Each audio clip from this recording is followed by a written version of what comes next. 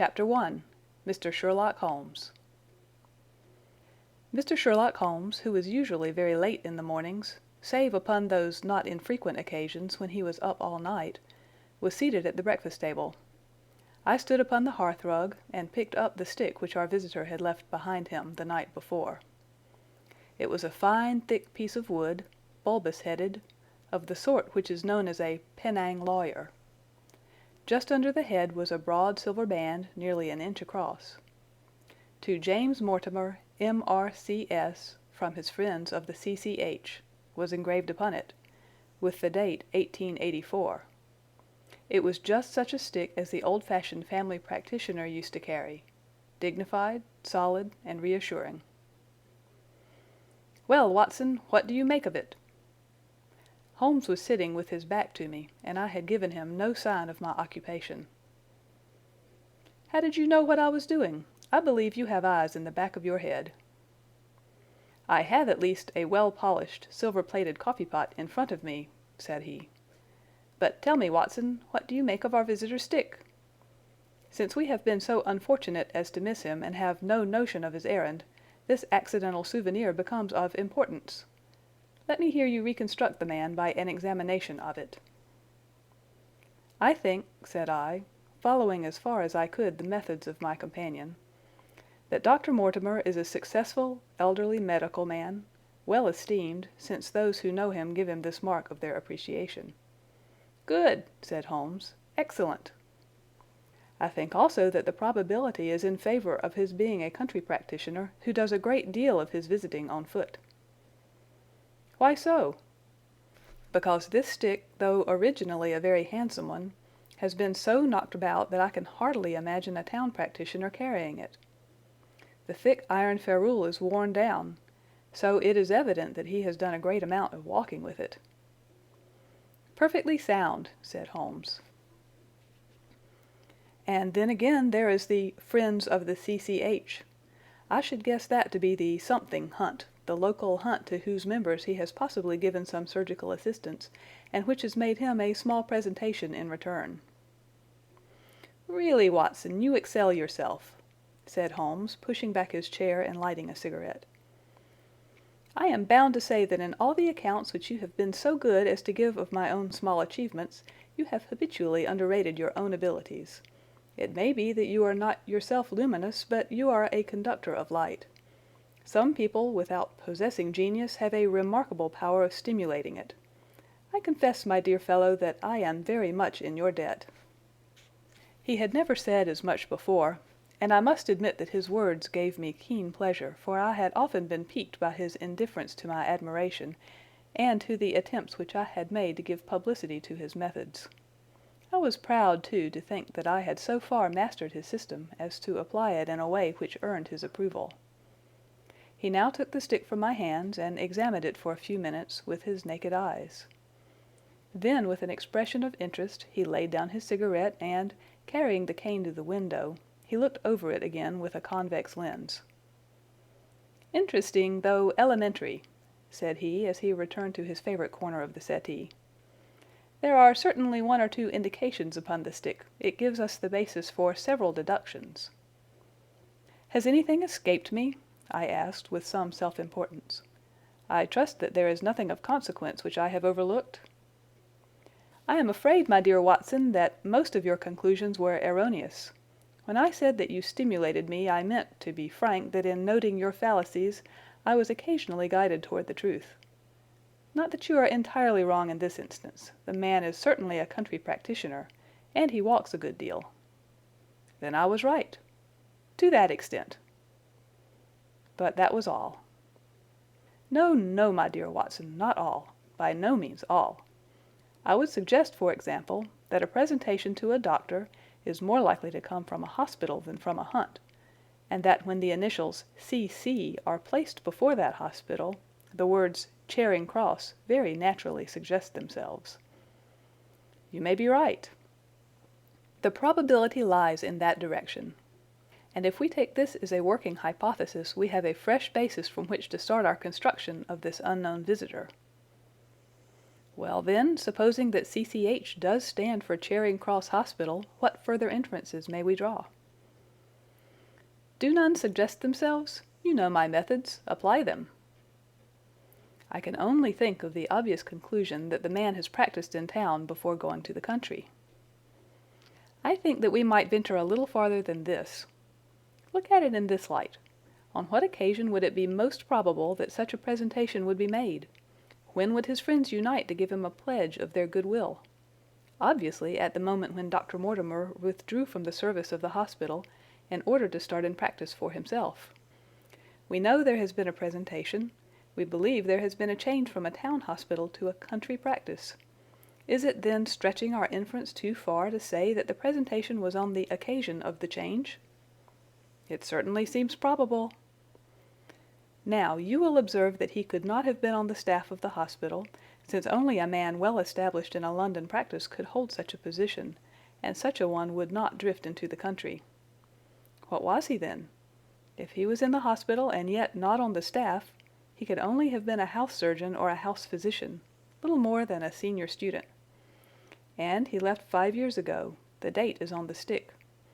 So your grave, middle-aged family practitioner vanishes into thin air, my dear Watson, and there emerges a young fellow under 30, amiable, unambitious, absent-minded, and the possessor of a favorite dog which I should describe roughly as being larger than a terrier and smaller than a mastiff. I laughed incredulously as Sherlock Holmes leaned back in his settee and blew little wavering rings of smoke up to the ceiling. As to the latter part, I have no means of checking you, said I, but at least it is not difficult to find out a few particulars about the man's age and professional career. From my small medical shelf I took down the medical directory and turned up the name. There were several Mortimers, but only one who could be our visitor. I read his record aloud. Mortimer James, M.R.C.S., 1882, Grimpen, Dartmoor, Devon. House surgeon from 1882 to 1884 at Charing Cross Hospital. Winner of the Jackson Prize for Comparative Pathology with essay entitled, Is Disease a Reversion? Corresponding member of the Swedish Pathological Society. Author of Some Freaks of Atavism, Lancet 1882. Do We Progress? Journal of Psychology, March 1883.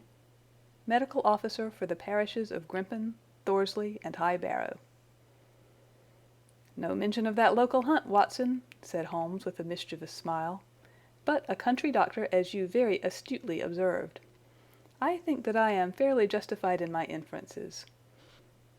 As to the adjectives, I said, if I remember right, amiable, unambitious, and absent-minded. It is my experience that it is only an amiable man in this world who receives testimonials, only an unambitious one who abandons a London career for the country, and only an absent-minded one who leaves his stick and not his visiting card after waiting an hour in your room. And the dog? Has been in the habit of carrying this stick behind his master. Being a heavy stick, the dog has held it tightly by the middle, and the marks of his teeth are very plainly visible. The dog's jaw, as shown in the space between these marks, is too broad in my opinion for a terrier, and not broad enough for a mastiff. It may have been, yes, by Jove, it is a curly-haired spaniel. He had risen and paced the room as he spoke. Now he halted in the recess of the window. There was such a ring of conviction in his voice that I glanced up in surprise. "My dear fellow, how can you possibly be so sure of that?" "For the very simple reason that I see the dog himself on our very doorstep, and there is the ring of its owner. Don't move, I beg you, Watson. He's a professional brother of yours, and your presence may be of assistance to me. Now is the dramatic moment of fate, Watson, when you hear a step upon the stair which is walking into your life, and you know not whether for good or ill. What does Dr. James Mortimer, the man of science, ask of Sherlock Holmes, the specialist in crime? Come in." The appearance of our visitor was a surprise to me, since I had expected a typical country practitioner. He was a very tall, thin man, with a long nose like a beak, which jutted out between two keen gray eyes set closely together and sparkling brightly from behind a pair of gold-rimmed glasses. He was clad in a professional but rather slovenly fashion, for his frock coat was dingy and his trousers frayed. Though young, his long back was already bowed, and he walked with a forward thrust of his head and a general air of peering benevolence. As he entered, his eyes fell upon the stick in Holmes's hand, and he ran towards it with an exclamation of joy. "I am so very glad," said he. "I was not sure whether I had left it here or in the shipping office. I would not lose that stick for the world." "A presentation, I see," said Holmes. "Yes, sir." "From Charing Cross Hospital?" "From one or two friends there on the occasion of my marriage." "Dear, dear, that's bad," said Holmes, shaking his head. Dr. Mortimer blinked through his glasses in mild astonishment. "Why was it bad?" "Only that you have disarranged our little deductions. Your marriage, you say?" "Yes, sir. I married and so left the hospital, and with it all hopes of a consulting practice. It was necessary to make a home of my own." "Come, come, we are not so far wrong after all," said Holmes. "And now, Dr. James Mortimer—" "Mr. Sir, Mr. A humble M.R.C.S." "And a man of precise mind, evidently." "A dabbler in science, Mr. Holmes, a picker-up of shells on the shores of the great unknown ocean. I presume that it is Mr. Sherlock Holmes whom I am addressing, and not— No, this is my friend Dr. Watson." "Glad to meet you, sir. I have heard your name mentioned in connection with that of your friend." "You interest me very much, Mr. Holmes. I had hardly expected so dolichocephalic a skull or such well-marked supraorbital development. Would you have any objection to my running my finger along your parietal fissure? A cast of your skull, sir, until the original is available, would be an ornament to any anthropological museum. It is not my intention to be fulsome, but I confess that I covet your skull." Sherlock Holmes waved our strange visitor into a chair. "You are an enthusiast in your line of thought, I perceive, sir, as I am in mine," said he. "I observe from your forefinger that you make your own cigarettes. Have no hesitation in lighting one." The man drew out paper and tobacco and twirled the one up in the other with surprising dexterity. He had long, quivering fingers as agile and restless as the antennae of an insect. Holmes was silent, but his little darting glances showed me the interest which he took in our curious companion. "I presume, sir," said he at last, "that it was not merely for the purpose of examining my skull that you have done me the honor to call here last night and again today?" "No, sir, no, though I am happy to have had the opportunity of doing that as well. I came to you, Mr. Holmes, because I recognize that I am myself an unpractical man, and because I am suddenly confronted with a most serious and extraordinary problem. Recognizing as I do that you are the second highest expert in Europe—" "Indeed, sir, may I inquire who has the honor to be the first?" asked Holmes with some asperity. To the man of precisely scientific mind the work of Monsieur Bertillon must always appeal strongly. "Then had you not better consult him?" "I said, sir, to the precisely scientific mind. But as a practical man of affairs it is acknowledged that you stand alone. I trust, sir, that I have not inadvertently—" "Just a little," said Holmes. "I think, Dr. Mortimer, you would do wisely if without more ado you would kindly tell me plainly what the exact nature of the problem is in which you demand my assistance." Chapter 2. The Curse of the Baskervilles. "I have in my pocket a manuscript," said Dr. James Mortimer. "I observed it as you entered the room," said Holmes. "It is an old manuscript." "Early 18th century, unless it is a forgery." "How can you say that, sir?" "You have presented an inch or two of it to my examination all the time that you have been talking. It would be a poor expert who could not give the date of a document within a decade or so. You may possibly have read my little monograph upon the subject. I put that at 1730. The exact date is 1742. Dr. Mortimer drew it from his breast pocket. This family paper was committed to my care by Sir Charles Baskerville, whose sudden and tragic death some 3 months ago created so much excitement in Devonshire. I may say that I was his personal friend as well as his medical attendant. He was a strong-minded man, sir, shrewd, practical, and as unimaginative as I am myself. Yet he took this document very seriously, and his mind was prepared for just such an end as did eventually overtake him." Holmes stretched out his hand for the manuscript and flattened it upon his knee. "You will observe, Watson, the alternative use of the long S and the short. It is one of several indications which enabled me to fix the date. I looked over his shoulder at the yellow paper and the faded script. At the head was written Baskerville Hall, and below, in large scrawling figures, 1742. It appears to be a statement of some sort. Yes, it is a statement of a certain legend which runs in the Baskerville family. But I understand that it is something more modern and practical upon which you wish to consult me? Most modern. A most practical, pressing matter which must be decided within 24 hours. But the manuscript is short and is intimately connected with the affair. With your permission, I will read it to you. Holmes leaned back in his chair, placed his fingertips together, and closed his eyes with an air of resignation. Dr. Mortimer turned the manuscript to the light and read in a high, cracking voice the following curious old-world narrative. Of the origin of the Hound of the Baskervilles there have been many statements. Yet as I come in a direct line from Hugo Baskerville, and as I had the story from my father, who also had it from his, I have set it down with all belief that it occurred even as is here set forth. And I would have you believe, my sons, that the same justice which punishes sin may also most graciously forgive it, and that no ban is so heavy but that by prayer and repentance it may be removed.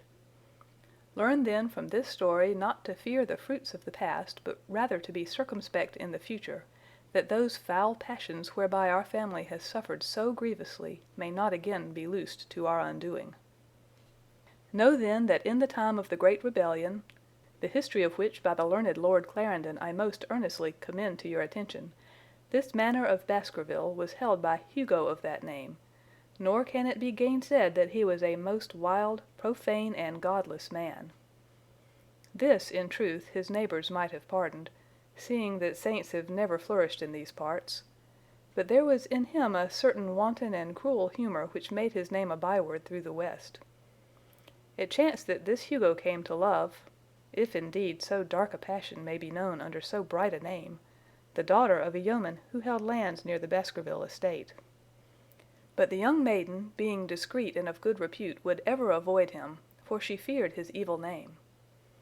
So it came to pass that one Michaelmas this Hugo, with 5 or 6 of his idle and wicked companions, stole down upon the farm and carried off the maiden, her father and brothers being from home, as he well knew. When they had brought her to the hall, the maiden was placed in an upper chamber, while Hugo and his friends sat down to a long carouse, as was their nightly custom. Now the poor lass upstairs was like to have her wits turned at the singing and shouting and terrible oaths which came up to her from below, for they say that the words used by Hugo Baskerville, when he was in wine, were such as might blast the man who said them. At last, in the stress of her fear, she did that which might have daunted the bravest or most active man, for by the aid of the growth of ivy which covered, and still covers, the south wall, she came down from under the eaves, and so homeward across the moor, there being 3 leagues betwixt the hall and her father's farm. It chanced that some little time later Hugo left his guests to carry food and drink, with other worse things perchance, to his captive, and so found the cage empty and the bird escaped. Then, as it would seem, he became as one that hath a devil, for, rushing down the stairs into the dining hall, he sprang upon the great table, flagons and trenchers flying before him, and he cried aloud before all the company that he would that very night render his body and soul to the powers of evil if he might but overtake the wench. And while the revellers stood aghast at the fury of the man, one more wicked, or it may be more drunken than the rest, cried out that they should put the hounds upon her. Whereat Hugo ran from the house, crying to his grooms that they should saddle his mare and unkennel the pack, and giving the hounds a kerchief of the maid's, he swung them to the line, and so off full cry in the moonlight over the moor. Now for some space the revellers stood agape, unable to understand all that had been done in such haste. But anon their bemused wits awoke to the nature of the deed which was like to be done upon the moorlands. Everything was now in an uproar, some calling for their pistols, some for their horses, and some for another flask of wine. But at length some sense came back to their crazed minds, and the whole of them, 13 in number, took horse and started in pursuit. The moon shone clear above them, and they rode swiftly abreast, taking that course which the maid must needs have taken if she were to reach her own home. They had gone a mile or two when they passed one of the night shepherds upon the moorlands, and they cried to him to know if he had seen the hunt. And the man, as the story goes, was so crazed with fear that he could scarce speak, but at last he said that he had indeed seen the unhappy maiden with the hounds upon her track. "But I have seen more than that," said he, "for Hugo Baskerville passed me upon his black mare, and there ran mute behind him such a hound of hell as God forbid should ever be at my heels." So the drunken squires cursed the shepherd and rode onward. But soon their skins turned cold, for there came a galloping across the moor, and the black mare, dabbled with white froth, went past with trailing bridle and empty saddle. Then the revellers rode close together, for a great fear was on them, but they still followed over the moor, though each, had he been alone, would have been right glad to have turned his horse's head. Riding slowly in this fashion they came at last upon the hounds. These, though known for their valor and their breed, were whimpering in a cluster at the head of a deep dip or goyle, as we call it, upon the moor, some slinking away, and some with starting hackles and staring eyes, gazing down the narrow valley before them. The company had come to a halt, more sober men, as you may guess, than when they started. The most of them would by no means advance, but 3 of them, the boldest, or it may be the most drunken, rode forward down the goyle. Now it opened into a broad space in which stood 2 of those great stones, still to be seen there, which were set by certain forgotten peoples in the days of old. The moon was shining bright upon the clearing, and there in the center lay the unhappy maid where she had fallen, dead of fear and of fatigue.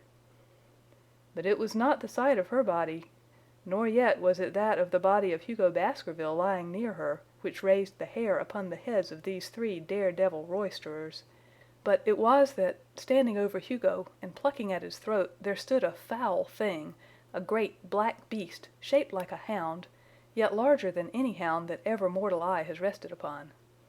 And even as they looked, the thing tore the throat out of Hugo Baskerville, on which, as it turned its blazing eyes and dripping jaws upon them, the 3 shrieked with fear and rode for dear life, still screaming, across the moor. One, it is said, died that very night of what he had seen, and the other twain were but broken men for the rest of their days. Such is the tale, my sons, of the coming of the hound which is said to have plagued the family so sorely ever since. If I have set it down, it is because that which is clearly known hath less terror than that which is but hinted at and guessed.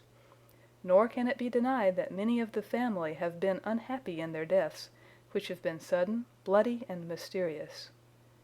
Yet may we shelter ourselves in the infinite goodness of Providence, which would not forever punish the innocent beyond that 3rd or 4th generation which is threatened in Holy Writ.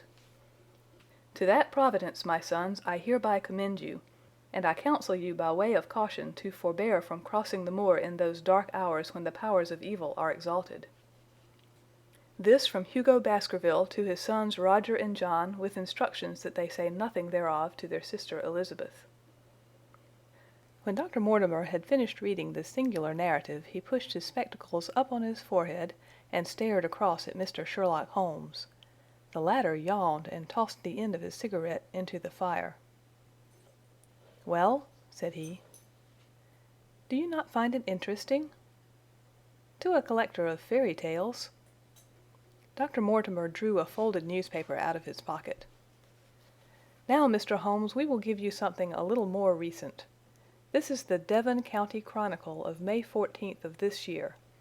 It is a short account of the facts elicited at the death of Sir Charles Baskerville, which occurred a few days before that date." My friend leaned a little forward, and his expression became intent. Our visitor readjusted his glasses and began: "The recent death of Sir Charles Baskerville, whose name has been mentioned as the probable Liberal candidate for Mid Devon at the next election, has cast a gloom over the county. Though Sir Charles had resided at Baskerville Hall for a comparatively short period, his amiability of character and extreme generosity had won the affection and respect of all who had been brought into contact with him. In these days of nouveau riche it is refreshing to find a case where the scion of an old county family which has fallen upon evil days is able to make his own fortune and to bring it back with him to restore the fallen grandeur of his line. Sir Charles, as is well known, made large sums of money in South African speculation.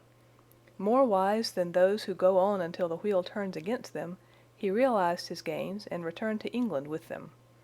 It is only 2 years since he took up his residence at Baskerville Hall, and it is common talk how large were those schemes of reconstruction and improvement which have been interrupted by his death. Being himself childless, it was his openly expressed desire that the whole countryside should, within his own lifetime, profit by his good fortune, and many will have personal reasons for bewailing his untimely end. His generous donations to local and county charities have been frequently chronicled in these columns. The circumstances connected with the death of Sir Charles cannot be said to have been entirely cleared up by the inquest, but at least enough has been done to dispose of those rumors to which local superstition has given rise. There is no reason whatever to suspect foul play, or to imagine that death could be from any but natural causes. Sir Charles was a widower, and a man who may be said to have been in some ways of an eccentric habit of mind. In spite of his considerable wealth, he was simple in his personal tastes, and his indoor servants at Baskerville Hall consisted of a married couple named Barrymore, the husband acting as butler and the wife as housekeeper. Their evidence, corroborated by that of several friends, tends to show that Sir Charles's health has for some time been impaired, and points especially to some affection of the heart, manifesting itself in changes of color, breathlessness, and acute attacks of nervous depression. Dr. James Mortimer, the friend and medical attendant of the deceased, has given evidence to the same effect. The facts of the case are simple. Sir Charles Baskerville was in the habit every night before going to bed of walking down the famous yew alley of Baskerville Hall. The evidence of the Barrymores shows that this had been his custom. On the 4th of May, Sir Charles had declared his intention of starting next day for London, and had ordered Barrymore to prepare his luggage. That night he went out as usual for his nocturnal walk, in the course of which he was in the habit of smoking a cigar. He never returned.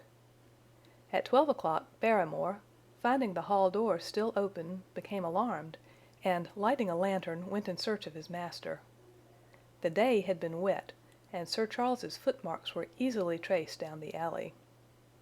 Halfway down this walk there is a gate which leads out onto the moor. There were indications that Sir Charles had stood for some little time here. He then proceeded down the alley, and it was at the far end of it that his body was discovered. One fact which has not been explained is the statement of Barrymore that his master's footprints altered their character from the time that he passed the moor gate, and that he appeared from thence onward to have been walking upon his toes. One Murphy, a gypsy horse dealer, was on the moor at no great distance at the time, but he appears by his own confession to have been the worse for drink. He declares that he heard cries, but is unable to state from what direction they came. No signs of violence were to be discovered upon Sir Charles's person, and though the doctor's evidence pointed to an almost incredible facial distortion, so great that Dr. Mortimer refused at first to believe that it was indeed his friend and patient who lay before him, it was explained that that is a symptom which is not unusual in cases of dyspnea and death from cardiac exhaustion. This explanation was borne out by the post-mortem examination, which showed long-standing organic disease, and the coroner's jury returned a verdict in accordance with the medical evidence. It is well that this is so, for it is obviously of the utmost importance that Sir Charles's heir should settle at the Hall and continue the good work which has been so sadly interrupted. Had the prosaic finding of the coroner not finally put an end to the romantic stories which have been whispered in connection with the affair, it might have been difficult to find a tenant for Baskerville Hall. It is understood that the next of kin is Mr. Henry Baskerville, if he be still alive, the son of Sir Charles Baskerville's younger brother. The young man, when last heard of, was in America, and inquiries are being instituted with a view to informing him of his good fortune. Dr. Mortimer refolded his paper and replaced it in his pocket. Those are the public facts, Mr. Holmes, in connection with the death of Sir Charles Baskerville. I must thank you, said Sherlock Holmes, for calling my attention to a case which certainly presents some features of interest. I had observed some newspaper comment at the time, but I was exceedingly preoccupied by that little affair of the Vatican cameos, and in my anxiety to oblige the Pope I lost touch with several interesting English cases. This article, you say, contains all the public facts? It does. Then let me have the private ones. He leaned back, put his fingertips together, and assumed his most impassive and judicial expression. In doing so, said Dr. Mortimer, who had begun to show signs of some strong emotion, I am telling that which I have not confided to anyone. My motive for withholding it from the coroner's inquiry is that a man of science shrinks from placing himself in the public position of seeming to endorse a popular superstition. I had the further motive that Baskerville Hall, as the paper says, would certainly remain untenanted if anything were done to increase its already rather grim reputation. For both these reasons I thought that I was justified in telling rather less than I knew, since no practical good could result from it, but with you there is no reason why I should not be perfectly frank. The moor is very sparsely inhabited, and those who live near each other are thrown very much together. For this reason I saw a good deal of Sir Charles Baskerville. With the exception of Mr. Frankland of Lafter Hall, and Mr. Stapleton, the naturalist, there are no other men of education within many miles. Sir Charles was a retiring man, but the chance of his illness brought us together, and a community of interests in science kept us so. He had brought back much scientific information from South Africa, and many a charming evening we have spent together discussing the comparative anatomy of the Bushman and the Hottentot. Within the last few months it became increasingly plain to me that Sir Charles's nervous system was strained to the breaking point. He had taken this legend which I have read you exceedingly to heart, so much so that, although he would walk in his own grounds, nothing would induce him to go out upon the moor at night. Incredible as it may appear to you, Mr. Holmes, he was honestly convinced that a dreadful fate overhung his family, and certainly the records which he was able to give of his ancestors were not encouraging. The idea of some ghastly presence constantly haunted him, and on more than one occasion he has asked me whether I had, on my medical journeys at night, ever seen any strange creature or heard the baying of a hound. The latter question he put to me several times, and always with a voice which vibrated with excitement. I can well remember driving up to his house in the evening some 3 weeks before the fatal event. He chanced to be at his hall door. I had descended from my gig and was standing in front of him when I saw his eyes fix themselves over my shoulder and stare past me with an expression of the most dreadful horror. I whisked round and had just time to catch a glimpse of something which I took to be a large black calf passing at the head of the drive. So excited and alarmed was he that I was compelled to go down to the spot where the animal had been and look around for it. It was gone, however, and the incident appeared to make the worst impression upon his mind. I stayed with him all the evening, and it was on that occasion, to explain the emotion which he had shown, that he confided to my keeping that narrative which I read to you when first I came. I mention this small episode because it assumes some importance in view of the tragedy which followed, but I was convinced at the time that the matter was entirely trivial and that his excitement had no justification. It was at my advice that Sir Charles was about to go to London. His heart was, I knew, affected, and the constant anxiety in which he lived, however chimerical the cause of it might be, was evidently having a serious effect upon his health. I thought that a few months among the distractions of town would send him back a new man. Mr. Stapleton, a mutual friend who was much concerned at his state of health, was of the same opinion. At the last instant came this terrible catastrophe. On the night of Sir Charles's death, Barrymore the butler, who made the discovery, sent Perkins the groom on horseback to me, and as I was sitting up late I was able to reach Baskerville Hall within an hour of the event. I checked and corroborated all the facts which were mentioned at the inquest. I followed the footsteps down the yew alley. I saw the spot at the moor gate where he seemed to have waited. I remarked the change in the shape of the prints after that point. I noted that there were no other footsteps save those of Barrymore on the soft gravel, and finally I carefully examined the body, which had not been touched until my arrival. Sir Charles lay on his face, his arms out, his fingers dug into the ground, and his features convulsed with some strong emotion to such an extent that I could hardly have sworn to his identity. There was certainly no physical injury of any kind. But one false statement was made by Barrymore at the inquest. He said that there were no traces upon the ground round the body. He did not observe any, but I did, some little distance off, but fresh and clear. Footprints? Footprints. A man's or a woman's? Dr. Mortimer looked strangely at us for an instant, and his voice sank almost to a whisper as he answered, "Mr. Holmes, they were the footprints of a gigantic hound." Chapter 3. The Problem. I confess that at these words a shudder passed through me. There was a thrill in the doctor's voice which showed that he was himself deeply moved by that which he told us.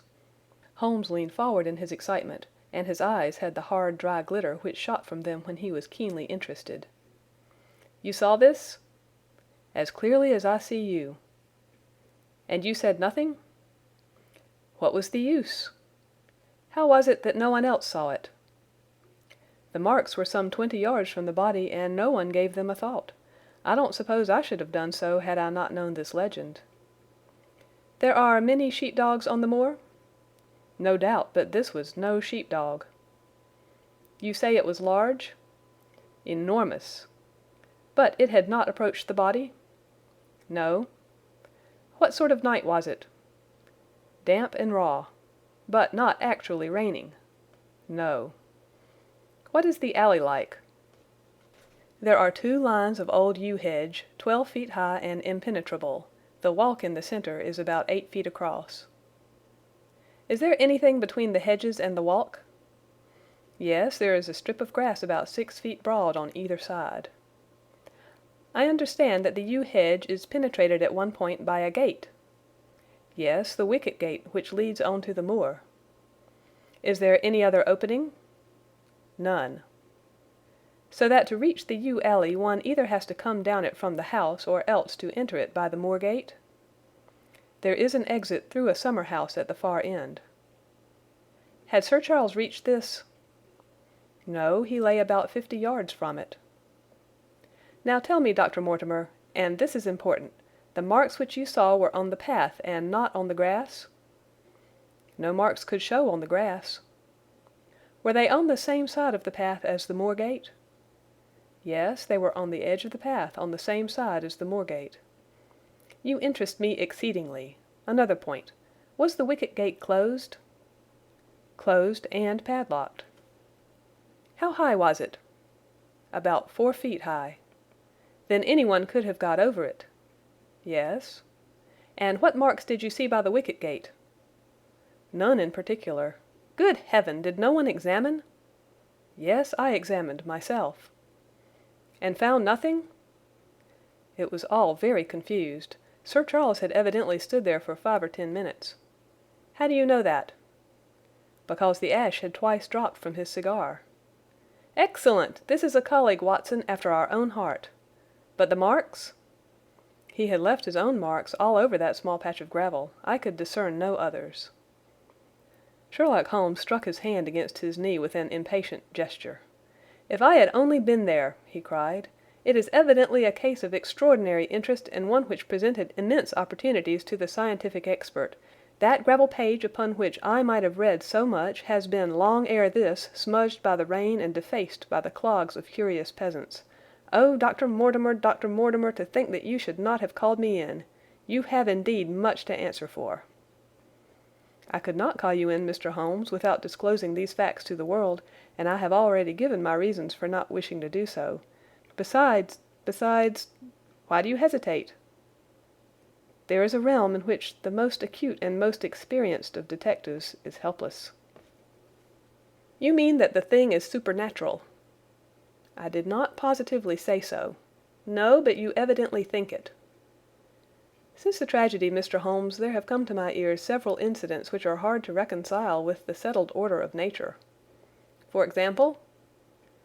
"I find that before the terrible event occurred several people had seen a creature upon the moor which corresponds with this Baskerville demon, and which could not possibly be any animal known to science.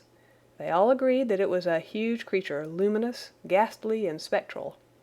I have cross-examined these men, one of them a hard-headed countryman, one a farrier, and one a moorland farmer, who all tell the same story of this dreadful apparition, exactly corresponding to the hell hound of the legend.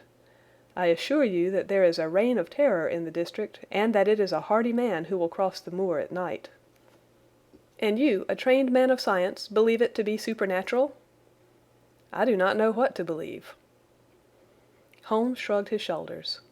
"I have hitherto confined my investigations to this world," said he. "In a modest way I have combated evil, but to take on the father of evil himself would, perhaps, be too ambitious a task. Yet you must admit that the footmark is material." "The original hound was material enough to tug a man's throat out, and yet he was diabolical as well." "I see that you have quite gone over to the supernaturalists. But now, Dr. Mortimer, tell me this. If you hold these views, why have you come to consult me at all? You tell me in the same breath that it is useless to investigate Sir Charles's death, and that you desire me to do it."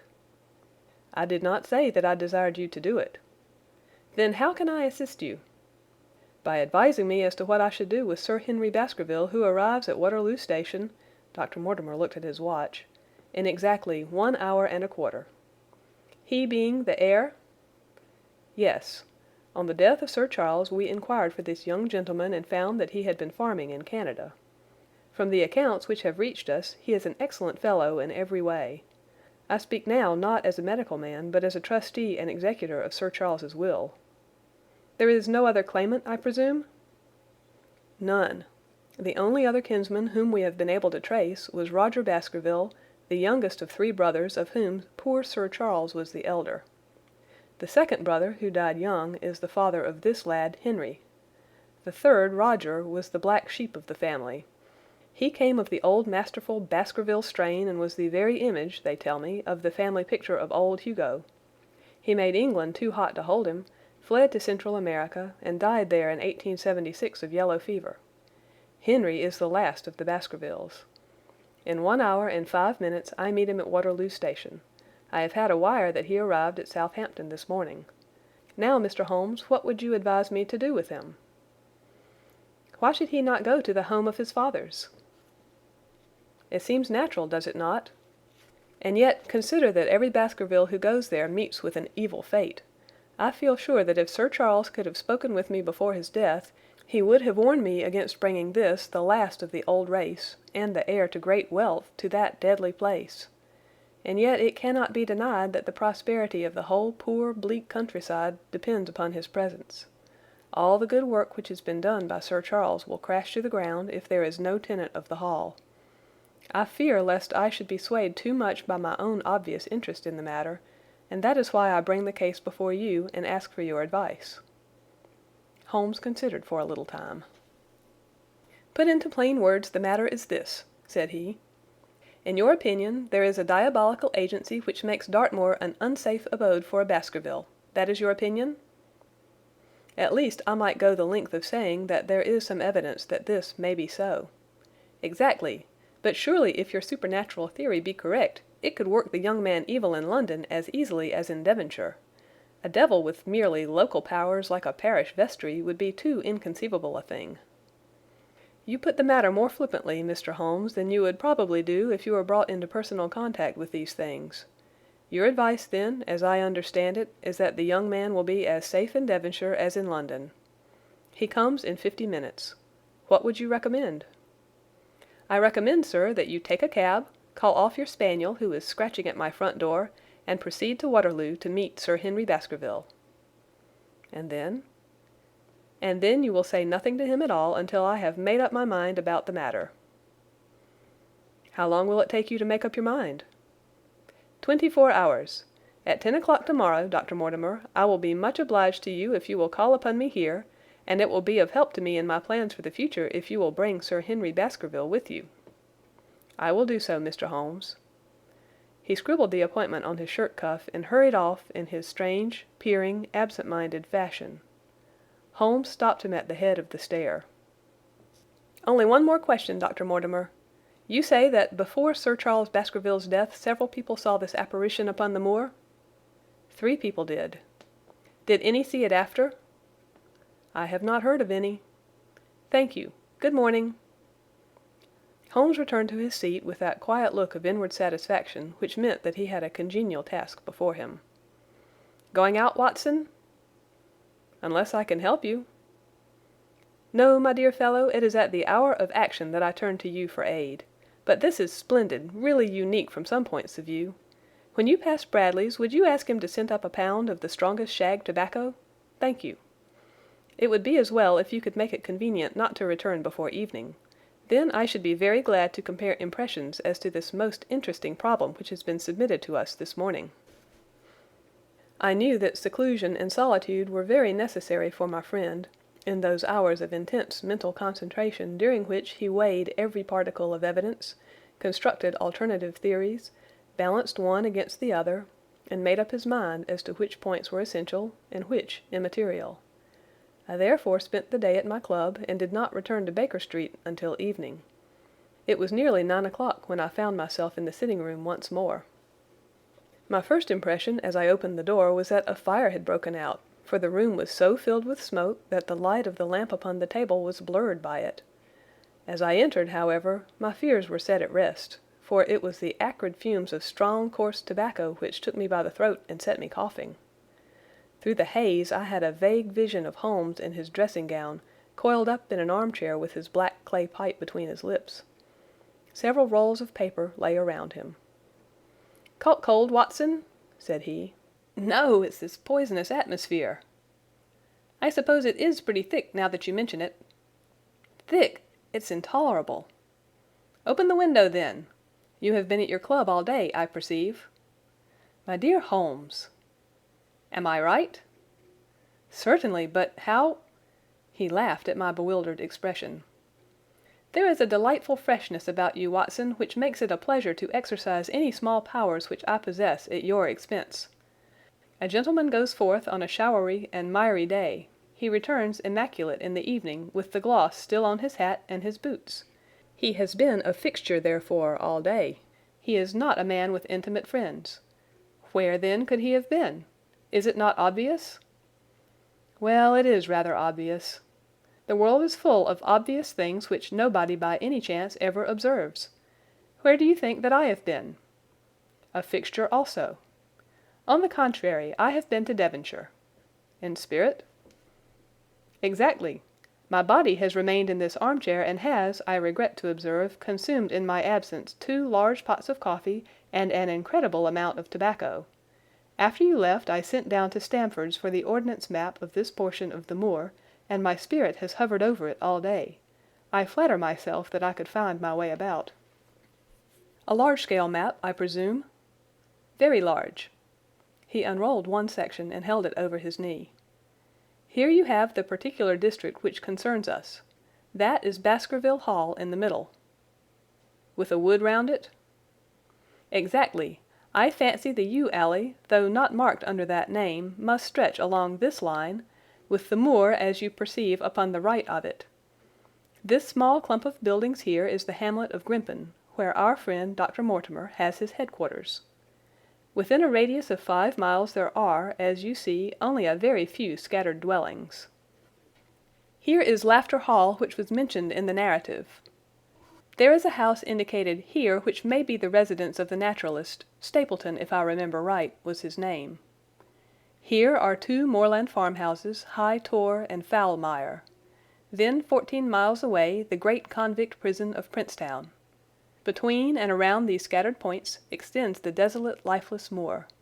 This, then, is the stage upon which tragedy has been played, and upon which we may help to play it again."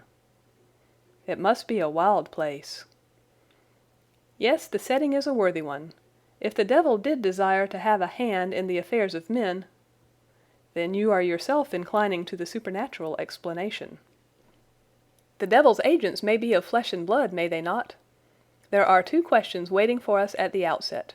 The one is whether any crime has been committed at all. The second is, what is the crime and how was it committed? Of course, if Dr. Mortimer's surmise should be correct and we are dealing with forces outside the ordinary laws of nature, there is an end of our investigation. But we are bound to exhaust all other hypotheses before falling back upon this one. I think we'll shut that window again if you don't mind. It is a singular thing, but I find that a concentrated atmosphere helps a concentration of thought. I have not pushed it to the length of getting into a box to think, but that is the logical outcome of my convictions. Have you turned the case over in your mind?" "Yes, I have thought a good deal of it in the course of the day." "What do you make of it?" "It is very bewildering." "It has certainly a character of its own. There are points of distinction about it. That change in the footprints, for example. What do you make of that?" "Mortimer said that the man had walked on tiptoe down that portion of the alley." "He only repeated what some fool had said at the inquest. Why should a man walk on tiptoe down the alley?" "What then?" "He was running, Watson, running desperately, running for his life, running until he burst his heart and fell dead upon his face." "Running from what?" "There lies our problem. There are indications that the man was crazed with fear before ever he began to run." "How can you say that?" "I am presuming that the cause of his fears came to him across the moor. If that were so, and it seems most probable, only a man who had lost his wits would have run from the house instead of towards it. If the gipsy's evidence may be taken as true, he ran with cries for help in the direction where help was least likely to be. Then again, whom was he waiting for that night? And why was he waiting for him in the yew alley rather than in his own house?" "You think that he was waiting for someone?" "The man was elderly and infirm. We can understand his taking an evening stroll, but the ground was damp and the night inclement. Is it natural that he should stand for 5 or 10 minutes, as Dr. Mortimer, with more practical sense than I should have given him credit for, deduced from the cigar ash?" "But he went out every evening." "I think it unlikely that he waited at the moor gate every evening. On the contrary, the evidence is that he avoided the moor. That night he waited there. It was the night before he made his departure for London. The thing takes shape, Watson. It becomes coherent. Might I ask you to hand me my violin, and we will postpone all further thought upon this business until we have had the advantage of meeting Dr. Mortimer and Sir Henry Baskerville in the morning." Chapter 4. Sir Henry Baskerville. Our breakfast table was cleared early, and Holmes waited in his dressing gown for the promised interview. Our clients were punctual to their appointment, for the clock had just struck 10 when Dr. Mortimer was shown up, followed by the young baronet. The latter was a small, alert, dark-eyed man about 30 years of age, very sturdily built, with thick black eyebrows and a strong, pugnacious face. He wore a ruddy-tinted tweed suit, and had the weather-beaten appearance of one who has spent most of his time in the open air, and yet there was something in his steady eye and the quiet assurance of his bearing which indicated the gentleman. "This is Sir Henry Baskerville," said Dr. Mortimer. "Why, yes," said he, "and the strange thing is, Mr. Sherlock Holmes, that if my friend here had not proposed coming around to you this morning, I should have come on my own account. I understand that you think out little puzzles, and I've had one this morning which wants more thinking out than I am able to give it. Pray take a seat, Sir Henry. Do I understand you to say that you have yourself had some remarkable experience since you arrived in London?" "Nothing of much importance, Mr. Holmes. Only a joke as like as not. It was this letter, if you can call it a letter, which reached me this morning." He laid an envelope upon the table, and we all bent over it. It was of common quality, grayish in color. The address, Sir Henry Baskerville, Northumberland Hotel, was printed in rough characters, the postmark Charing Cross, and the date of posting the preceding evening. "Who knew that you were going to the Northumberland Hotel?" asked Holmes, glancing keenly across at our visitor. "No one could have known. We only decided after I met Dr. Mortimer." "But Dr. Mortimer was no doubt already stopping there?" "No, I had been staying with a friend," said the doctor. "There was no possible indication that we intended to go to this hotel." Someone seems to be very deeply interested in your movements." Out of the envelope he took a half sheet of foolscap paper folded into 4. This he opened and spread flat upon the table. Across the middle of it a single sentence had been formed by the expedient of pasting printed words upon it. It ran, "As you value your life or your reason, keep away from the moor." The word moor only was printed in ink. "Now," said Sir Henry Baskerville, "perhaps you will tell me, Mr. Holmes, what in thunder is the meaning of that, and who it is that takes so much interest in my affairs. What do you make of it, Dr. Mortimer? You must allow that there is nothing supernatural about this at any rate." "No, sir, but it might very well come from someone who was convinced that the business is supernatural." "What business?" asked Sir Henry sharply. "It seems to me that all you gentlemen know a great deal more than I do about my own affairs." "You shall share our knowledge before you leave this room, Sir Henry, I promise you that," said Sherlock Holmes. "We will confine ourselves for the present, with your permission, to this very interesting document, which must have been put together and posted yesterday evening. Have you yesterday's Times, Watson?" "It is here in the corner." "Might I trouble you for it? The inside page, please, with the leading articles." He glanced swiftly over it, running his eyes up and down the columns. "Capital article this on free trade. Permit me to give you an extract from it. 'You may be cajoled into imagining that your own special trade or your own industry will be encouraged by a protective tariff, but it stands to reason that such legislation must, in the long run, keep away wealth from the country, diminish the value of our imports, and lower the general conditions of life in this island.' What do you think of that, Watson?" cried Holmes in high glee, rubbing his hands together with satisfaction. "Don't you think that is an admirable sentiment?" Dr. Mortimer looked at Holmes with an air of professional interest, and Sir Henry Baskerville turned a pair of puzzled dark eyes upon me. "I don't know much about the tariff and things of that kind," said he, "but it seems to me we've got a bit off the trail so far as that note is concerned." "On the contrary, I think we are particularly hot upon the trail, Sir Henry. Watson here knows more about my methods than you do, but I fear that even he has not quite grasped the significance of this sentence." "No, I confess that I see no connection." "And yet, my dear Watson, there is so very close a connection that the one is extracted out of the other. Your, life, reason, value, keep away, from thee.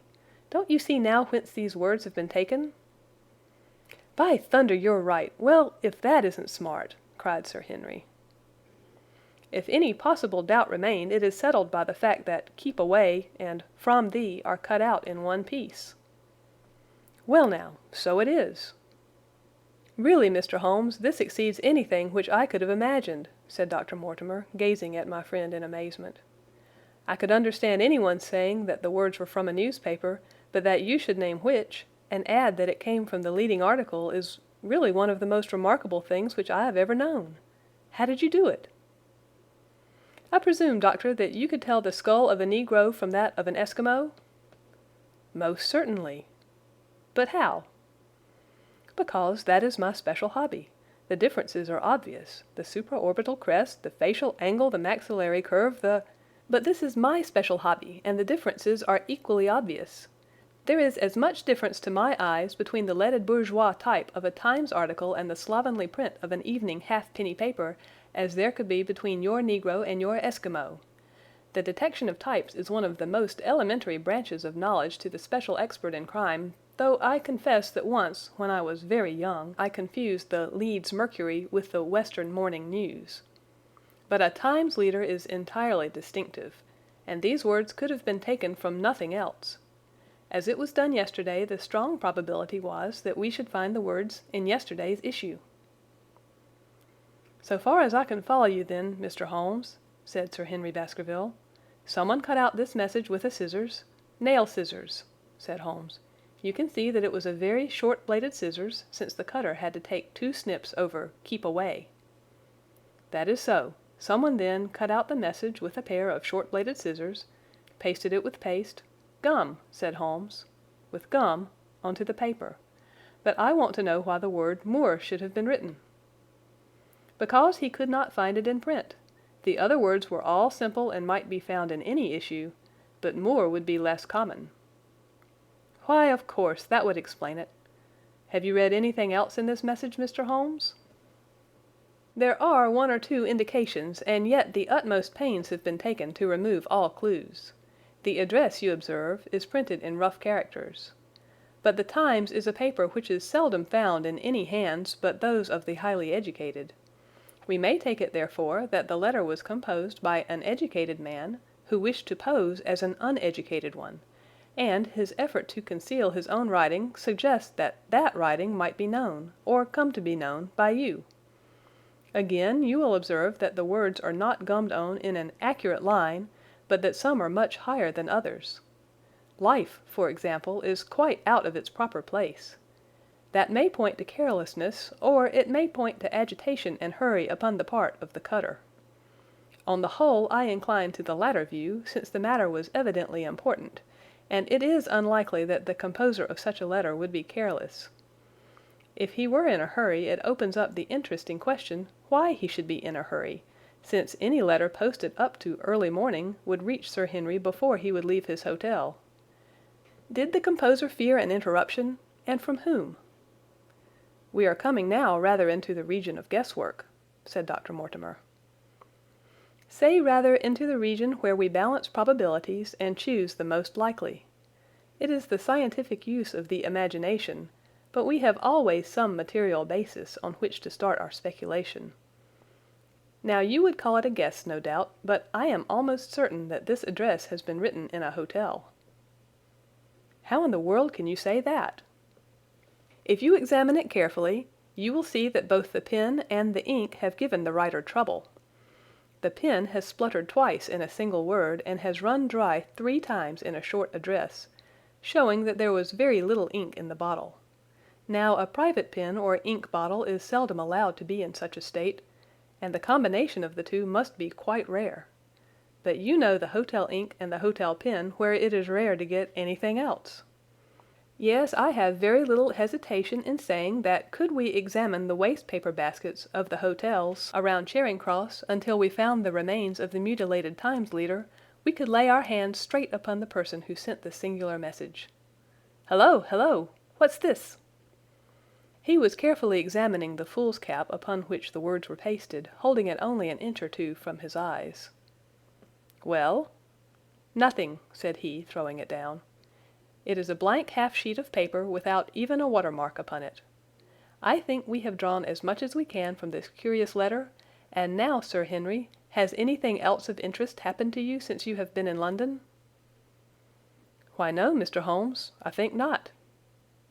"You have not observed anyone follow or watch you?"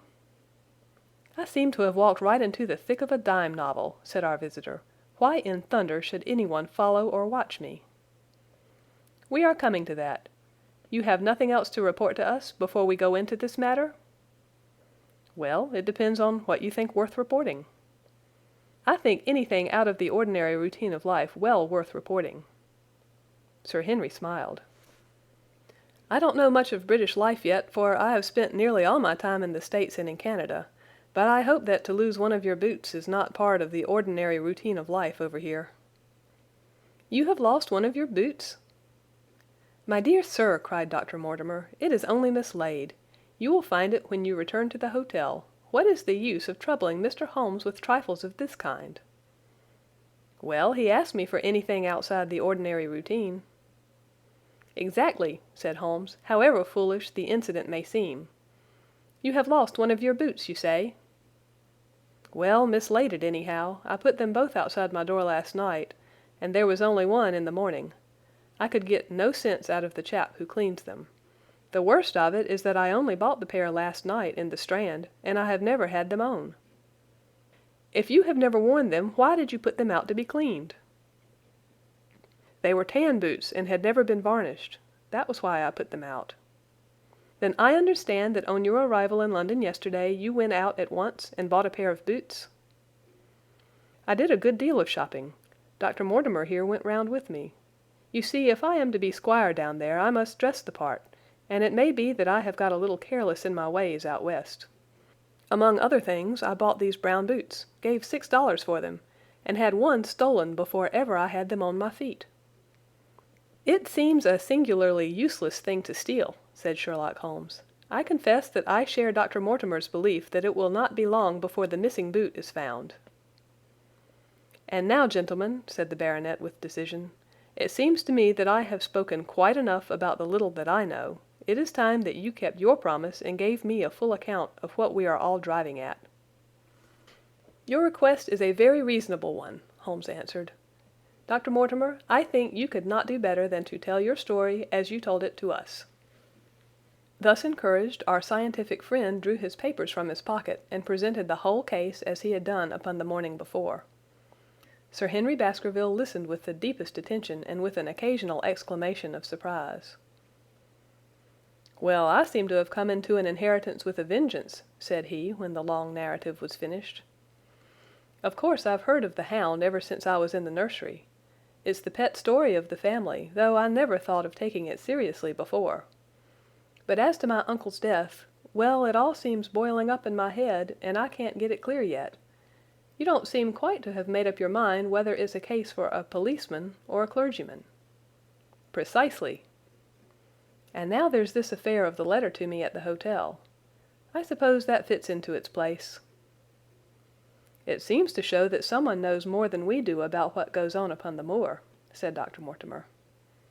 "And also," said Holmes, "that someone is not ill disposed towards you, since they warn you of danger. Or it may be that they wish, for their own purposes, to scare me away."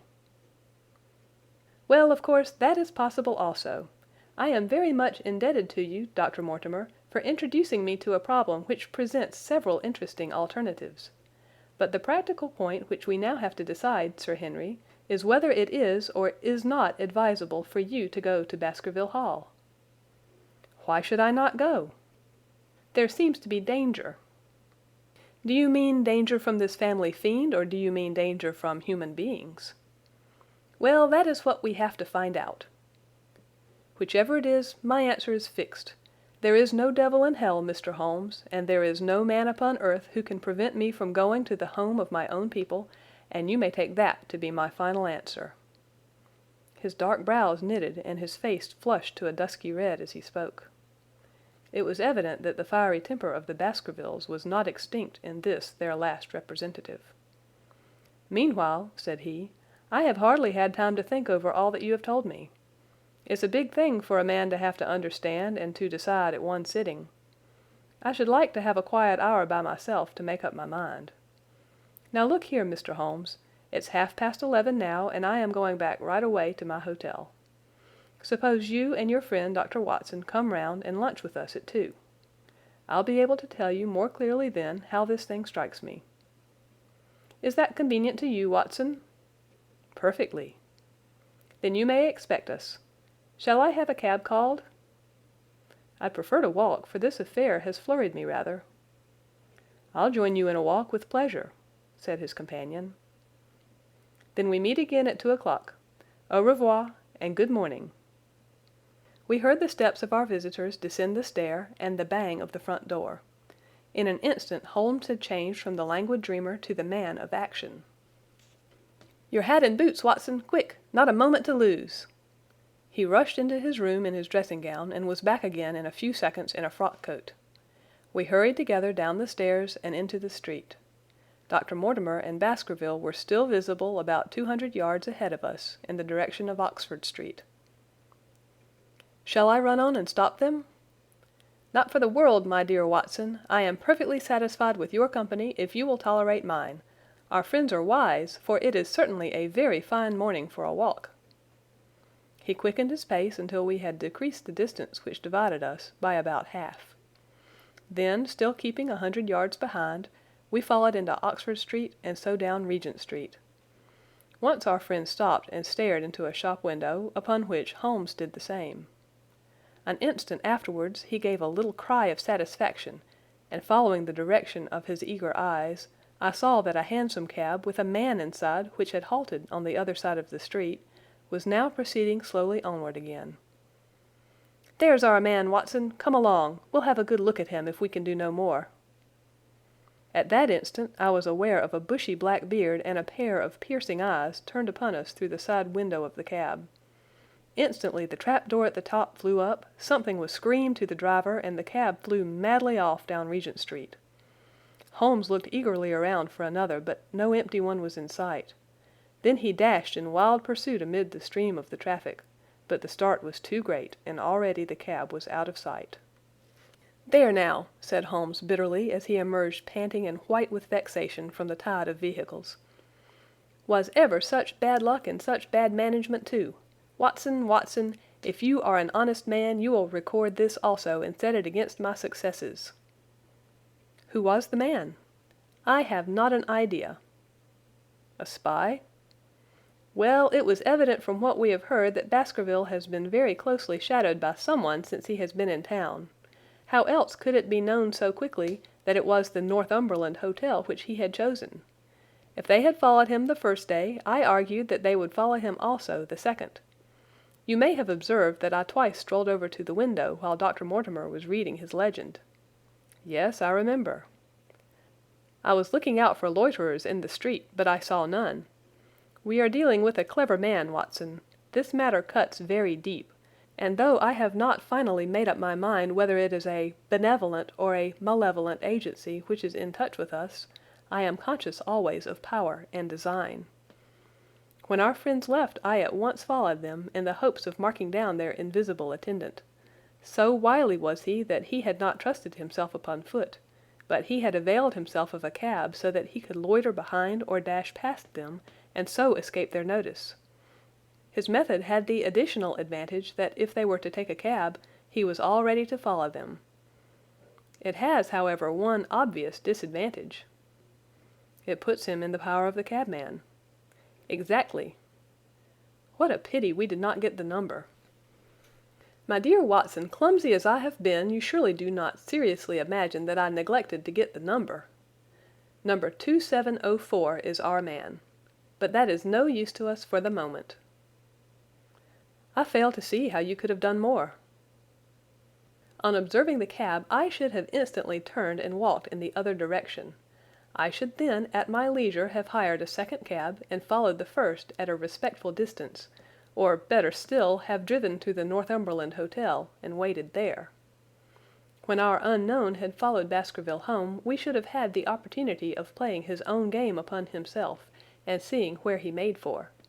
As it is, by an indiscreet eagerness, which was taken advantage of with extraordinary quickness and energy by our opponent, we have betrayed ourselves and lost our man." We had been sauntering slowly down Regent Street during this conversation, and Dr. Mortimer, with his companion, had long vanished in front of us. "There is no object in our following them," said Holmes. "The shadow has departed and will not return. We must see what further cards we have in our hands and play them with decision. Could you swear to that man's face within the cab?" "I could swear only to the beard." "And so could I, from which I gather that in all probability it was a false one. A clever man upon so delicate an errand has no use for a beard save to conceal his features. Come in here, Watson." He turned into one of the district messenger offices, where he was warmly greeted by the manager. "Ah, Wilson, I see you have not forgotten the little case in which I had the good fortune to help you." "No, sir, indeed I have not. You saved my good name and perhaps my life." "My dear fellow, you exaggerate. I have some recollection, Wilson, that you had among your boys a lad named Cartwright, who showed some ability during the investigation." "Yes, sir, he is still with us." "Could you ring him up? Thank you. And I should be glad to have change of this £5 note." A lad of 14, with a bright, keen face, had obeyed the summons of the manager. He stood now gazing with great reverence at the famous detective. "Let me have the hotel directory," said Holmes. "Thank you. Now, Cartwright, there are the names of 23 hotels here, all in the immediate neighborhood of Charing Cross. Do you see?" "Yes, sir." "You will visit each of these in turn." "Yes, sir." "You will begin in each case by giving the outside porter 1 shilling. Here are 23 shillings." "Yes, sir." "You will tell him that you want to see the waste paper of yesterday. You will say that an important telegram has miscarried and that you are looking for it. You understand?" "Yes, sir." "But what you are really looking for is the center page of the Times, with some holes cut in it with scissors. Here is a copy of the Times. It is this page. You could easily recognize it, could you not?" "Yes, sir." "In each case the outside porter will send for the hall porter, to whom also you will give 1 shilling. Here are 23 shillings. You will then learn in possibly 20 cases out of the 23 that the waste of the day before has been burned or removed. In the 3 other cases you will be shown a heap of paper, and you will look for this page of the Times among it.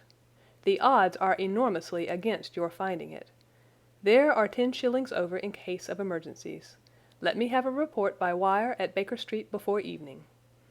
And now, Watson, it only remains for us to find out by wire the identity of the cabman, number 2704, and then we will drop into one of the Bond Street picture galleries and fill in the time until we are due at the hotel. Chapter 5. 3 Broken Threads. Sherlock Holmes had, in a very remarkable degree, the power of detaching his mind at will. For 2 hours the strange business in which we had been involved appeared to be forgotten, and he was entirely absorbed in the pictures of the modern Belgian masters. He would talk of nothing but art, of which he had the crudest ideas, from our leaving the gallery until we found ourselves at the Northumberland Hotel. "Sir Henry Baskerville is upstairs expecting you," said the clerk. "He asked me to show you up at once when you came." "Have you any objection to my looking at your register?" said Holmes. "Not in the least." The book showed that 2 names had been added after that of Baskerville. One was Theophilus Johnson and family of Newcastle, and the other Mrs. Oldmore and maid of High Lodge, Alton. "Surely that must be the same Johnson whom I used to know," said Holmes to the porter. "A lawyer, is he not, grey-headed and walks with a limp?" "No, sir, this is Mr. Johnson, the coal owner, a very active gentleman, not older than yourself." "Surely you are mistaken about his trade." "No, sir, he has used this hotel for many years, and he is very well known to us." "Ah, that settles it. Mrs. Oldmore, too, I seem to remember the name. Excuse my curiosity, but often in calling upon one friend one finds another." "She is an invalid lady, sir. Her husband was once mayor of Gloucester. She always comes to us when she is in town." "Thank you. I am afraid I cannot claim her acquaintance. We have established a most important fact by these questions, Watson," he continued in a low voice as we went upstairs together. "We now know that the people who are so interested in our friend have not settled down in his own hotel. That means that while they are, as we have seen, very anxious to watch him, they are equally anxious that he should not see them. Now, this is a most suggestive fact." "What does it suggest?" "It suggests— Hello, my dear fellow, what on earth is the matter?" As we came round the top of the stairs we had run up against Sir Henry Baskerville himself. His face was flushed with anger, and he held an old and dusty boot in one of his hands. So furious was he that he was hardly articulate, and when he did speak it was in a much broader and more western dialect than any which we had heard from him in the morning. "Seems to me they're playing me for a sucker in this hotel," he cried. "They'll find they've started in to monkey with the wrong man unless they're careful. By thunder, if that chap can't find my missing boot, there will be trouble. I can take a joke with the best, Mr. Holmes, but they've got a bit over the mark this time." "Still looking for your boot?" "Yes, sir, and mean to find it." "But surely you said that it was a new brown boot." "So it was, sir, and now it's an old black one." "What? You don't mean to say—" "That's just what I do mean to say. I only had 3 pairs in the world, the new brown, the old black, and the patent leathers which I am wearing. Last night they took one of my brown ones, and today they've sneaked one of the black. Well, have you got it? Speak out, man, and don't stand staring." An agitated German waiter had appeared upon the scene. "No, sir, I have made inquiry all over the hotel, but I can hear no word of it." "Well, either that boot comes back before sundown, or I'll see the manager and tell him that I go right straight out of this hotel." "It shall be found, sir. I promise you that if you will have a little patience, it will be found." "Mind it is, for it's the last thing of mine that I'll lose in this den of thieves." "Well, well, Mr. Holmes, you'll excuse my troubling you about such a trifle." "I think it's well worth troubling about." "Why, you look very serious over it." "How do you explain it?" "I don't attempt to explain it. It seems the very maddest, queerest thing that ever happened to me." "The queerest, perhaps," said Holmes thoughtfully. "What do you make of it yourself?" Well, I don't profess to understand it yet. This case of yours is very complex, Sir Henry. When taken in conjunction with your uncle's death, I am not sure that of all the 500 cases of capital importance which I have handled, there is one which cuts so deep. But we hold several threads in our hands, and the odds are that one or other of them guides us to the truth. We may waste time in following the wrong one, but sooner or later we must come upon the right. We had a pleasant luncheon in which little was said of the business which had brought us together. It was in the private sitting-room to which we afterwards repaired that Holmes asked Baskerville what were his intentions. To go to Baskerville Hall. And when? At the end of the week. On the whole, said Holmes, I think that your decision is a wise one. I have ample evidence that you are being dogged in London, and amid the millions of this great city it is difficult to discover who these people are or what their object can be. If their intentions are evil, they might do you a mischief, and we should be powerless to prevent it. You did not know, Dr. Mortimer, that you were followed this morning from my house? Dr. Mortimer started violently. Followed? By whom? That, unfortunately, is what I cannot tell you. Have you among your neighbors or acquaintances on Dartmoor any man with a black, full beard? No. Or let me see. Why, yes. Barrymore, Sir Charles's butler, is a man with a full black beard. Ha! Where is Barrymore? He is in charge of the hall. We had best ascertain if he is really there, or if by any possibility he might be in London. How can you do that? Give me a telegraph form. Is all ready for Sir Henry. That will do. Address to Mr. Barrymore, Baskerville Hall. What is the nearest telegraph office? Grimpen. Very good. We will send a second wire to the postmaster, Grimpen. Telegram to Mr. Barrymore, to be delivered into his own hand. If absent, please return wire to Sir Henry Baskerville, Northumberland Hotel. That should let us know before evening whether Barrymore is at his post in Devonshire or not. That's so, said Baskerville. By the way, Dr. Mortimer, who is this Barrymore, anyhow? He is the son of the old caretaker, who is dead. They have looked after the hall for 4 generations now. So far as I know, he and his wife are as respectable a couple as any in the county. At the same time, said Baskerville, it's clear enough that so long as there are none of the family at the hall, these people have a mighty fine home and nothing to do. That is true. Did Barrymore profit at all by Sir Charles's will? Asked Holmes. He and his wife had £500 each. Ha! Did they know that they would receive this? Yes, Sir Charles was very fond of talking about the provisions of his will. That is very interesting. I hope, said Dr. Mortimer, that you do not look with suspicious eyes upon everyone who received a legacy from Sir Charles, for I also had £1,000 left to me. Indeed, and anyone else? There were many insignificant sums to individuals, and a large number of public charities. The residue all went to Sir Henry.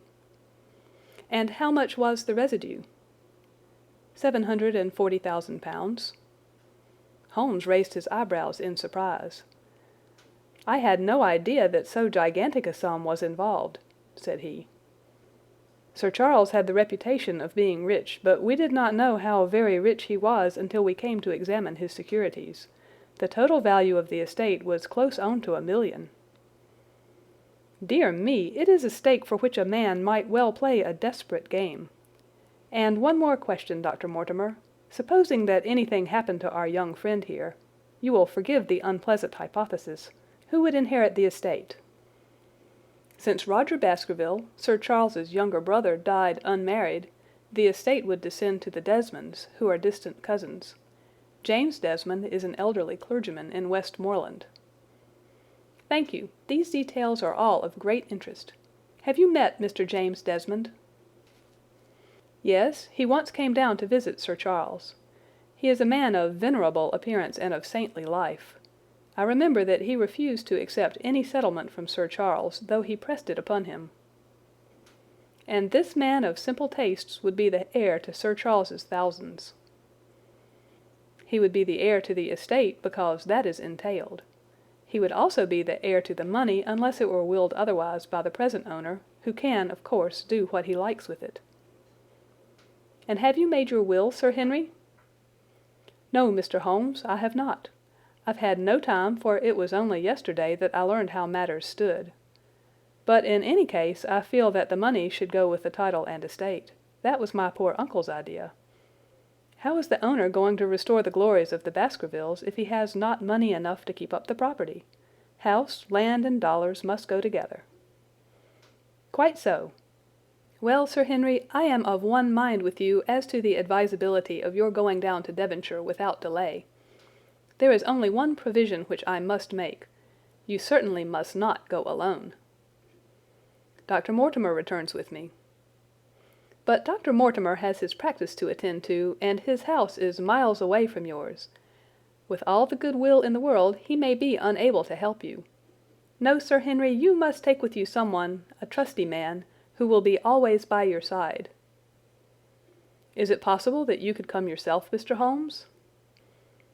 "If matters came to a crisis, I should endeavour to be present in person, but you can understand that, with my extensive consulting practice and with the constant appeals which reach me from many quarters, it is impossible for me to be absent from London for an indefinite time. At the present instant, one of the most revered names in England is being besmirched by a blackmailer, and only I can stop a disastrous scandal. You will see how impossible it is for me to go to Dartmoor." "Whom would you recommend, then?" Holmes laid his hand upon my arm. "If my friend would undertake it, there is no man who is better worth having at your side when you are in a tight place. No one can say so more confidently than I." The proposition took me completely by surprise, but before I had time to answer, Baskerville seized me by the hand and wrung it heartily. "Well, now, that is real kind of you, Dr. Watson," said he. "You see how it is with me, and you know just as much about the matter as I do. If you'll come down to Baskerville Hall and see me through, I'll never forget it." The promise of adventure had always a fascination for me, and I was complimented by the words of Holmes and by the eagerness with which the baronet hailed me as a companion. "I will come with pleasure," said I. "I do not know how I could employ my time better."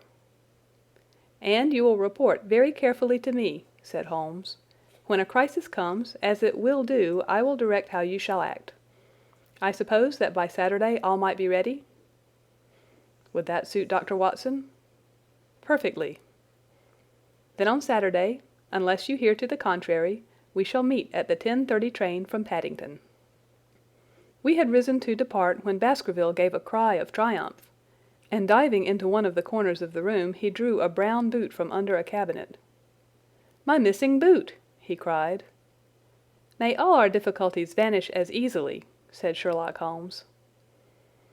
"But it is a very singular thing," Dr. Mortimer remarked. "I searched this room carefully before lunch." "And so did I," said Baskerville. "Every inch of it." "There was certainly no boot in it then." "In that case the waiter must have placed it there while we were lunching." The German was sent for, but professed to know nothing of the matter, nor could any inquiry clear it up.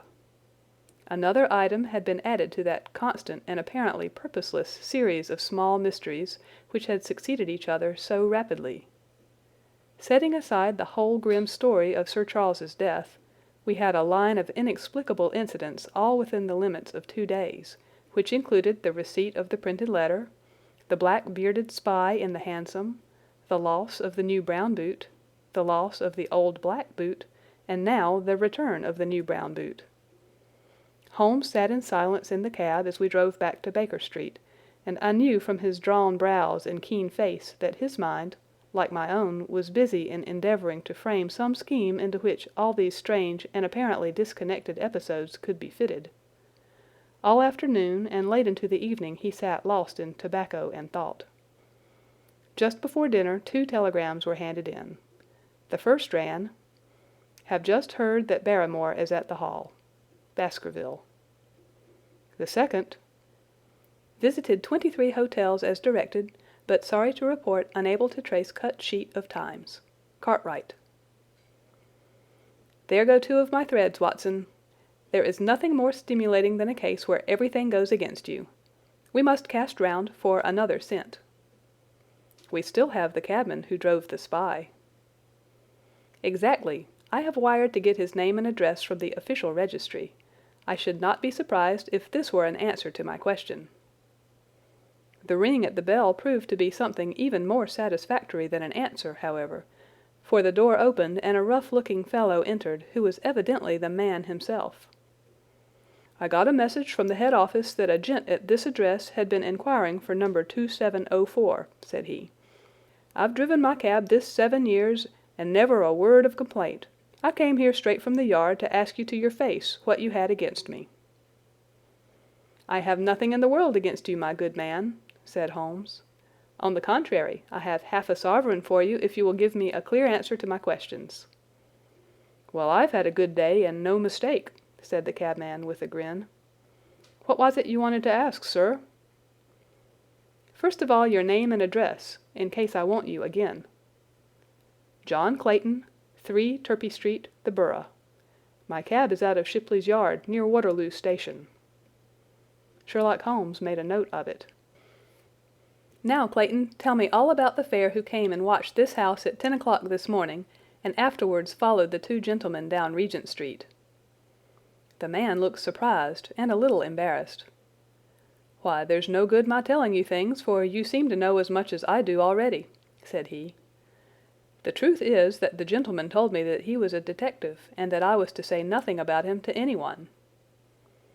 "My good fellow, this is a very serious business, and you may find yourself in a pretty bad position if you try to hide anything from me. You say that your fare told you that he was a detective?" "Yes, he did." "When did he say this?" "When he left me." "Did he say anything more?" "He mentioned his name." Holmes cast a swift glance of triumph at me. "Oh, he mentioned his name, did he? That was imprudent. What was the name that he mentioned?" "His name," said the cabman, "was Mr. Sherlock Holmes." Never have I seen my friend more completely taken aback than by the cabman's reply. For an instant he sat in silent amazement. Then he burst into a hearty laugh. "A touch, Watson, an undeniable touch," said he. "I feel a foil as quick and supple as my own. He got home upon me very prettily that time. So his name was Sherlock Holmes, was it?" "Yes, sir, that was the gentleman's name." "Excellent. Tell me where you picked him up and all that occurred." "He hailed me at 9:30 in Trafalgar Square. He said that he was a detective, and he offered me 2 guineas if I would do exactly what he wanted all day and ask no questions. I was glad enough to agree. First we drove down to the Northumberland Hotel and waited there until 2 gentlemen came out and took a cab from the rank. We followed their cab until it pulled up somewhere near here." "This very door," said Holmes. "Well, I couldn't be sure of that, but I dare say my fare knew all about it. We pulled up halfway down the street and waited an hour and a half. Then the 2 gentlemen passed us, walking, and we followed down Baker Street and along—" "I know," said Holmes. "Until we got 3/4 down Regent Street. Then my gentleman threw up the trap, and he cried that I should drive right away to Waterloo Station as hard as I could go. I whipped up the mare, and we were there under the 10 minutes. Then he paid up his 2 guineas, like a good one, and away he went into the station. Only just as he was leaving he turned round and he said, 'It might interest you to know that you have been driving Mr. Sherlock Holmes. That's how I come to know the name.'" "I see. And you saw no more of him?" "Not after he went into the station." "And how would you describe Mr. Sherlock Holmes?" The cabman scratched his head.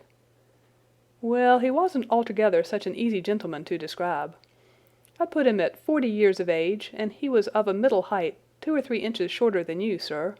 He was dressed like a toff, and he had a black beard, cut square at the end, and a pale face. I don't know as I could say more than that." "Color of his eyes?" "No, I can't say that." "Nothing more that you can remember?" "No, sir, nothing." "Well, then, here is your half-sovereign. There's another one waiting for you if you can bring any more information. Good night." "Good night, sir, and thank you." John Clayton departed chuckling, and Holmes turned to me with a shrug of his shoulders and a rueful smile. "Snap goes our third thread, and we end where we began," said he. "The cunning rascal!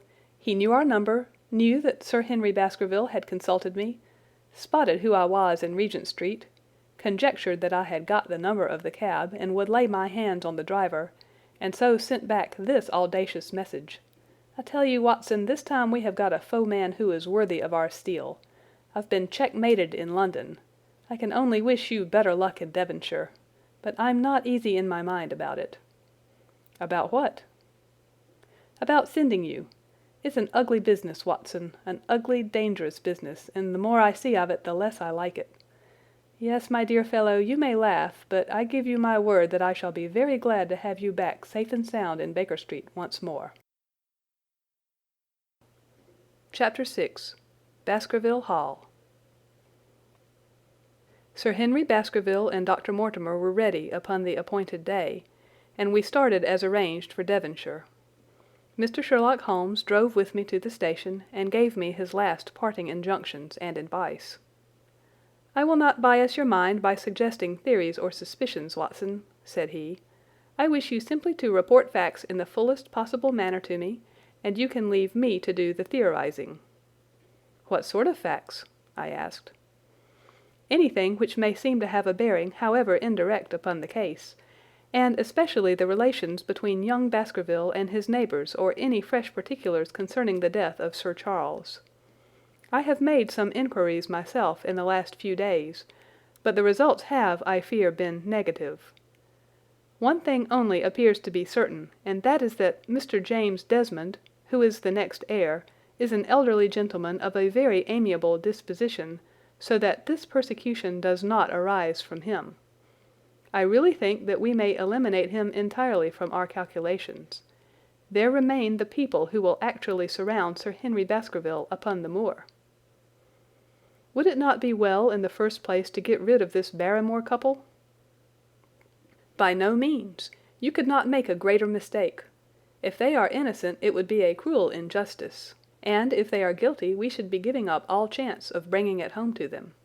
No, no, we will preserve them upon our list of suspects. Then there is a groom at the Hall, if I remember right. There are 2 moorland farmers. There is our friend Dr. Mortimer, whom I believe to be entirely honest, and there is his wife, of whom we know nothing. There is this naturalist, Stapleton, and there is his sister, who is said to be a young lady of attractions. There is Mr. Frankland of Lafter Hall, who is also an unknown factor, and there are 1 or 2 other neighbours. These are the folk who must be your very special study." "I will do my best." "You have arms, I suppose?" "Yes, I thought it as well to take them." "Most certainly. Keep your revolver near you night and day, and never relax your precautions." Our friends had already secured a first-class carriage and were waiting for us upon the platform. "No, we have no news of any kind," said Dr. Mortimer in answer to my friend's questions. "I can swear to one thing, and that is that we have not been shadowed during the last 2 days. We have never gone out without keeping a sharp watch, and no one could have escaped our notice." "You have always kept together, I presume?" "Except yesterday afternoon. I usually give up one day to pure amusement when I come to town, so I spent it at the museum of the College of Surgeons." "And I went to look at the folk in the park," said Baskerville. "But we had no trouble of any kind." "It was imprudent all the same," said Holmes, shaking his head and looking very grave. "I beg, Sir Henry, that you will not go about alone. Some great misfortune will befall you if you do. Did you get your other boot?" "No, sir, it is gone forever." "Indeed, that is very interesting. Well, good-bye," he added, as the train began to glide down the platform. "Bear in mind, Sir Henry, one of the phrases in that queer old legend which Dr. Mortimer has read to us, and avoid the moor in those hours of darkness when the powers of evil are exalted." I looked back at the platform when we had left it far behind, and saw the tall, austere figure of Holmes standing motionless and gazing after us. The journey was a swift and pleasant one, and I spent it in making the more intimate acquaintance of my 2 companions and in playing with Dr. Mortimer's spaniel. In a very few hours the brown earth had become ruddy, the brick had changed to granite, and red cows grazed in well-hedged fields where the lush grasses and more luxuriant vegetation spoke of a richer if a damper climate. Young Baskerville stared eagerly out of the window, and cried aloud with delight as he recognized the familiar features of the Devon scenery. "I've been over a good part of the world since I left it, Dr. Watson," said he, "but I have never seen a place to compare with it." "I never saw a Devonshire man who did not swear by his county," I remarked. "It depends upon the breed of men quite as much as on the county," said Dr. Mortimer. "A glance at our friend here reveals the rounded head of the Celt, which carries inside it the Celtic enthusiasm and power of attachment. Poor Sir Charles's head was of a very rare type, half Gaelic, half Ivernian in its characteristics. But you were very young when you last saw Baskerville Hall, were you not?" "I was a boy in my teens at the time of my father's death, and I had never seen the Hall, for he lived in a little cottage on the south coast. Thence I went straight to a friend in America. I tell you it is all as new to me as it is to Dr. Watson, and I'm as keen as possible to see the moor." "Are you? Then your wish is easily granted, for there is your first sight of the moor," said Dr. Mortimer, pointing out of the carriage window. Over the green squares of the fields and the low curve of a wood there rose in the distance a grey, melancholy hill, with a strange, jagged summit, dim and vague in the distance, like some fantastic landscape in a dream. Baskerville sat for a long time, his eyes fixed upon it, and I read upon his eager face how much it meant to him, this first sight of that strange spot where the men of his blood had held sway so long and left their mark so deep.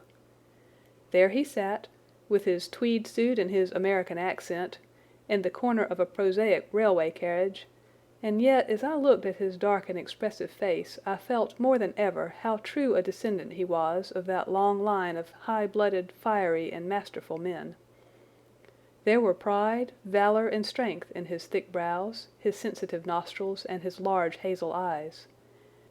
If on that forbidding moor a difficult and dangerous quest should lie before us, this was at least a comrade for whom one might venture to take a risk with the certainty that he would bravely share it. The train pulled up at a small wayside station, and we all descended. Outside, beyond the low white fence, a wagonette with a pair of cobs was waiting. Our coming was evidently a great event, for station master and porters clustered round us to carry out our luggage. It was a sweet, simple country spot, but I was surprised to observe that by the gate there stood two soldierly men in dark uniforms, who leaned upon their short rifles and glanced keenly at us as we passed. The coachman, a hard-faced, gnarled little fellow, saluted Sir Henry Baskerville, and in a few minutes we were flying swiftly down the broad white road. Rolling pasture lands curved upward on either side of us, and old gabled houses peeped out from amid the thick green foliage, but behind the peaceful and sunlit countryside there rose ever, dark against the evening sky, the long gloomy curve of the moor, broken by the jagged and sinister hills. The wagonette swung round into a side road, and we curved upward through deep lanes worn by centuries of wheels, high banks on either side, heavy with dripping moss and fleshy hart's-tongue ferns. Bronzing bracken and mottled bramble gleamed in the light of the sinking sun. Still steadily rising, we passed over a narrow granite bridge and skirted a noisy stream which gushed swiftly down, foaming and roaring, amid the grey boulders. Both road and stream wound up through a valley dense with scrub oak and fir. At every turn Baskerville gave an exclamation of delight, looking eagerly about him and asking countless questions. To his eyes all seemed beautiful, but to me a tinge of melancholy lay upon the countryside, which bore so clearly the mark of the waning year. Yellow leaves carpeted the lanes and fluttered down upon us as we passed. The rattle of our wheels died away as we drove through drifts of rotting vegetation, sad gifts, as it seemed to me, for nature to throw before the carriage of the returning heir of the Baskervilles. "Hello!" cried Dr. Mortimer. "What is this?" A steep curve of heath-clad land, an outlying spur of the moor, lay in front of us. On the summit, hard and clear like an equestrian statue upon its pedestal, was a mounted soldier, dark and stern, his rifle poised ready over his forearm. He was watching the road along which we travelled. "What is this, Perkins?" asked Dr. Mortimer. Our driver half turned in his seat. "There's a convict escaped from Princetown, sir. He's been out 3 days now, and the warders watch every road and every station, but they've had no sight of him yet.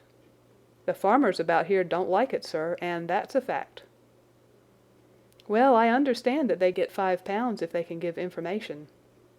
"Yes, sir, but the chance of £5 is but a poor thing compared to the chance of having your throat cut.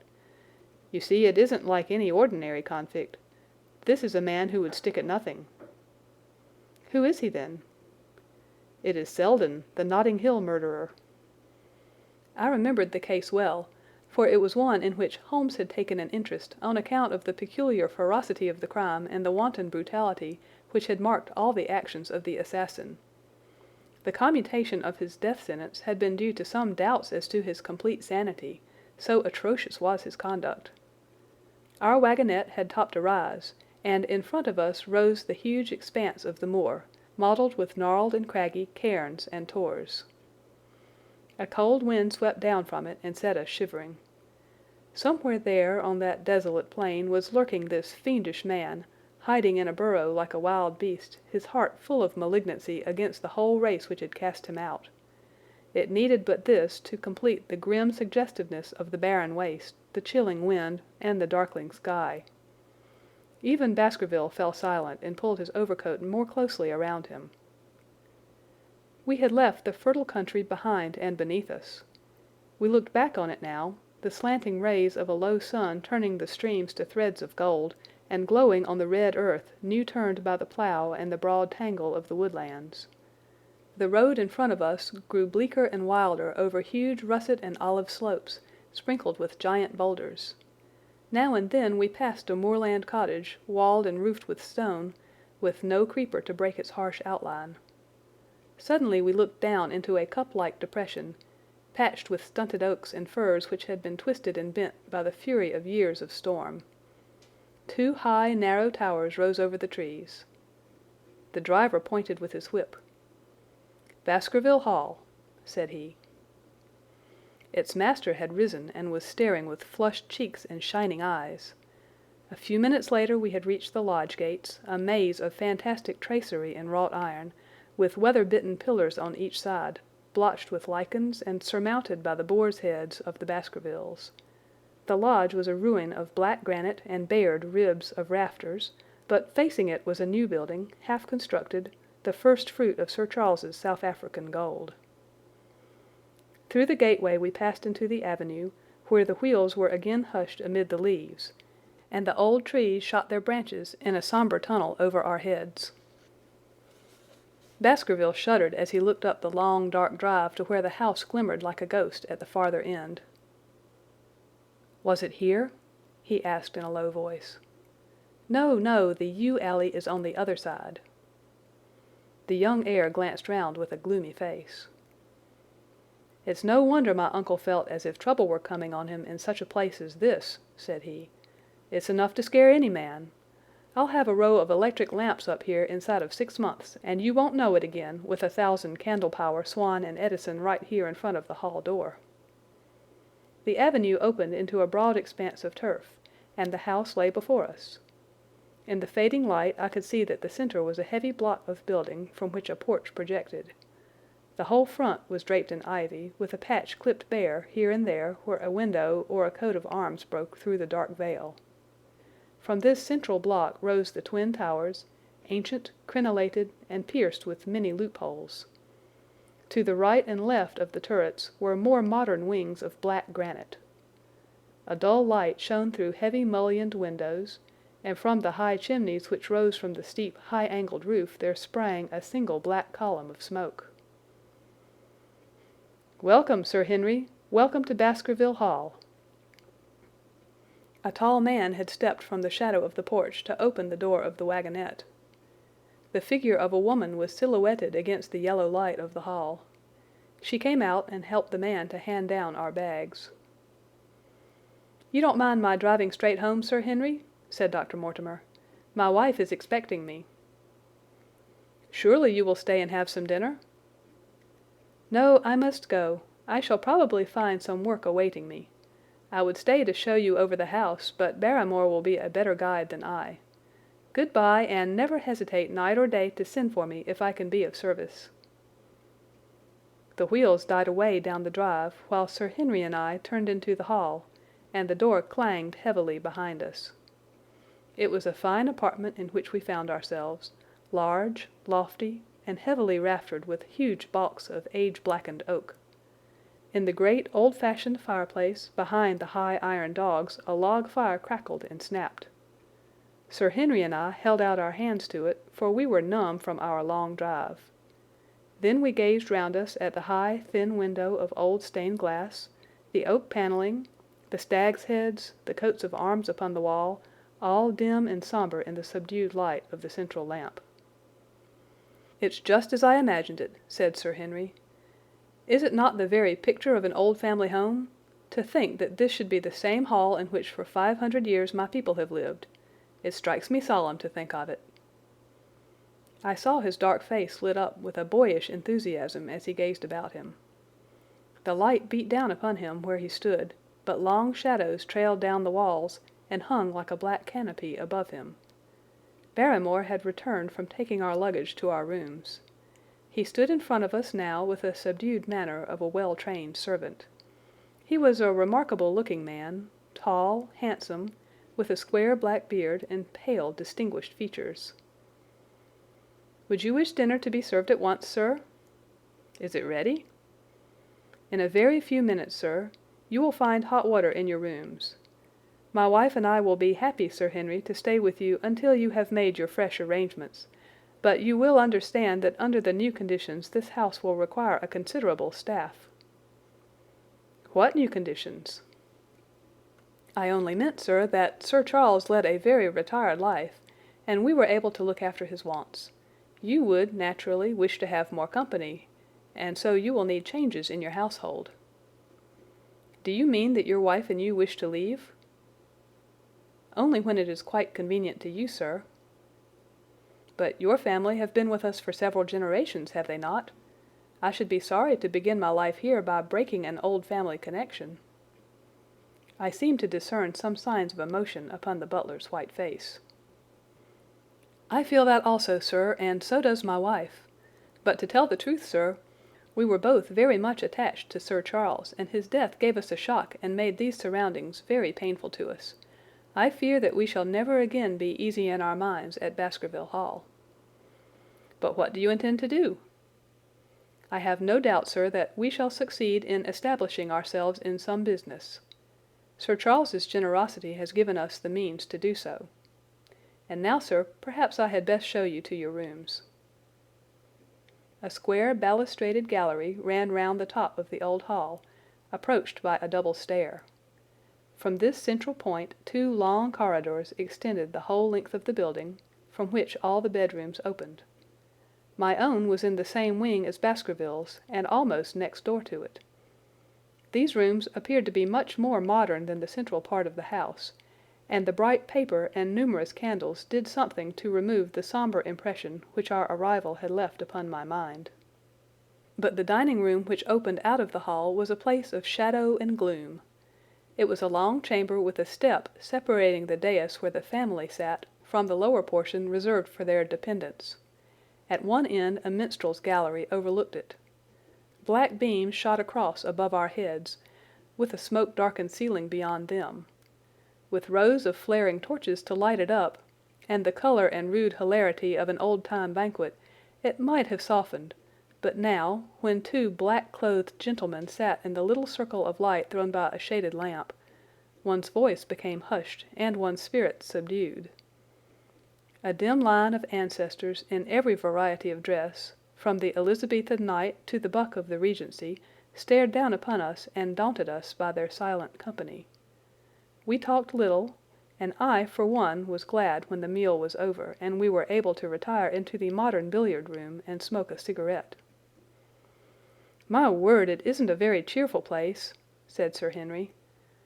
I suppose one can tone down to it, but I feel a bit out of the picture at present. I don't wonder that my uncle got a little jumpy if he lived all alone in such a house as this. However, if it suits you, we will retire early tonight, and perhaps things may seem more cheerful in the morning." I drew aside my curtains before I went to bed, and looked out from my window. It opened upon the grassy space which lay in front of the hall door. Beyond, two copses of trees moaned and swung in a rising wind. A half-moon broke through the rifts of racing clouds. In its cold light I saw beyond the trees a broken fringe of rocks, and the long, low curve of the melancholy moor. I closed the curtain, feeling that my last impression was in keeping with the rest. And yet it was not quite the last. I found myself weary and yet wakeful, tossing restlessly from side to side, seeking for the sleep which would not come. Far away a chiming clock struck out the quarters of the hours, but otherwise a deathly silence lay upon the old house. And then suddenly, in the very dead of the night, there came a sound to my ears, clear, resonant, and unmistakable. It was the sob of a woman, the muffled, strangling gasp of one who is torn by an uncontrollable sorrow. I sat up in bed and listened intently. The noise could not have been far away, and was certainly in the house. For half an hour I waited with every nerve on the alert, but there came no other sound save the chiming clock and the rustle of the ivy on the wall. Chapter 7. The Stapletons of Merripit House. The fresh beauty of the following morning did something to efface from our minds the grim and grey impression which had been left upon both of us by our first experience of Baskerville Hall. As Sir Henry and I sat at breakfast, the sunlight flooded in through the high mullioned windows, throwing watery patches of colour from the coats of arms which covered them. The dark panelling glowed like bronze in the golden rays, and it was hard to realize that this was indeed the chamber which had struck such a gloom into our souls the evening before. "I guess it is ourselves and not the house that we have to blame," said the baronet. "We were tired with our journey and chilled by our drive, so we took a grey view of the place. Now we are fresh and well, so it is all cheerful once more." "And yet it was not entirely a question of imagination," I answered. "Did you, for example, happen to hear someone, a woman, I think, sobbing in the night?" "That is curious, for I did, when I was half asleep, fancy that I heard something of the sort. I waited quite a time, but there was no more of it, so I concluded that it was all a dream." "I heard it distinctly, and I am sure that it was really the sob of a woman." "We must ask about this right away." He rang the bell and asked Barrymore whether he could account for our experience. It seemed to me that the pallid features of the butler turned a shade paler still as he listened to his master's question. "There are only 2 women in the house, Sir Henry," he answered. "One is the scullery maid who sleeps in the other wing. The other is my wife, and I can answer for it that the sound could not have come from her." And yet he lied as he said it, for it chanced that after breakfast I met Mrs. Barrymore in the long corridor, with the sun full upon her face. She was a large, impassive, heavy-featured woman, with a stern set expression of mouth. But her telltale eyes were red, and glanced at me from between swollen lids. It was she, then, who wept in the night, and if she did so her husband must know it. Yet he had taken the obvious risk of discovery in declaring that it was not so. Why had he done this? And why did she weep so bitterly? Already round this pale-faced, handsome, black-bearded man there was gathering an atmosphere of mystery and of gloom. It was he who had been the first to discover the body of Sir Charles, and we had only his word for all the circumstances which led up to the old man's death. Was it possible that it was Barrymore, after all, whom we had seen in the cab in Regent Street? The beard might well have been the same. The cabman had described a somewhat shorter man, but such an impression might easily have been erroneous. How could I settle the point forever? Obviously, the first thing to do was to see the Grimpen postmaster and find whether the test telegram had really been placed in Barrymore's own hands. Be the answer what it might, I should at least have something to report to Sherlock Holmes. Sir Henry had numerous papers to examine after breakfast, so that the time was propitious for my excursion. It was a pleasant walk of 4 miles along the edge of the moor, leading me at last to a small grey hamlet in which 2 larger buildings, which proved to be the inn and the house of Dr. Mortimer, stood high above the rest. The postmaster, who was also the village grocer, had a clear recollection of the telegram. "Certainly, sir," said he. "I had the telegram delivered to Mr. Barrymore exactly as directed." "Who delivered it?" "My boy here. James, you delivered that telegram to Mr. Barrymore at the Hall last week, did you not?" "Yes, father, I delivered it." "Into his own hands?" I asked. "Well, he was up in the loft at the time, so that I could not put it into his own hands, but I gave it into Mrs. Barrymore's hands, and she promised to deliver it at once." "Did you see Mr. Barrymore?" "No, sir, I tell you he was in the loft." "If you didn't see him, how do you know he was in the loft?" "Well, surely his own wife ought to know where he is," said the postmaster testily. "Didn't he get the telegram? If there is any mistake, it is for Mr. Barrymore himself to complain." It seemed hopeless to pursue the inquiry any farther, but it was clear that in spite of Holmes's ruse we had no proof that Barrymore had not been in London all the time. Suppose that it were so. Suppose that the same man had been the last who had seen Sir Charles alive, and the first to dog the new heir when he returned to England. What then? Was he the agent of others, or had he some sinister design of his own? What interest could he have in persecuting the Baskerville family? I thought of the strange warning clipped out of the leading article of the Times. Was that his work, or was it possibly the doing of someone who was bent upon counteracting his schemes? The only conceivable motive was that which had been suggested by Sir Henry, that if the family could be scared away, a comfortable and permanent home would be secured for the Barrymores. But surely such an explanation as that would be quite inadequate to account for the deep and subtle scheming which seemed to be weaving an invisible net round the young baronet. Holmes himself had said that no more complex case had come to him in all the long series of his sensational investigations. I prayed, as I walked back along the grey, lonely road, that my friend might soon be freed from his preoccupations and able to come down to take this heavy burden of responsibility from my shoulders. Suddenly my thoughts were interrupted by the sound of running feet behind me and by a voice which called me by name. I turned, expecting to see Dr. Mortimer, but to my surprise it was a stranger who was pursuing me. He was a small, slim, clean-shaven, prim-faced man, flaxen-haired and lean-jawed, between 30 and 40 years of age, dressed in a grey suit and wearing a straw hat. A tin box for botanical specimens hung over his shoulder, and he carried a green butterfly net in one of his hands. "You will, I am sure, excuse my presumption, Dr. Watson," said he as he came panting up to where I stood. "Here on the moor we are homely folk and do not wait for formal introductions. You may possibly have heard my name from our mutual friend Mortimer. I am Stapleton, of Merripit House." "Your net and box would have told me as much," said I, for I knew that Mr. Stapleton was a naturalist. "But how did you know me?" "I have been calling on Mortimer, and he pointed you out to me from the window of his surgery as you passed.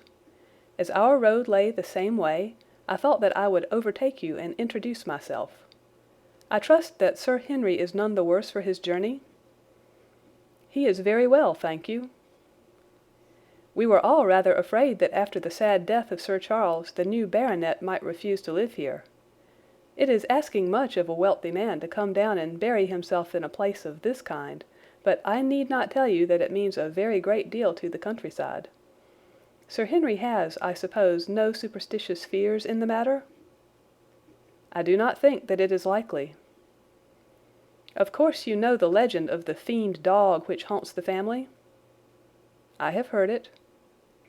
"It is extraordinary how credulous the peasants are about here.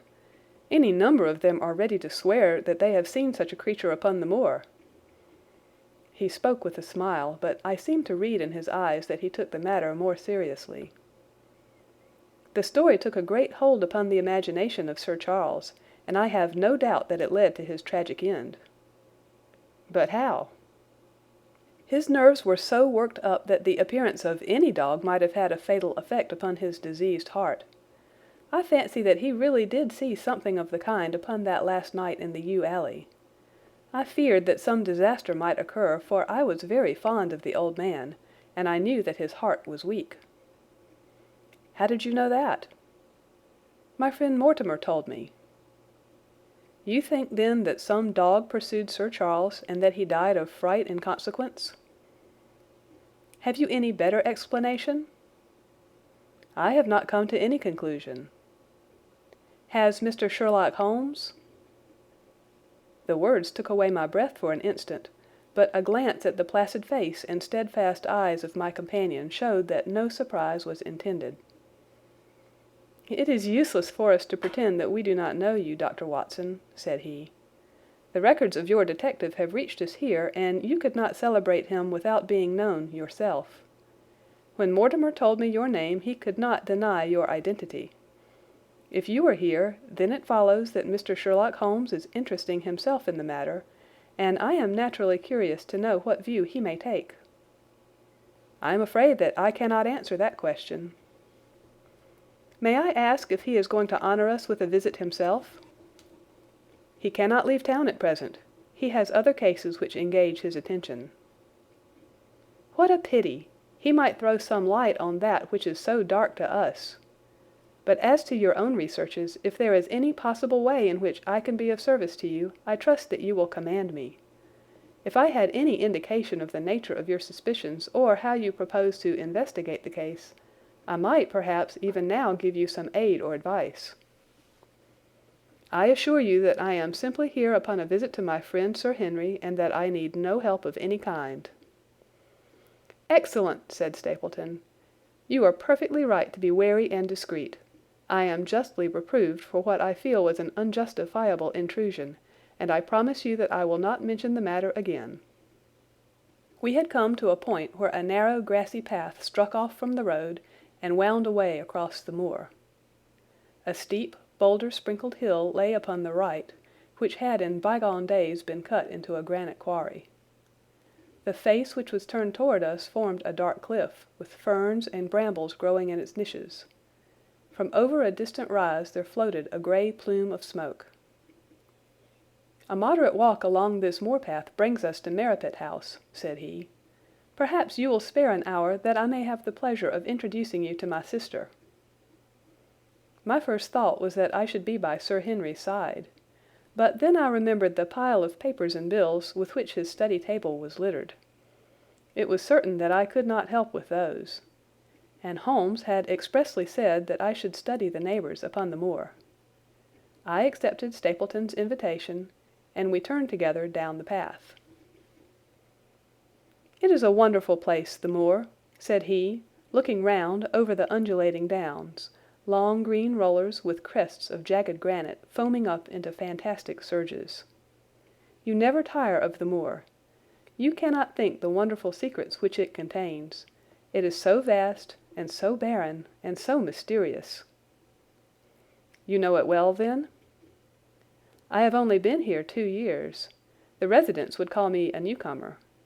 We came shortly after Sir Charles settled, but my tastes led me to explore every part of the country round, and I should think that there are few men who know it better than I do." "Is it hard to know?" "Very hard.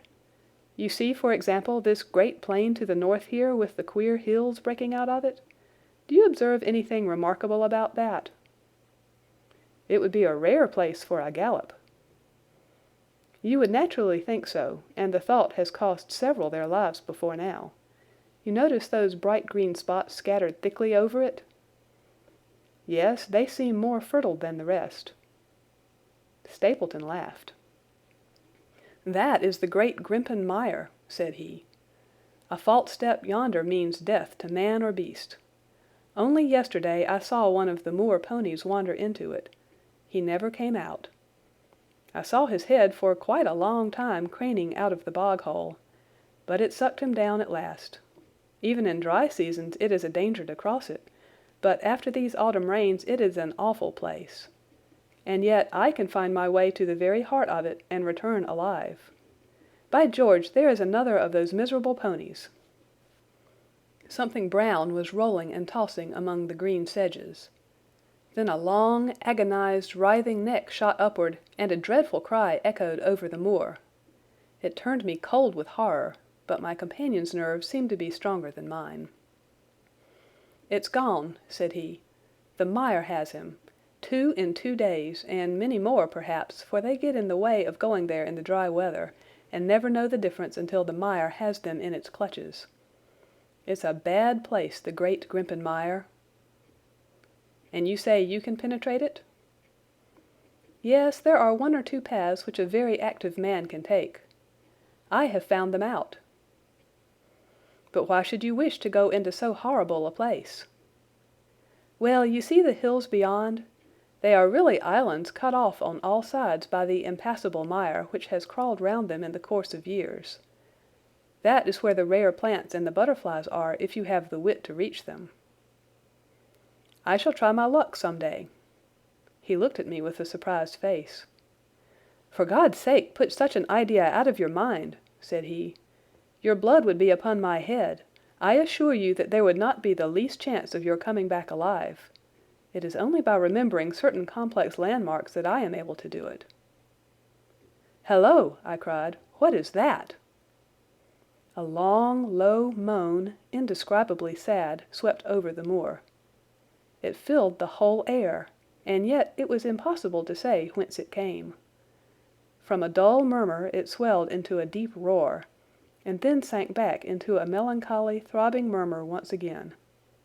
Stapleton looked at me with a curious expression in his face. "Queer place, the moor," said he. "But what is it?" "The peasants say it is the hound of the Baskervilles calling for its prey. I've heard it once or twice before, but never quite so loud." I looked round, with a chill of fear in my heart, at the huge swelling plain, mottled with the green patches of rushes. Nothing stirred over the vast expanse save a pair of ravens which croaked loudly from a tor behind us. "You are an educated man. You don't believe such nonsense as that," said I. "What do you think is the cause of so strange a sound?" "Bogs make queer noises sometimes. It's the mud settling, or the water rising, or something." "No, no, that was a living voice." "Well, perhaps it was. Did you ever hear a bittern booming?" "No, I never did." "It's a very rare bird, practically extinct, in England now, but all things are possible upon the moor. Yes, I should not be surprised to learn that what we have heard is the cry of the last of the bitterns." "It's the weirdest, strangest thing that ever I heard in my life." "Yes, it's rather an uncanny place altogether. Look at the hillside yonder. What do you make of those?" The whole steep slope was covered with grey circular rings of stone, a score of them at least. "What are they? Sheep pens?" "No, they are the homes of our worthy ancestors. Prehistoric man lived thickly on the moor, and as no one in particular has lived there since, we find all his little arrangements exactly as he left them. These are his wigwams with the roofs off. You can even see his hearth and his couch if you have the curiosity to go inside. But it is quite a town. When was it inhabited?" "Neolithic man. No date." "What did he do?" "He grazed his cattle on these slopes, and he learned to dig for tin when the bronze sword began to supersede the stone axe. Look at the great trench in the opposite hill. That is his mark. Yes, you will find some very singular points about the moor, Dr. Watson. Oh, excuse me an instant. It is surely Cyclopides." A small fly or moth had fluttered across our path, and in an instant Stapleton was rushing with extraordinary energy and speed in pursuit of it. To my dismay the creature flew straight for the great mire, and my acquaintance never paused for an instant, bounding from tuft to tuft behind it, his green net waving in the air. His grey clothes and jerky, zigzag, irregular progress made him not unlike some huge moth himself. I was standing watching his pursuit with a mixture of admiration for his extraordinary activity and fear lest he should lose his footing in the treacherous mire, when I heard the sound of steps and, turning round, found a woman near me upon the path. She had come from the direction in which the plume of smoke indicated the position of Merripit House, but the dip of the moor had hid her until she was quite close. I could not doubt that this was the Miss Stapleton of whom I had been told, since ladies of any sort must be few upon the moor, and I remembered that I had heard someone describe her as being a beauty. The woman who approached me was certainly that, and of a most uncommon type. There could not have been a greater contrast between brother and sister, for Stapleton was neutral-tinted, with light hair and grey eyes, while she was darker than any brunette whom I have seen in England, slim, elegant, and tall. She had a proud, finely cut face, so regular that it might have seemed impassive were it not for the sensitive mouth and the beautiful, dark, eager eyes. With her perfect figure and elegant dress she was, indeed, a strange apparition upon a lonely moorland path. Her eyes were on her brother as I turned, and then she quickened her pace towards me. I had raised my hat and was about to make some explanatory remark, when her own words turned all my thoughts into a new channel. "Go back," she said. "Go straight back to London, instantly." I could only stare at her in stupid surprise. Her eyes blazed at me and she tapped the ground impatiently with her foot. "Why should I go back?" I asked. "I cannot explain." She spoke in a low, eager voice, with a curious lisp in her utterance. "But for God's sake do what I ask you. Go back and never set foot upon the moor again." "But I have only just come." "Man, man!" she cried. "Can you not tell when a warning is for your own good? Go back to London. Start tonight. Get away from this place at all costs. Hush, my brother is coming. Not a word of what I have said. Would you mind getting that orchid for me among the mare's tails yonder? We are very rich in orchids on the moor, though, of course, you are rather late to see the beauties of the place." Stapleton had abandoned the chase and came back to us breathing hard and flushed with his exertions. "Hello, Beryl," said he, and it seemed to me that the tone of his greeting was not altogether a cordial one. "Well, Jack, you are very hot." "Yes, I was chasing a cyclopides. He is very rare and seldom found in the late autumn. What a pity that I should have missed him." He spoke unconcernedly, but his small, light eyes glanced incessantly from the girl to me. "You have introduced yourselves, I can see." "Yes, I was telling Sir Henry that it was rather late for him to see the true beauties of the moor." "Why, who do you think this is?" "I imagine that it must be Sir Henry Baskerville." "No, no," said I, "only a humble commoner, but his friend. My name is Dr. Watson." A flush of vexation passed over her expressive face. "We have been talking at cross purposes," said she. "Why, you had not very much time for talk," her brother remarked with the same questioning eyes. "I talked as if Dr. Watson were a resident instead of being merely a visitor," said she. "It cannot much matter to him whether it is early or late for the orchids. But you will come on, will you not, and see Merripit House?" A short walk brought us to it, a bleak moorland house, once the farm of some grazier in the old prosperous days, but now put into repair and turned into a modern dwelling. An orchard surrounded it, but the trees, as is usual upon the moor, were stunted and nipped, and the effect of the whole place was mean and melancholy. We were admitted by a strange, wizened, rusty-coated old manservant, who seemed in keeping with the house. Inside, however, there were large rooms furnished with an elegance in which I seemed to recognize the taste of the lady. As I looked from their windows at the interminable granite-flecked moor rolling unbroken to the farthest horizon, I could not but marvel at what could have brought this highly educated man and this beautiful woman to live in such a place. "Queer spot to choose, is it not?" said he, as if in answer to my thought. "And yet we manage to make ourselves fairly happy, do we not, Beryl?" "Quite happy," said she, but there was no ring of conviction in her words. "I had a school," said Stapleton. "It was in the North Country. The work to a man of my temperament was mechanical and uninteresting, but the privilege of living with youth, of helping to mould those young minds, and of impressing them with one's own character and ideals, was very dear to me. However, the fates were against us. A serious epidemic broke out in the school, and 3 of the boys died. It never recovered from the blow, and much of my capital was irretrievably swallowed up. And yet, if it were not for the loss of the charming companionship of the boys, I could rejoice over my own misfortune, for with my strong tastes for botany and zoology, I find an unlimited field of work here, and my sister is as devoted to nature as I am. All this, Dr. Watson, has been brought upon your head by your expression as you surveyed the moor out of our window." "It certainly did cross my mind that it might be a little dull, less for you, perhaps, than for your sister." "No, no, I am never dull," said she quickly. "We have books, we have our studies, and we have interesting neighbours. Dr. Mortimer is a most learned man in his own line.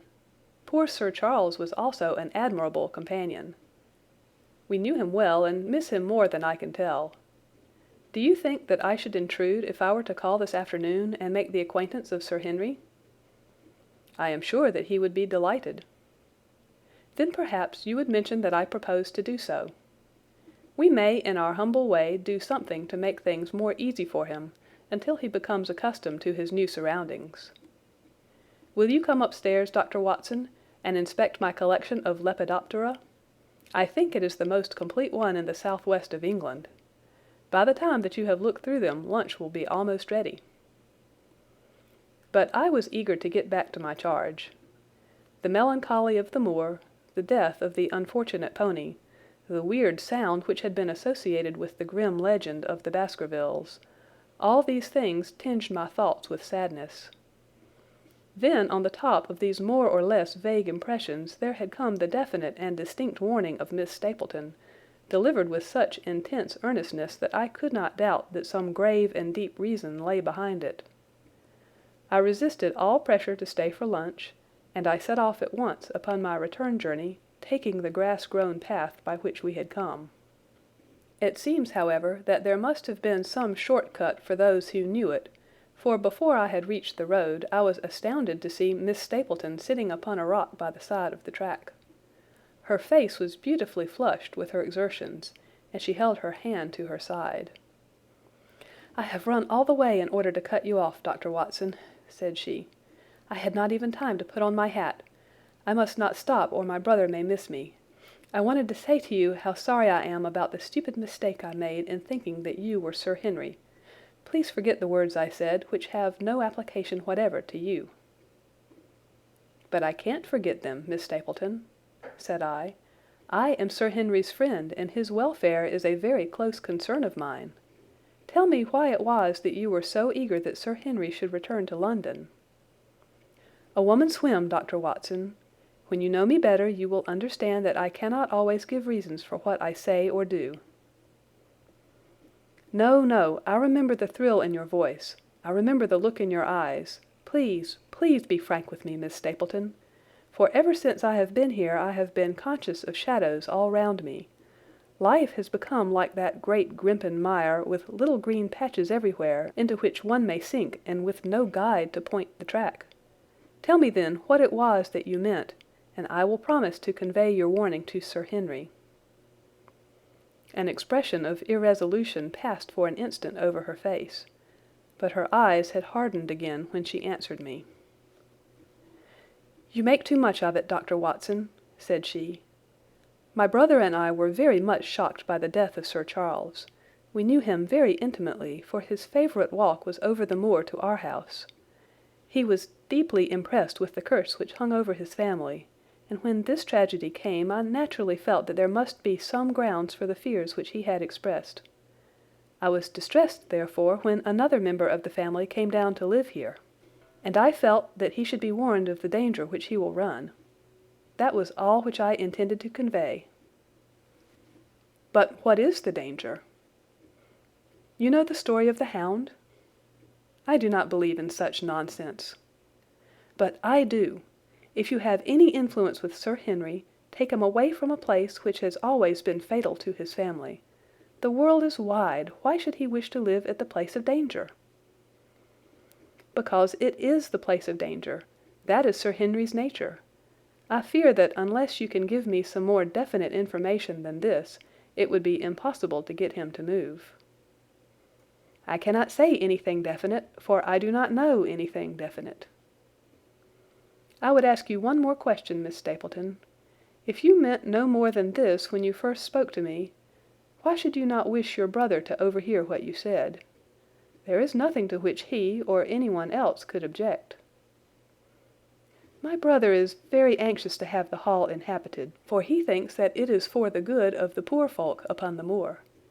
He would be very angry if he knew that I had said anything which might induce Sir Henry to go away. But I have done my duty now, and I will say no more. I must get back, or he will miss me and suspect that I have seen you. Good-bye." She turned and had disappeared in a few minutes among the scattered boulders, while I, with my soul full of vague fears, pursued my way to Baskerville Hall. Chapter 8. First Report of Dr. Watson. From this point onward I will follow the course of events by transcribing my own letters to Mr. Sherlock Holmes which lie before me on the table. One page is missing, but otherwise they are exactly as written, and show my feelings and suspicions of the moment more accurately than my memory, clear as it is upon these tragic events, can possibly do. Baskerville Hall, October 13th. My dear Holmes, my previous letters and telegrams have kept you pretty well up to date as to all that has occurred in this most God-forsaken corner of the world. The longer one stays here, the more does the spirit of the moor sink into one's soul, its vastness, and also its grim charm. When you are once out upon its bosom, you have left all traces of modern England behind you, but, on the other hand, you are conscious everywhere of the homes and the work of the prehistoric people.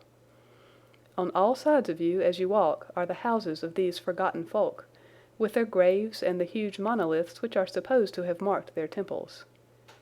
As you look at their gray stone huts against the scarred hillsides, you leave your own age behind you, and if you were to see a skin-clad, hairy man crawl out from the low door, fitting a flint-tipped arrow onto the string of his bow, you would feel that his presence there was more natural than your own. The strange thing is that they should have lived so thickly on what must always have been most unfruitful soil. I am no antiquarian, but I could imagine that they were some unwarlike and harried race who were forced to accept that which none other would occupy. All this, however, is foreign to the mission on which you sent me, and will probably be very uninteresting to your severely practical mind. I can still remember your complete indifference as to whether the sun moved round the earth, or the earth round the sun. Let me therefore return to the facts concerning Sir Henry Baskerville. If you have not had any report within the last few days, it is because up to today there was nothing of importance to relate. Then a very surprising circumstance occurred, which I shall tell you in due course. But first of all, I must keep you in touch with some of the other factors in the situation. One of these, concerning which I have said little, is the escaped convict upon the moor. There is strong reason now to believe that he has got right away, which is a considerable relief to the lonely householders of this district. A fortnight has passed since his flight, during which he has not been seen and nothing has been heard of him. It is surely inconceivable that he could have held out upon the moor during all that time. Of course, so far as his concealment goes, there is no difficulty at all. Any one of these stone huts would give him a hiding place. But there is nothing to eat unless he were to catch and slaughter one of the moor sheep. We think, therefore, that he is gone. and the outlying farmers sleep the better in consequence. We are 4 able-bodied men in this household, so that we could take good care of ourselves, but I confess that I have had uneasy moments when I have thought of the Stapletons. They live miles from any help. They are 1 maid, an old manservant, the sister, and the brother, the latter not a very strong man. They would be helpless in the hands of a desperate fellow like this Notting Hill criminal if he could once effect an entrance. Both Sir Henry and I were concerned at their situation, and it was suggested that Perkins the groom should go over to sleep there, but Stapleton would not hear of it.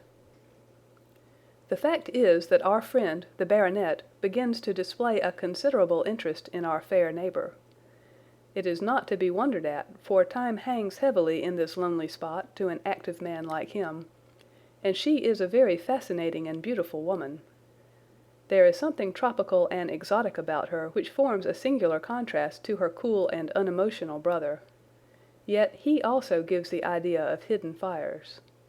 He has certainly a very marked influence over her, for I have seen her continually glance at him as she talked, as if seeking approbation for what she said.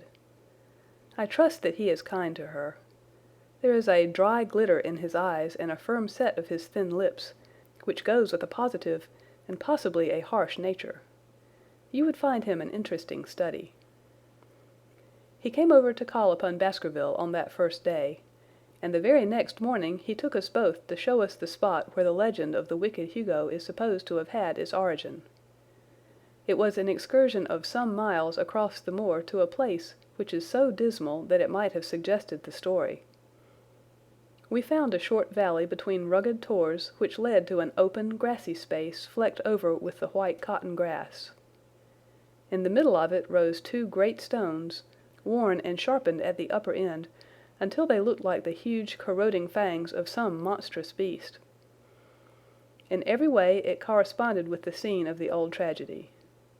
Sir Henry was much interested and asked Stapleton more than once whether he really did believe in the possibility of the interference of the supernatural in the affairs of men. He spoke lightly, but it was evident that he was very much in earnest.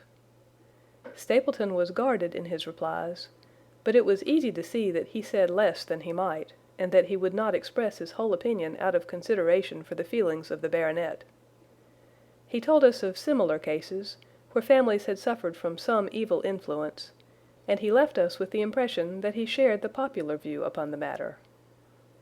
On our way back we stayed for lunch at Merripit House, and it was there that Sir Henry made the acquaintance of Miss Stapleton. From the first moment that he saw her, he appeared to be strongly attracted by her, and I am much mistaken if the feeling was not mutual. He referred to her again and again on our walk home, and since then hardly a day has passed that we have not seen something of the brother and sister. They dine here tonight, and there is some talk of our going to them next week. One would imagine that such a match would be very welcome to Stapleton, and yet I have more than once caught a look of the strongest disapprobation in his face when Sir Henry has been paying some attention to his sister. He is much attached to her, no doubt, and would lead a lonely life without her, but it would seem the height of selfishness if he were to stand in the way of her making so brilliant a marriage. Yet I am certain that he does not wish their intimacy to ripen into love, and I have several times observed that he has taken pains to prevent them from being tête-à-tête. By the way, your instructions to me never to allow Sir Henry to go out alone will become very much more onerous if a love affair were to be added to our other difficulties. My popularity would soon suffer if I were to carry out your orders to the letter. The other day, Thursday to be more exact, Dr. Mortimer lunched with us. He has been excavating a barrow at Long Down, and has got a prehistoric skull which fills him with great joy. Never was there such a single-minded enthusiast as he. The Stapletons came in afterwards, and the good doctor took us all to the yew alley at Sir Henry's request to show us exactly how everything occurred upon that fatal night. It is a long, dismal walk, the yew alley, between 2 high walls of clipped hedge, with a narrow band of grass upon either side. At the far end is an old tumble-down summer-house. Halfway down is the moor gate, where the old gentleman left his cigar ash. It is a white wooden gate with a latch. Beyond it lies the wide moor. I remembered your theory of the affair and tried to picture all that had occurred. As the old man stood there he saw something coming across the moor, something which terrified him so that he lost his wits and ran until he died of sheer horror and exhaustion. There was the long, gloomy tunnel down which he fled. And from what? A sheepdog of the moor? Or a spectral hound, black, silent, and monstrous? Was there a human agency in the matter? Did the pale, watchful Barrymore know more than he cared to say? It was all dim and vague, but always there is the dark shadow of crime behind it. One other neighbor I have met since I wrote last. This is Mr. Frankland of Lafter Hall, who lives some 4 miles to the south of us. He is an elderly man, red-faced, white-haired, and choleric. His passion is for the British law, and he has spent a large fortune in litigation. He fights for the mere pleasure of fighting and is equally ready to take up either side of a question, so that it is no wonder that he has found it a costly amusement. Sometimes he will shut up a right-of-way and defy the parish to make him open it. At others he will, with his own hands, tear down some other man's gate, and declare that a path has existed there from time immemorial, defying the owner to prosecute him for trespass. He is learned in old manorial and communal rights, and he applies his knowledge sometimes in favor of the villagers of Fernworthy, and sometimes against them, so that he is periodically either carried in triumph down the village street, or else burned in effigy, according to his latest exploit. He is said to have about 7 lawsuits upon his hands at present, which will probably swallow up the remainder of his fortune, and so draw his sting and leave him harmless for the future. Apart from the law, he seems a kindly, good-natured person, and I only mention him because you were particular that I should send some description of the people who surround us. He is curiously employed at present, for, being an amateur astronomer, he has an excellent telescope, with which he lies upon the roof of his own house, and sweeps the moor all day in the hope of catching a glimpse of the escaped convict. If he would confine his energies to this, all would be well, but there are rumors that he intends to prosecute Dr. Mortimer for opening a grave without the consent of the next of kin, because he dug up the Neolithic skull in the barrow on Long Down. He helps to keep our lives from being monotonous, and gives a little comic relief where it is badly needed. And now, having brought you up to date in the escaped convict, the Stapletons, Dr. Mortimer, and Frankland of Lafter Hall, let me end on that which is most important, and tell you more about the Barrymores, and especially about the surprising development of last night. First of all about the test telegram which you sent from London in order to make sure that Barrymore was really here. I have already explained that the testimony of the postmaster shows that the test was worthless, and that we have no proof one way or the other. I told Sir Henry how the matter stood, and he at once, in his downright fashion, had Barrymore up and asked him whether he had received the telegram himself. Barrymore said that he had. "Did the boy deliver it into your own hands?" asked Sir Henry. Barrymore looked surprised, and considered for a little time. "No," said he. "I was in the box-room at the time, and my wife brought it up to me."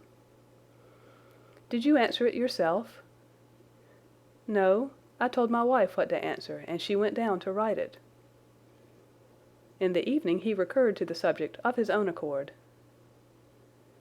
"I could not quite understand the object of your questions this morning, Sir Henry," said he.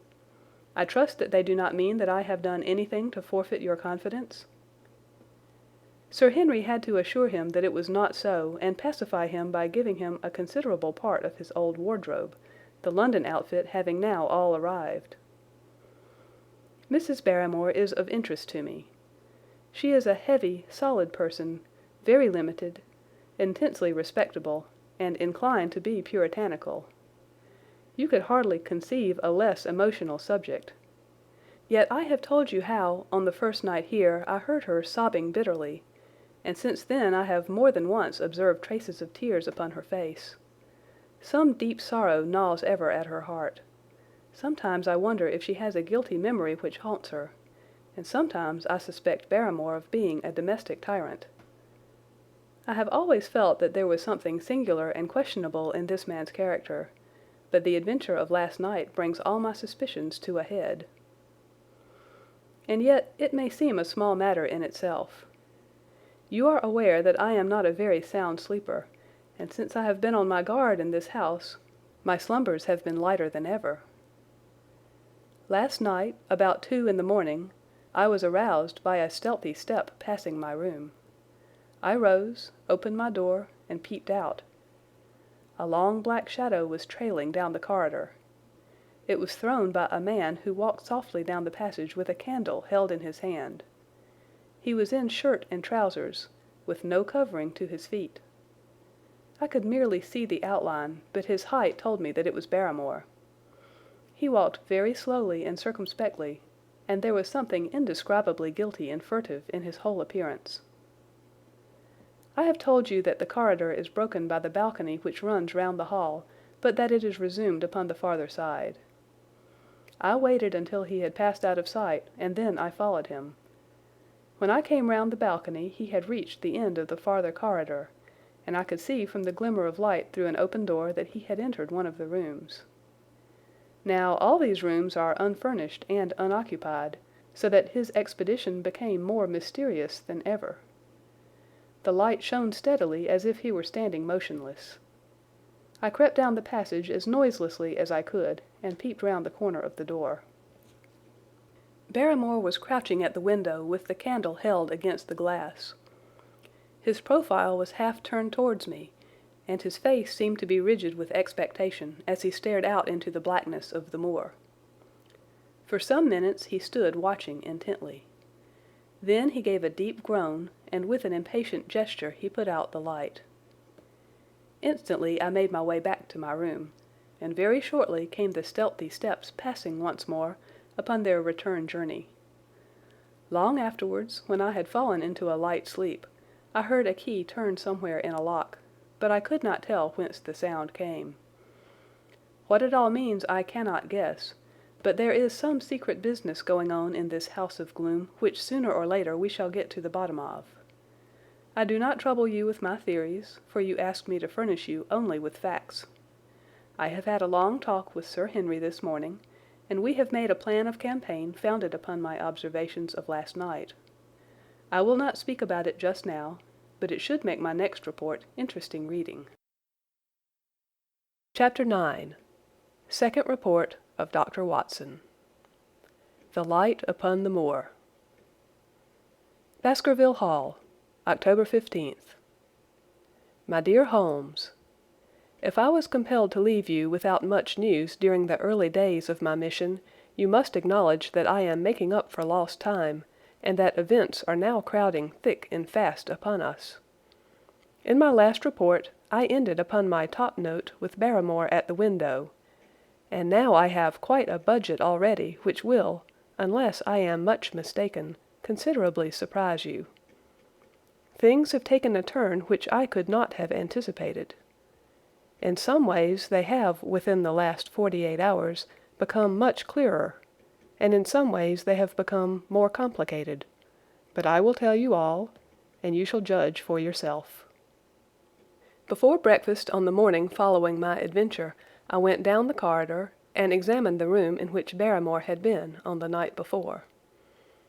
The western window through which he had stared so intently has, I noticed, one peculiarity above all other windows in the house. It commands the nearest outlook onto the moor.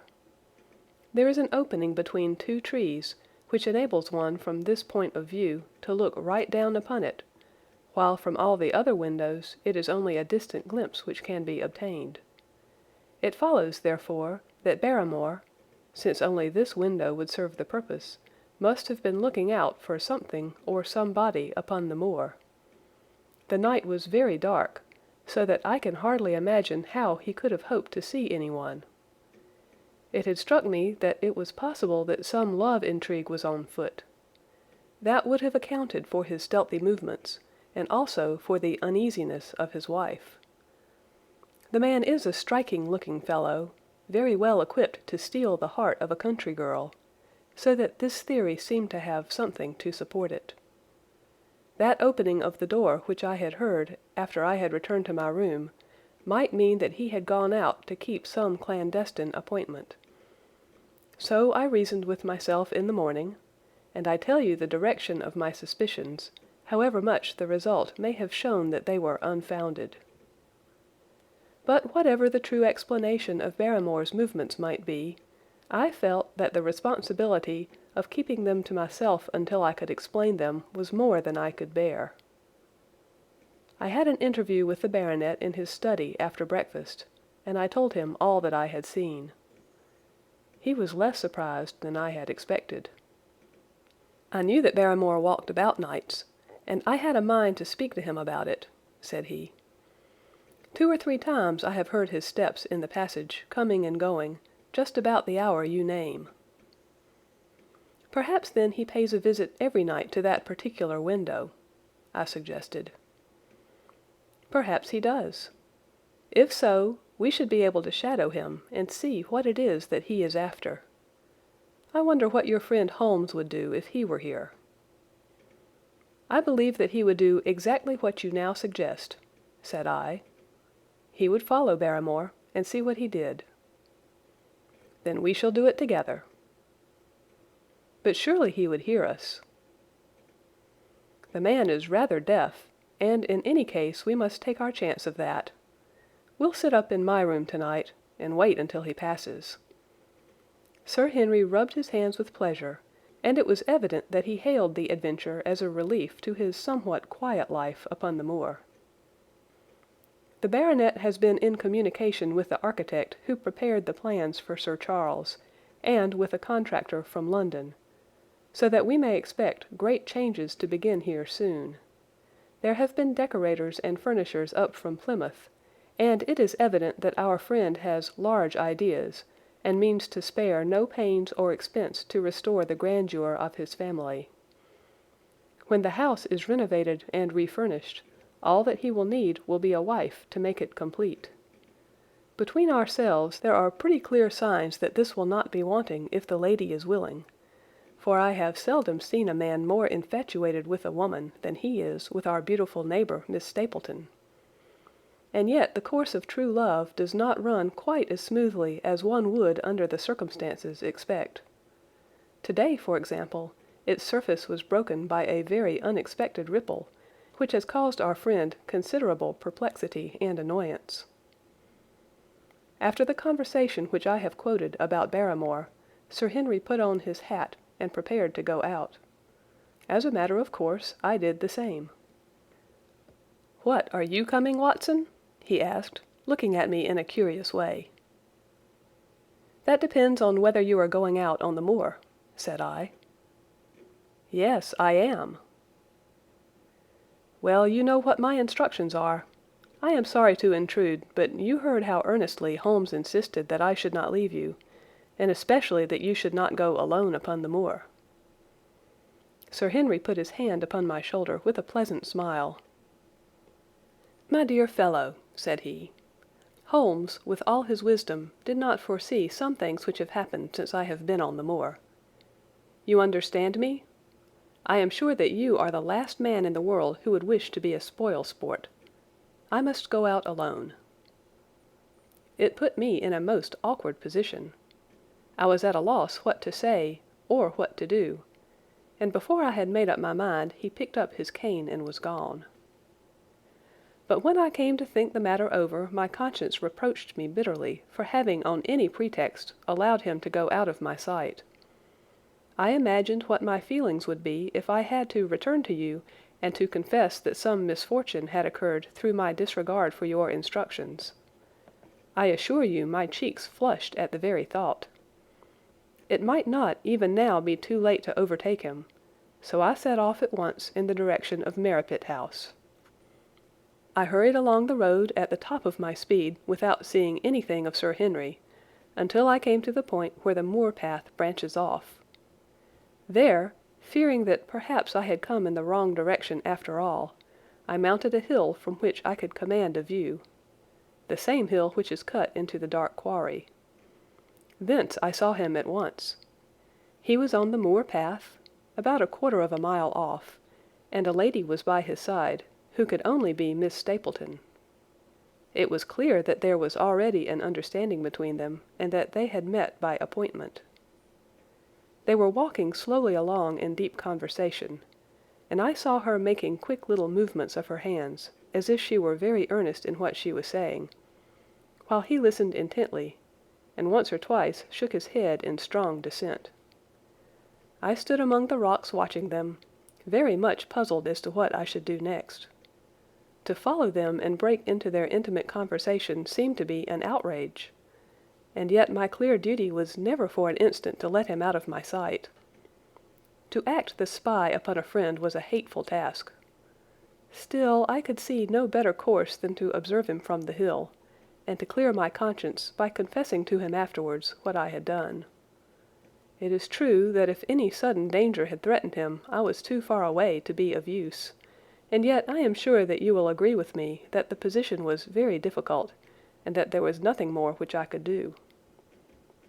Our friend, Sir Henry, and the lady had halted on the path, and were standing deeply absorbed in their conversation, when I was suddenly aware that I was not the only witness of their interview.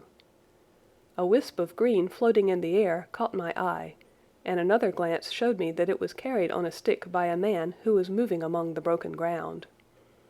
It was Stapleton with his butterfly net. He was very much closer to the pair than I was, and he appeared to be moving in their direction. At this instant Sir Henry suddenly drew Miss Stapleton to his side. His arm was round her, but it seemed to me that she was straining away from him with her face averted. He stooped his head to hers, and she raised one hand as if in protest.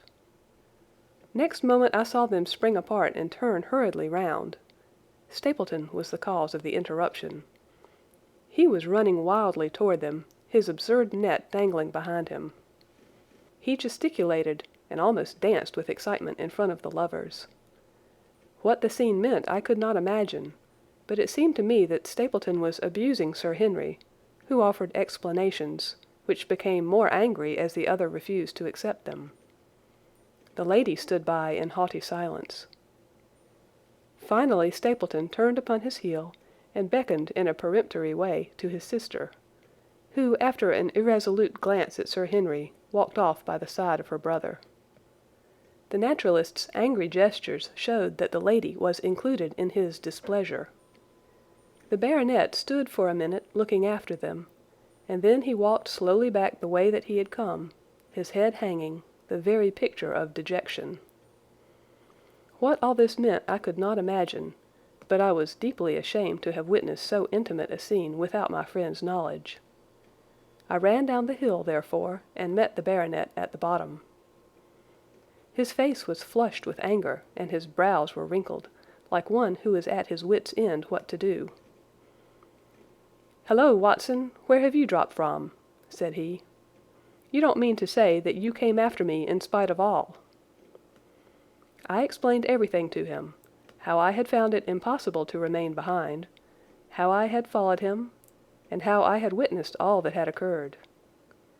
For an instant his eyes blazed at me, but my frankness disarmed his anger, and he broke at last into a rather rueful laugh. "You would have thought the middle of that prairie a fairly safe place for a man to be private," said he. "But by thunder the whole countryside seems to have been out to see me do my wooing, and a mighty poor wooing at that. Where had you engaged a seat?" "I was on that hill." "Quite in the back row, eh? But her brother was well up to the front. Did you see him come out on us?" "Yes, I did."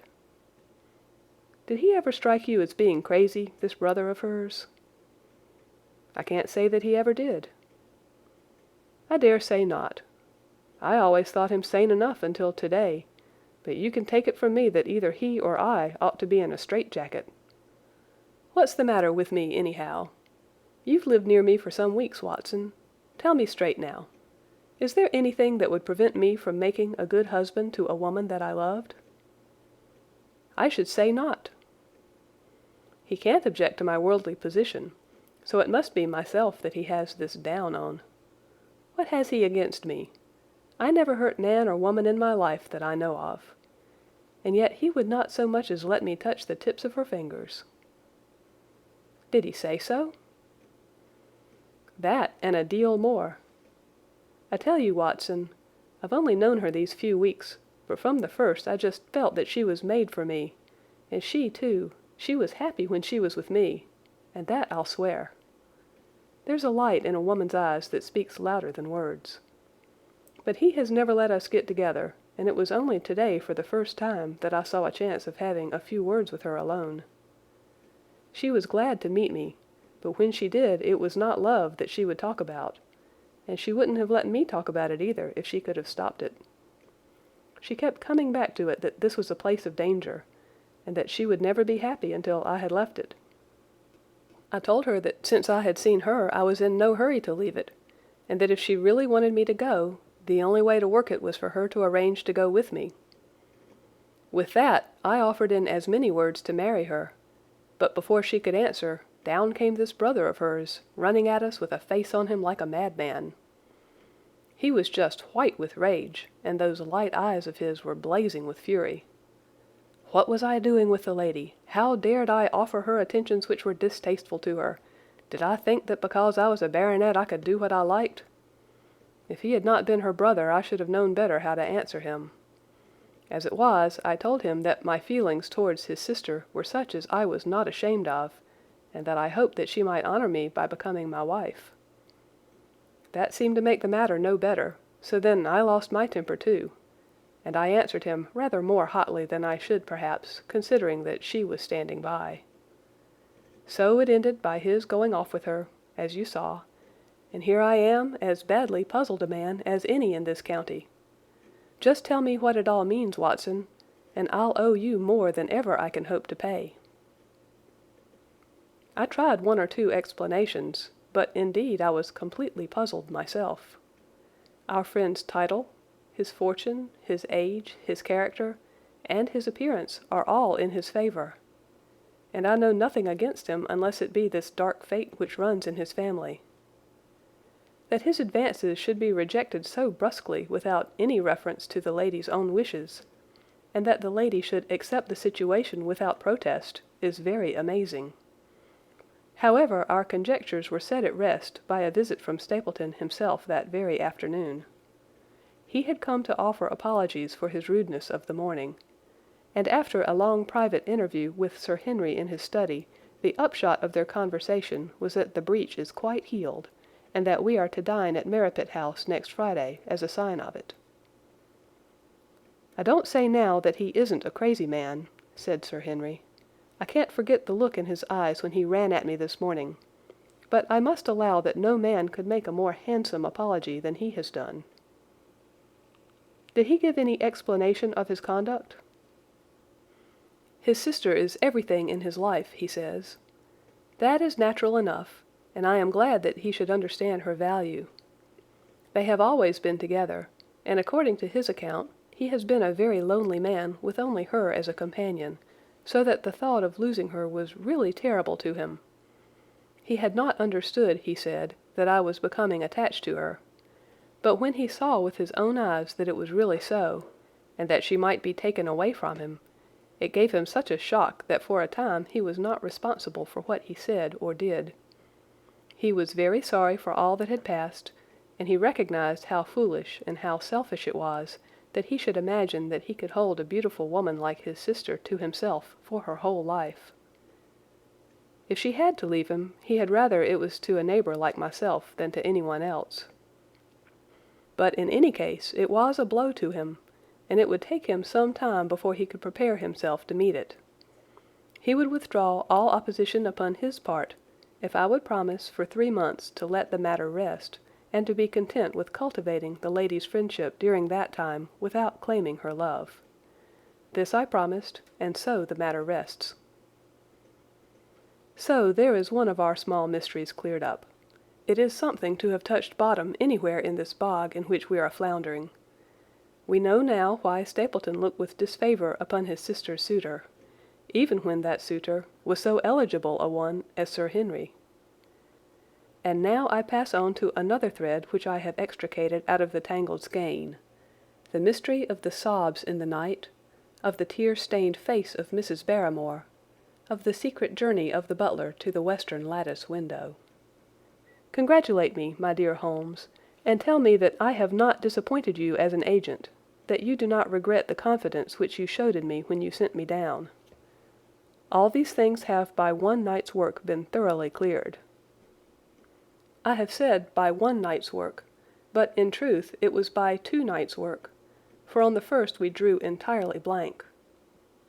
I sat up with Sir Henry in his rooms until nearly 3 o'clock in the morning, but no sound of any sort did we hear except the chiming clock upon the stairs. It was a most melancholy vigil, and ended by each of us falling asleep in our chairs. Fortunately we were not discouraged, and we determined to try again. The next night we lowered the lamp and sat smoking cigarettes without making the least sound. It was incredible how slowly the hours crawled by, and yet we were helped through it by the same sort of patient interest which the hunter must feel as he watches the trap into which he hopes the game may wander. 1 struck, and 2, and we had almost for the second time given it up in despair, when in an instant we both sat bolt upright in our chairs, with all our weary senses keenly on the alert once more. We had heard the creak of a step in the passage. Very stealthily we heard it pass along until it died away in the distance. Then the baronet gently opened his door, and we set out in pursuit. Already our man had gone round the gallery, and the corridor was all in darkness. Softly we stole along until we had come into the other wing. We were just in time to catch a glimpse of the tall, black-bearded figure, his shoulders rounded, as he tiptoed down the passage. Then he passed through the same door as before, and the light of the candle framed it in the darkness and shot one single yellow beam across the gloom of the corridor. We shuffled cautiously towards it, trying every plank before we dared to put our whole weight upon it. We had taken the precaution of leaving our boots behind us, but even so the old boards snapped and creaked beneath our tread. Sometimes it seemed impossible that he should fail to hear our approach. However, the man is fortunately rather deaf, and he was entirely preoccupied in that which he was doing.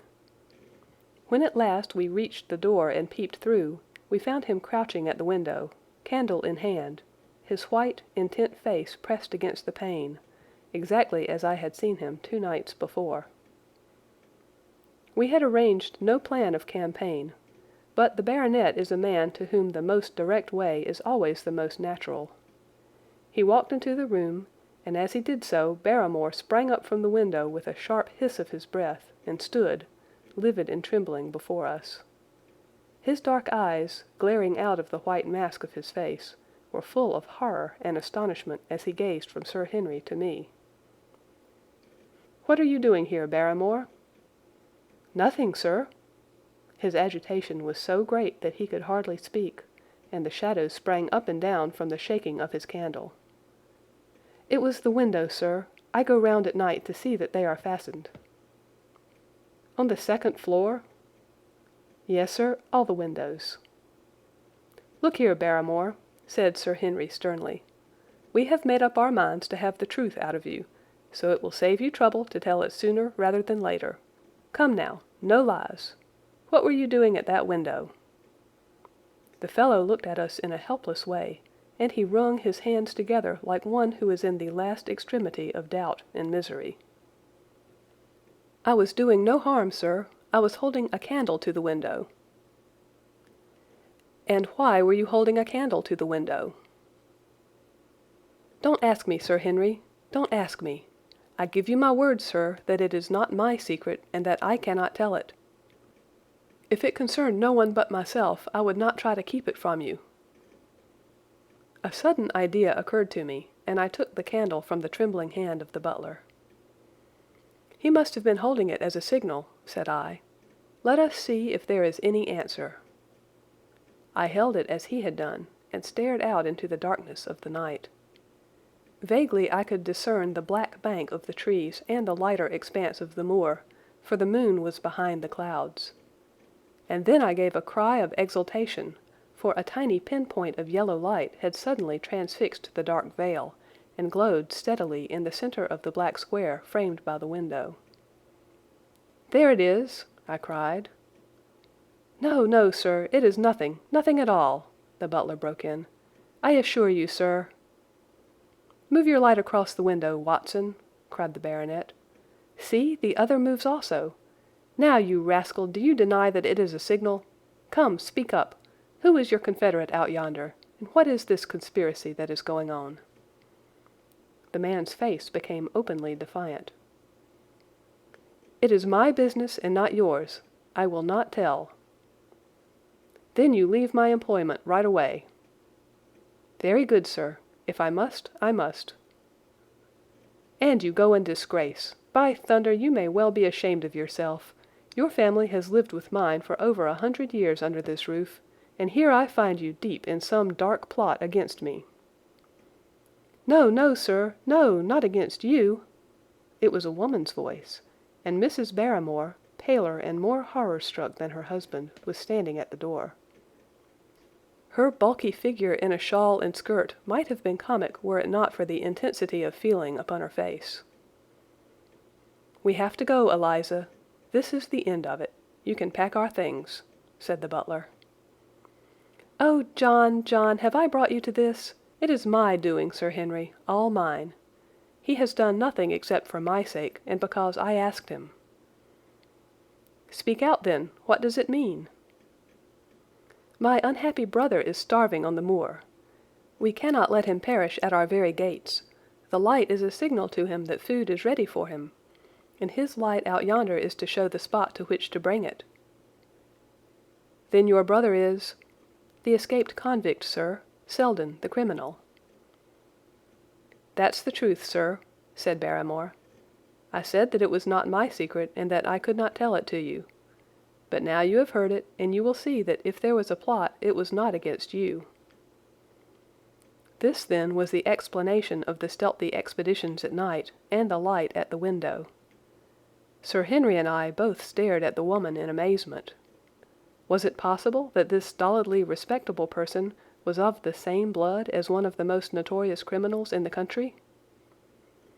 "Yes, sir, my name was Selden, and he is my younger brother. We humored him too much when he was a lad, and gave him his own way in everything, until he came to think that the world was made for his pleasure, and that he could do what he liked in it. Then, as he grew older, he met wicked companions, and the devil entered into him, until he broke my mother's heart and dragged our name in the dirt. From crime to crime he sank lower and lower, until it is only the mercy of God which has snatched him from the scaffold. But to me, sir, he was always the little curly-headed boy that I had nursed and played with as an elder sister would. That was why he broke prison, sir. He knew that I was here, and that we could not refuse to help him. When he dragged himself here one night, weary and starving, with the warders hard at his heels, what could we do? We took him in, and fed him, and cared for him. Then you returned, sir, and my brother thought he would be safer on the moor than anywhere else, until the hue and cry was over, so he lay in hiding there. But every second night we made sure if he was still there by putting a light in the window, and if there was an answer, my husband took out some bread and meat to him. Every day we hoped that he was gone, but as long as he was there we could not desert him. That is the whole truth, as I am an honest Christian woman, and you will see that if there is blame in the matter, it does not lie with my husband, but with me, for whose sake he has done all that he has." The woman's words came with an intense earnestness which carried conviction with them. "Is this true, Barrymore?" "Yes, Sir Henry, every word of it." "Well, I cannot blame you for standing by your own wife. Forget what I have said. Go to your room, you two, and we shall talk further about this matter in the morning." When they were gone, we looked out of the window again. Sir Henry had flung it open, and the cold night wind beat in upon our faces. Far away in the black distance there still glowed that one tiny point of yellow light. "I wonder he dares," said Sir Henry. "It may be so placed as to be only visible from here." "Very likely. How far do you think it is?" "Out by the cleft tor, I think." "Not more than a mile or two off." "Hardly that." "Well, it cannot be far if Barrymore had to carry out the food to it. And he is waiting, this villain, beside that candle. By thunder, Watson, I am going out to take that man." The same thought had crossed my own mind. It was not as if the Barrymores had taken us into their confidence. Their secret had been forced from them. The man was a danger to the community, an unmitigated scoundrel for whom there was neither pity nor excuse. We were only doing our duty in taking this chance of putting him back where he could do no harm. With his brutal and violent nature, others would have to pay the price if we held our hands. Any night, for example, our neighbours the Stapletons might be attacked by him, and it may have been the thought of this which made Sir Henry so keen upon the adventure. "I will come," said I. "Then get your revolver and put on your boots. The sooner we start the better, as the fellow may put out his light and be off." In 5 minutes we were outside the door, starting upon our expedition. We hurried through the dark shrubbery, amid the dull moaning of the autumn wind and the rustle of the falling leaves. The night air was heavy with the smell of damp and decay. Now and again the moon peeped out for an instant, but clouds were driving over the face of the sky, and just as we came out on the moor, a thin rain began to fall.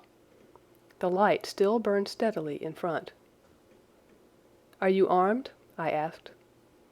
"I have a hunting crop." "We must close in on him rapidly, for he is said to be a desperate fellow. We shall take him by surprise, and have him at our mercy before he can resist." "I say, Watson," said the baronet, "what would Holmes say to this? How about that hour of darkness in which the power of evil is exalted?" As if in answer to his words, there rose suddenly out of the vast gloom of the moor that strange cry which I had already heard upon the borders of the great Grimpen Mire. It came with the wind through the silence of the night, a long, deep mutter, then a rising howl, and then the sad moan in which it died away. Again and again it sounded, the whole air throbbing with it, strident, wild, and menacing. The baronet caught my sleeve, and his face glimmered white through the darkness. "My God, what's that, Watson?" "I don't know. It's a sound they have on the moor. I heard it once before." It died away, and an absolute silence closed in upon us. We stood straining our ears, but nothing came. "Watson," said the baronet, "it was the cry of a hound."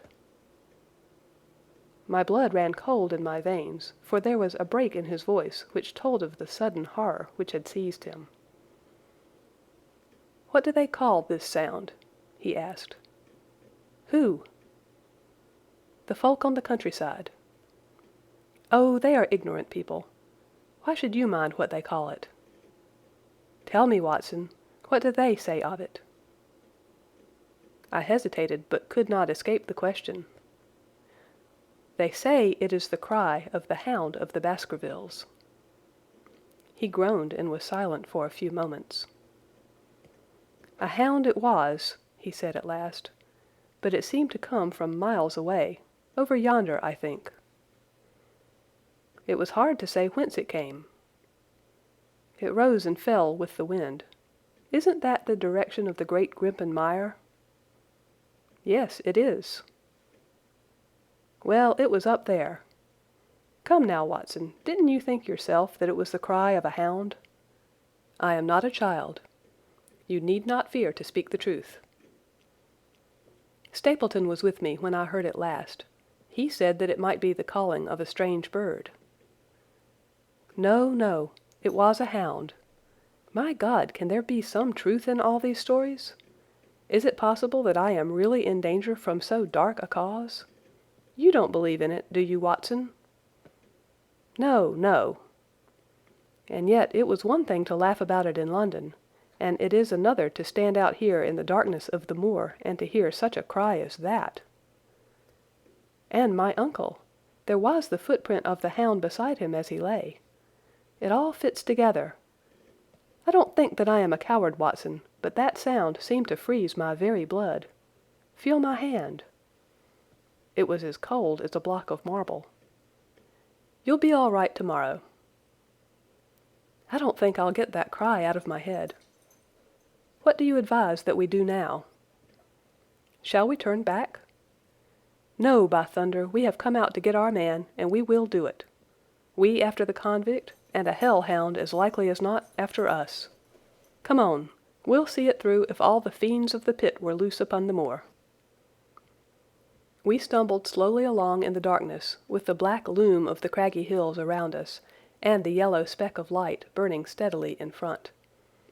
There is nothing so deceptive as the distance of a light upon a pitch-dark night, and sometimes the glimmer seemed to be far away upon the horizon, and sometimes it might have been within a few yards of us. But at last we could see whence it came, and then we knew that we were indeed very close. A guttering candle was stuck in a crevice of the rocks which flanked it on each side, so as to keep the wind from it, and also to prevent it from being visible, save in the direction of Baskerville Hall. A boulder of granite concealed our approach, and crouching behind it, we gazed over it at the signal light. It was strange to see this single candle burning there in the middle of the moor, with no sign of life near it, just the one straight yellow flame and the gleam of the rock on each side of it. "What shall we do now?" whispered Sir Henry.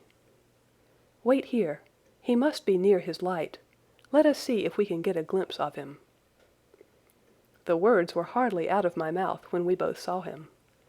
Over the rocks, in the crevice of which the candle burned, there was thrust out an evil yellow face, a terrible animal face, all seamed and scored with vile passions. Foul with mire, with a bristling beard, and hung with matted hair, it might well have belonged to one of those old savages who dwelt in the burrows on the hillsides. The light beneath him was reflected in his small, cunning eyes, which peered fiercely to right and left through the darkness, like a crafty and savage animal who has heard the steps of the hunters. Something had evidently aroused his suspicions. It may have been that Barrymore had some private signal which we had neglected to give, or the fellow may have had some other reason for thinking that all was not well, but I could read his fears upon his wicked face. Any instant he might dash out the light and vanish in the darkness. I sprang forward, therefore, and Sir Henry did the same. At the same moment the convict screamed out a curse at us and hurled a rock which splintered up against the boulder which had sheltered us. I caught one glimpse of his short, squat, strongly built figure as he sprang to his feet and turned to run. At the same moment, by a lucky chance, the moon broke through the clouds. We rushed over the brow of the hill, and there was our man running with great speed down the other side, springing over the stones in his way with the activity of a mountain goat. A lucky long shot of my revolver might have crippled him, but I had brought it only to defend myself if attacked, and not to shoot an unarmed man who was running away. We were both swift runners and in fairly good training, but we soon found that we had no chance of overtaking him. We saw him for a long time in the moonlight, until he was only a small speck moving swiftly among the boulders upon the side of a distant hill. We ran and ran until we were completely blown, but the space between us grew ever wider. Finally we stopped and sat panting on two rocks, while we watched him disappearing in the distance. And it was at this moment that there occurred a most strange and unexpected thing. We had risen from our rocks and were turning to go home, having abandoned the hopeless chase. The moon was low upon the right, and the jagged pinnacle of a granite tor stood up against the lower curve of its silver disk. There, outlined as black as an ebony statue on that shining background, I saw the figure of a man upon the tor. Do not think that it was a delusion, Holmes. I assure you that I have never in my life seen anything more clearly. As far as I could judge, the figure was that of a tall, thin man. He stood with his legs a little separated, his arms folded, his head bowed, as if he were brooding over that enormous wilderness of peat and granite which lay before him. He might have been the very spirit of that terrible place. It was not the convict. This man was far from the place where the latter had disappeared. Besides, he was a much taller man. With a cry of surprise, I pointed him out to the baronet, but in the instant during which I had turned to grasp his arm, the man was gone. There was the sharp pinnacle of granite still cutting the lower edge of the moon, but its peak bore no trace of that silent and motionless figure. I wished to go in that direction and to search the tor, but it was some distance away. The baronet's nerves were still quivering from that cry which recalled the dark story of his family, and he was not in the mood for fresh adventures. He had not seen this lonely man upon the tor, and could not feel the thrill which his strange presence and his commanding attitude had given to me. "A warder, no doubt," said he. "The moor has been thick with them since this fellow escaped." Well, perhaps his explanation may be the right one, but I should like to have some further proof of it. Today we mean to communicate to the Princetown people where they should look for their missing man, but it is hard lines that we have not actually had the triumph of bringing him back as our own prisoner. Such are the adventures of last night, and you must acknowledge, my dear Holmes, that I have done you very well in the matter of a report. Much of what I tell you is no doubt quite irrelevant, but still I feel that it is best that I should let you have all the facts, and leave you to select for yourself those which will be of most service to you in helping you to your conclusions. We are certainly making some progress. So far as the Barrymores go, we have found the motive of their actions, and that has cleared up the situation very much. But the moor with its mysteries and its strange inhabitants remains as inscrutable as ever. Perhaps in my next I may be able to throw some light upon this also. Best of all would it be if you could come down to us. In any case, you will hear from me again in the course of the next few days. Chapter 10. Extract from the Diary of Dr. Watson. So far I have been able to quote from the reports which I have forwarded during these early days to Sherlock Holmes. Now, however, I have arrived at a point in my narrative where I am compelled to abandon this method and to trust once more to my recollections, aided by the diary which I kept at the time. A few extracts from the latter will carry me on to those scenes which are indelibly fixed in every detail upon my memory. I proceed, then, from the morning which followed our abortive chase of the convict and our other strange experiences upon the moor. October 16th. A dull and foggy day with a drizzle of rain. The house is banked in with rolling clouds, which rise now and then to show the dreary curves of the moor, with thin silver veins upon the sides of the hills, and the distant boulders gleaming where the light strikes upon their wet faces. It is melancholy, outside and in. The baronet is in a black reaction after the excitements of the night. I am conscious myself of a weight at my heart and a feeling of impending danger, ever-present danger which is the more terrible because I am unable to define it. And have I not cause for such a feeling? Consider the long sequence of incidents which have all pointed to some sinister influence which is at work around us. There is the death of the last occupant of the hall, fulfilling so exactly the conditions of the family legend, and there are the repeated reports from peasants of the appearance of a strange creature upon the moor. Twice I have with my own ears heard the sound which resembled the distant baying of a hound. It is incredible, impossible that it should really be outside the ordinary laws of nature. A spectral hound which leaves material footmarks and fills the air with its howling is surely not to be thought of. Stapleton may fall in with such a superstition, and Mortimer also.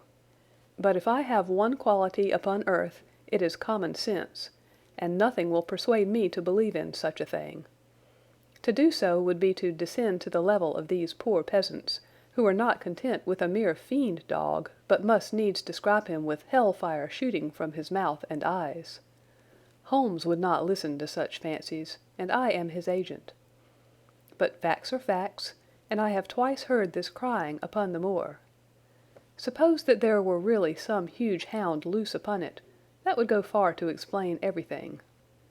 But where could such a hound lie concealed? Where did it get its food? Where did it come from? How was it that no one saw it by day? It must be confessed that the natural explanation offers almost as many difficulties as the other. And always, apart from the hound, there is the fact of the human agency in London, the man in the cab, and the letter which warned Sir Henry against the moor. This at least was real, but it might have been the work of a protecting friend as easily as of an enemy. Where is that friend or enemy now? Has he remained in London, or has he followed us down here? Could he be the stranger whom I saw upon the tor? It is true that I have had only the one glance at him, and yet there are some things to which I am ready to swear. He is no one whom I have seen down here, and I have now met all the neighbors. The figure was far taller than that of Stapleton, far thinner than that of Frankland. Barrymore it might possibly have been, but we had left him behind us, and I am certain that he could not have followed us. A stranger, then, is still dogging us, just as a stranger dogged us in London. We have never shaken him off. If I could lay my hands upon that man, then at last we might find ourselves at the end of all our difficulties. To this one purpose I must now devote all my energies. My first impulse was to tell Sir Henry all my plans. My second and wisest one is to play my own game and speak as little as possible to anyone. He is silent and distrait. His nerves have been strangely shaken by that sound upon the moor. I will say nothing to add to his anxieties, but I will take my own steps to attain my own end. We had a small scene this morning after breakfast. Barrymore asked leave to speak with Sir Henry, and they were closeted in his study some little time. Sitting in the billiard room, I more than once heard the sound of voices raised, and I had a pretty good idea what the point was which was under discussion. After a time the baronet opened his door and called for me. "Barrymore considers that he has a grievance," he said. "He thinks that it was unfair on our part to hunt his brother-in-law down when he, of his own free will, had told us the secret." The butler was standing, very pale, but very collected before us. "I may have spoken too warmly, sir," said he, "and if I have, I am sure that I beg your pardon. At the same time I was very much surprised when I heard you two gentlemen come back this morning and learned that you had been chasing Selden. The poor fellow has enough to fight against without my putting more upon his track." "If you had told us of your own free will, it would have been a different thing," said the baronet. "You only told us, or rather your wife only told us, when it was forced from you and you could not help yourself." "I didn't think you would have taken advantage of it, Sir Henry. Indeed, I didn't." "The man is a public danger. There are lonely houses scattered over the moor, and he is a fellow who would stick at nothing. You only want to get a glimpse of his face to see that.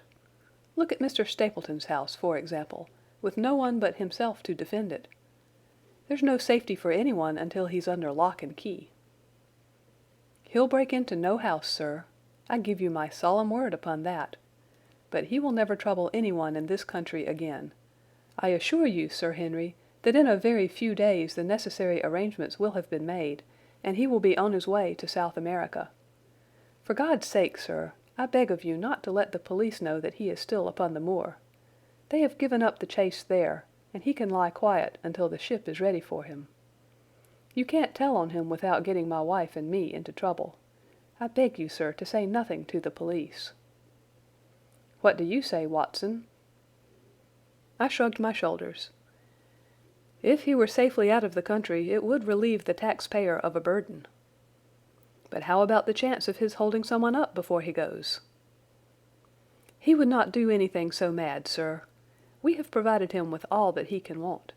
To commit a crime would be to show where he was hiding." "That is true," said Sir Henry. "Well, Barrymore?"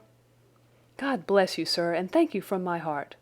It would have killed my poor wife had he been taken again." "I guess we are aiding and abetting a felony, Watson. But after what we have heard, I don't feel as if I could give the man up, so there is an end of it. "All right, Barrymore, you can go." With a few broken words of gratitude the man turned, but he hesitated and then came back. "You've been so kind to us, sir, that I should like to do the best I can for you in return. I know something, Sir Henry, and perhaps I should have said it before, but it was long after the inquest that I found it out. I've never breathed a word about it yet to mortal man. It's about poor Sir Charles's death." The baronet and I were both upon our feet. "Do you know how he died?" "No, sir, I don't know that." "What then?" "I know why he was at the gate at that hour. It was to meet a woman." "To meet a woman? He?" "Yes, sir." "And the woman's name?" "I can't give you the name, sir, but I can give you the initials. Her initials were L.L." "How do you know this, Barrymore?" "Well, Sir Henry, your uncle had a letter that morning. He had usually a great many letters, for he was a public man and well known for his kind heart, so that everyone who was in trouble was glad to turn to him.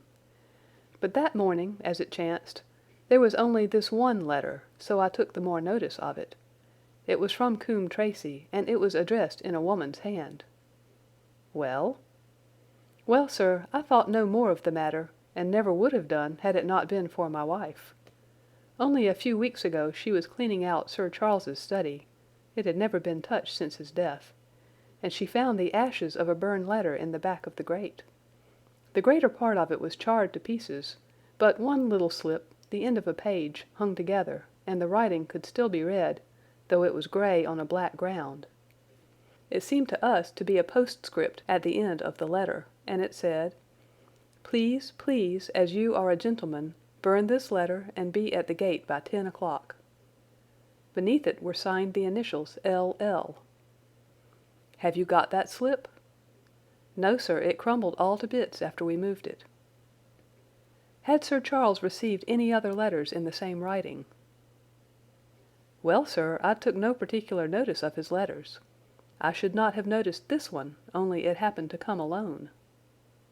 "And you have no idea who L.L. is?" "No, sir, no more than you have. But I expect if we could lay our hands upon that lady, we should know more about Sir Charles's death." "I cannot understand, Barrymore, how you came to conceal this important information." "Well, sir, it was immediately after that our own trouble came to us. And then again, sir, we were both of us very fond of Sir Charles, as we well might be considering all that he has done for us.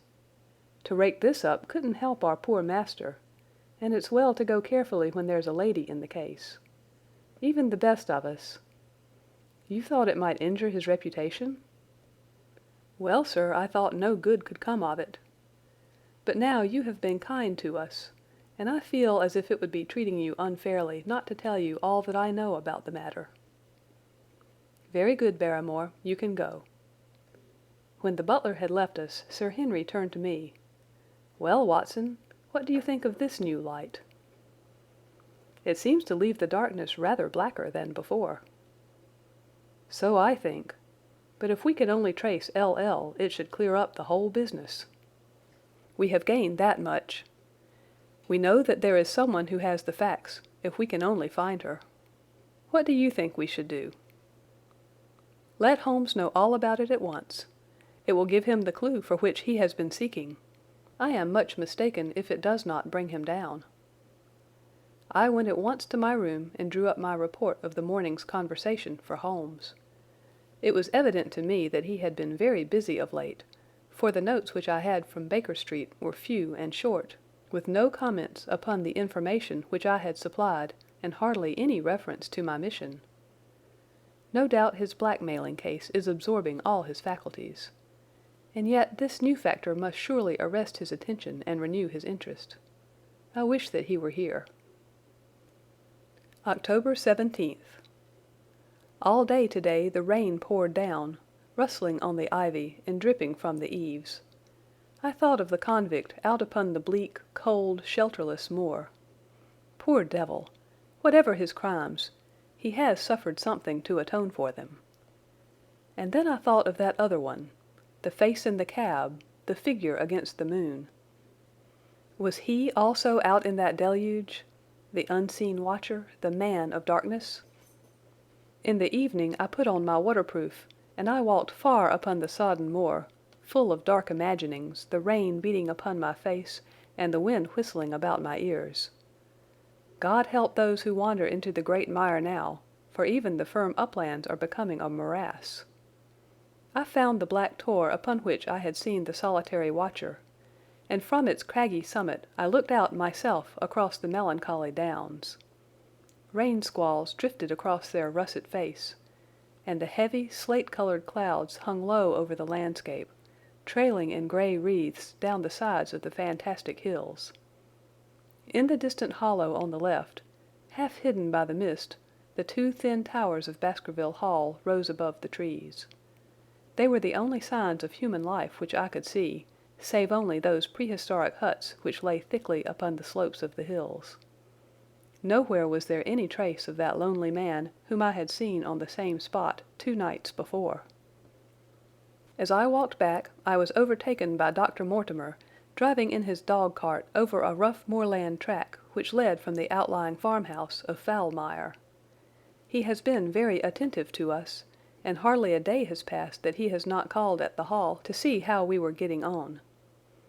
He insisted upon my climbing into his dog-cart, and he gave me a lift homeward. I found him much troubled over the disappearance of his little spaniel. It had wandered onto the moor and had never come back. I gave him such consolation as I might, but I thought of the pony on the Grimpen mire, and I do not fancy that he will see his little dog again. "By the way, Mortimer," said I as we jolted along the rough road, "I suppose there are few people living within driving distance of this whom you do not know?" "Hardly any, I think." "Can you, then, tell me the name of any woman whose initials are L.L.?" He thought for a few minutes. "No," said he. "There are a few gipsies and labouring folk for whom I can't answer, but among the farmers or gentry there is no one whose initials are those. Wait a bit, though," he added after a pause. "There is Laura Lyons. Her initials are L.L., but she lives in Coombe Tracey." "Who is she?" I asked. "She is Franklin's daughter." "What? Old Franklin the crank?" "Exactly. She married an artist named Lyons, who came sketching on the moor. He proved to be a blackguard and deserted her. The fault, from what I hear, may not have been entirely on one side. Her father refused to have anything to do with her because she had married without his consent, and perhaps for 1 or 2 other reasons as well. So between the old sinner and the young one the girl has had a pretty bad time." "How does she live?" "I fancy old Franklin allows her a pittance, but it cannot be more, for his own affairs are considerably involved. Whatever she may have deserved, one could not allow her to go hopelessly to the bad. Her story got about, and several of the people here did something to enable her to earn an honest living. Stapleton did for one, and Sir Charles for another. I gave a trifle myself. It was to set her up in a typewriting business."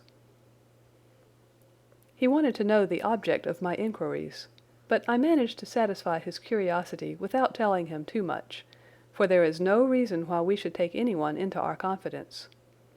Tomorrow morning I shall find my way to Coombe Tracey, and if I can see this Mrs. Laura Lyons, of equivocal reputation, a long step will have been made towards clearing one incident in this chain of mysteries. I am certainly developing the wisdom of the serpent, for when Mortimer pressed his questions to an inconvenient extent, I asked him casually to what type Franklin's skull belonged, and so heard nothing but craniology for the rest of our drive. I have not lived for years with Sherlock Holmes for nothing. I have only one other incident to record upon this tempestuous and melancholy day. This was my conversation with Barrymore just now, which gives me one more strong card which I can play in due time. Mortimer had stayed to dinner, and he and the baronet played écarté afterwards. The butler brought me my coffee into the library, and I took the chance to ask him a few questions. "Well," said I, "has this precious relation of yours departed, or is he still lurking out yonder?" "I don't know, sir. I hope to heaven that he is gone, for he has brought nothing but trouble here. I've not heard of him since I left out food for him last, and that was 3 days ago." "Did you see him then?" "No, sir, but the food was gone when next I went that way." "Then he was certainly there?" "So you would think, sir, unless it was the other man who took it." I sat with my coffee cup halfway to my lips and stared at Barrymore. "You know that there is another man, then?" "Yes, sir, there is another man upon the moor." "Have you seen him?" "No, sir." "How do you know of him, then?" "Selden told me of him, sir, a week ago or more. He's in hiding too, but he's not a convict as far as I can make out. I don't like it, Dr. Watson. I tell you straight, sir, that I don't like it." He spoke with a sudden passion of earnestness. "Now listen to me, Barrymore. I have no interest in this matter but that of your master. I have come here with no object except to help him. Tell me frankly what it is that you don't like." Barrymore hesitated for a moment, as if he regretted his outburst or found it difficult to express his own feelings in words. "It's all these goings-on, sir," he cried at last, waving his hand towards the rain-lashed window which faced the moor. "There's foul play somewhere, and there's black villainy brewing, to that I'll swear. Very glad I should be, sir, to see Sir Henry on his way back to London again." "But what is it that alarms you?" "Look at Sir Charles's death. That was bad enough for all that the coroner said. Look at the noises on the moor at night. There's not a man would cross it after sundown if he was paid for it.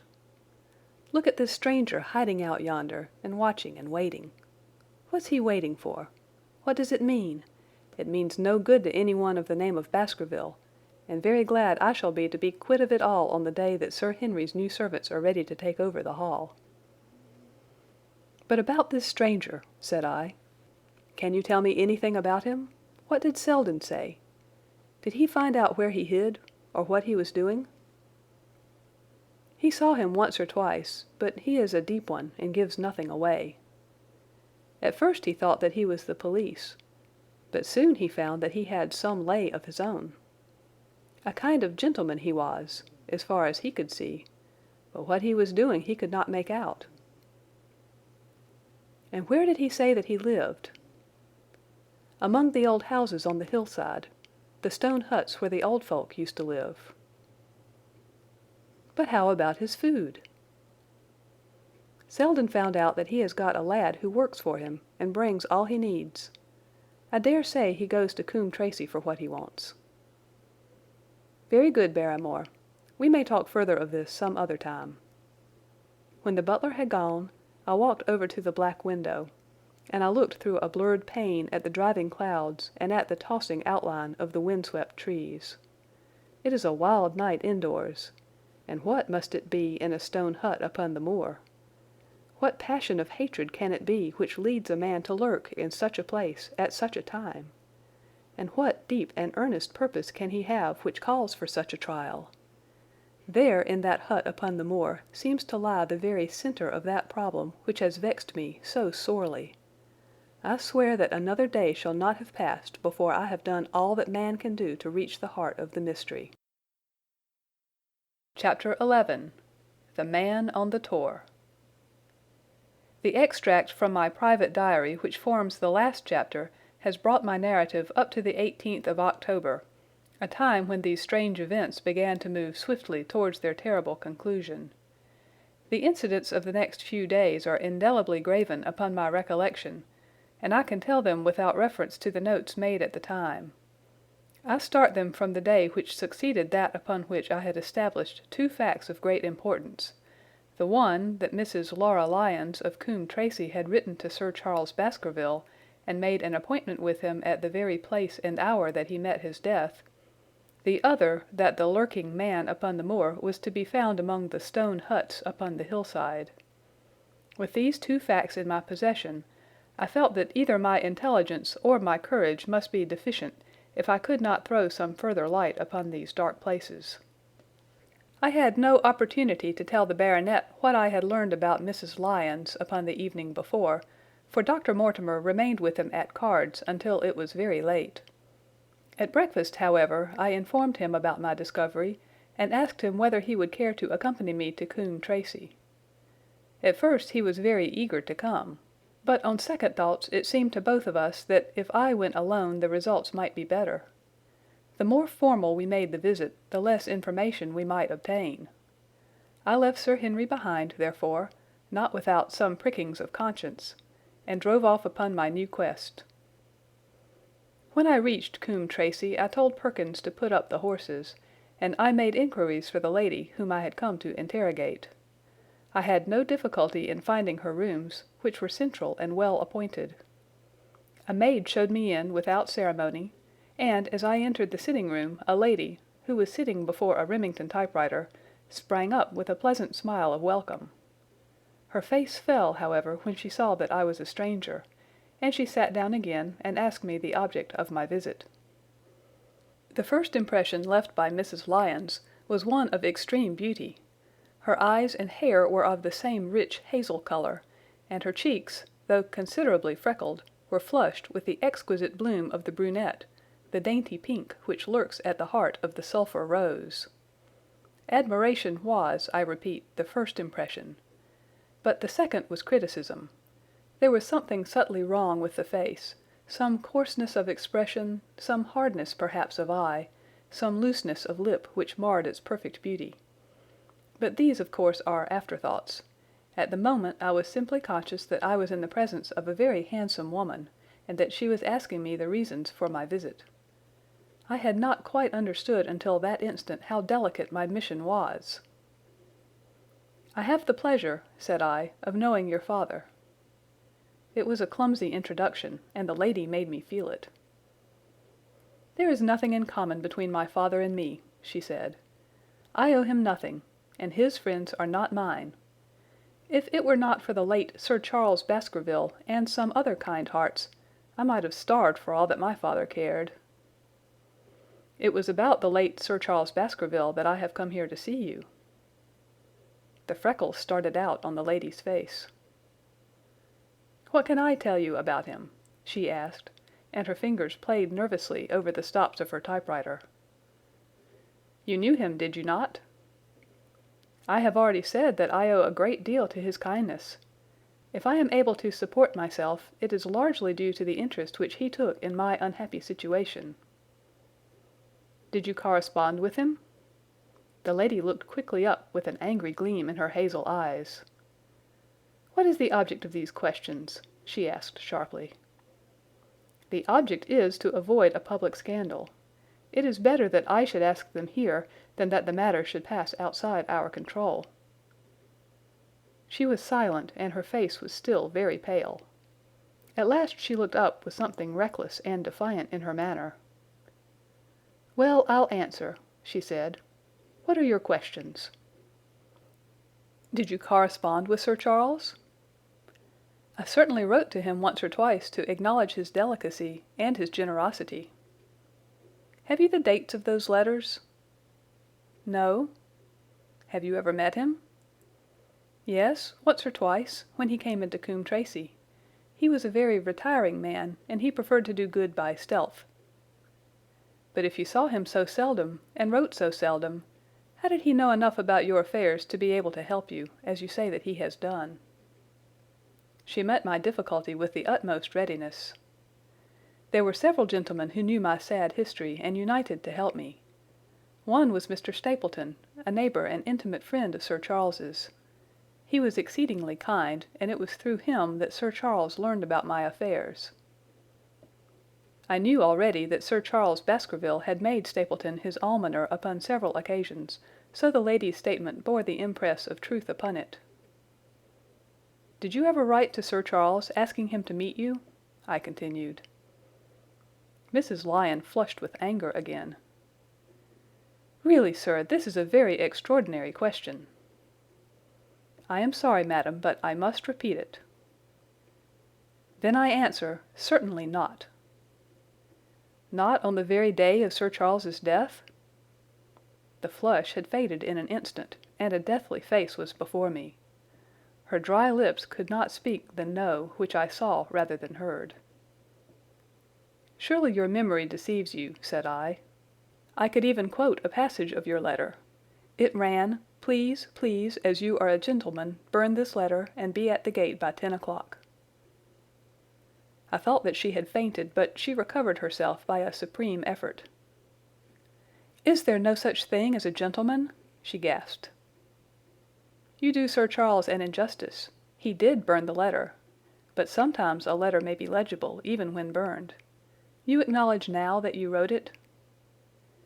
"Yes, I did write it," she cried, pouring out her soul in a torrent of words. "I did write it. Why should I deny it? I have no reason to be ashamed of it. I wished him to help me. I believed that if I had an interview I could gain his help, so I asked him to meet me." "But why at such an hour?" "Because I had only just learned that he was going to London next day and might be away for months. There were reasons why I could not get there earlier." "But why a rendezvous in the garden instead of a visit to the house?" "Do you think a woman could go alone at that hour to a bachelor's house?" "Well, what happened when you did get there?" "I never went." "Mrs. Lyons." "No, I swear it to you on all I hold sacred. I never went. Something intervened to prevent my going." "What was that?" "That is a private matter. I cannot tell it." "You acknowledge then that you made an appointment with Sir Charles at the very hour and place at which he met his death, but you deny that you kept the appointment."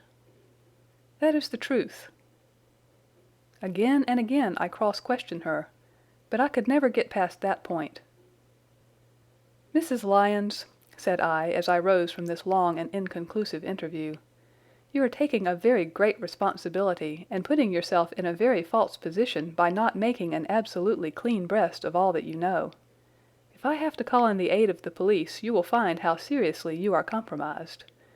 If your position is innocent, why did you in the first instance deny having written to Sir Charles upon that date?" "Because I feared that some false conclusion might be drawn from it, and that I might find myself involved in a scandal." "And why were you so pressing that Sir Charles should destroy your letter?" "If you have read the letter, you will know." "I did not say that I had read all the letter." "You quoted some of it." "I quoted the postscript. The letter had, as I said, been burned, and it was not all legible. I ask you once again why it was that you were so pressing that Sir Charles should destroy this letter which he received on the day of his death." "The matter is a very private one." "The more reason why you should avoid a public investigation." "I will tell you then. If you have heard anything of my unhappy history, you will know that I made a rash marriage and had reason to regret it." "I have heard so much." "My life has been one incessant persecution from a husband whom I abhor. The law is upon his side, and every day I am faced by the possibility that he may force me to live with him. At the time that I wrote this letter to Sir Charles, I had learned that there was a prospect of my regaining my freedom if certain expenses could be met. It meant everything to me. Peace of mind, happiness, self-respect, everything. I knew Sir Charles's generosity, and I thought that if he heard the story from my own lips he would help me." "Then how is it that you did not go?" "Because I received help in the interval from another source." "Why, then, did you not write to Sir Charles and explain this?" "So I should have done had I not seen his death in the paper next morning." The woman's story hung coherently together, and all my questions were unable to shake it. I could only check it by finding if she had, indeed, instituted divorce proceedings against her husband at or about the time of the tragedy. It was unlikely that she would dare to say that she had not been to Baskerville Hall if she really had been, for a trap would be necessary to take her there, and could not have returned to Coombe Tracey until the early hours of the morning. Such an excursion could not be kept secret. The probability was, therefore, that she was telling the truth, or at least a part of the truth. I came away baffled and disheartened. Once again I had reached that dead wall which seemed to be built across every path by which I tried to get at the object of my mission. And yet the more I thought of the lady's face and of her manner, the more I felt that something was being held back from me. Why should she turn so pale? Why should she fight against every admission until it was forced from her? Why should she have been so reticent at the time of the tragedy? Surely the explanation of all this could not be as innocent as she would have me believe. For the moment I could proceed no farther in that direction, but must turn back to that other clue which was to be sought for among the stone huts upon the moor. And that was a most vague direction. I realized it as I drove back, and noted how hill after hill showed traces of the ancient people. Barrymore's only indication had been that the stranger lived in one of these abandoned huts, and many hundreds of them are scattered throughout the length and breadth of the moor. But I had my own experience for a guide, since it had shown me the man himself standing upon the summit of the Black Tor. That, then, should be the centre of my search.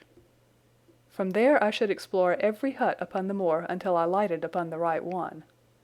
If this man were inside it, I should find out from his own lips, at the point of my revolver if necessary, who he was and why he had dogged us so long.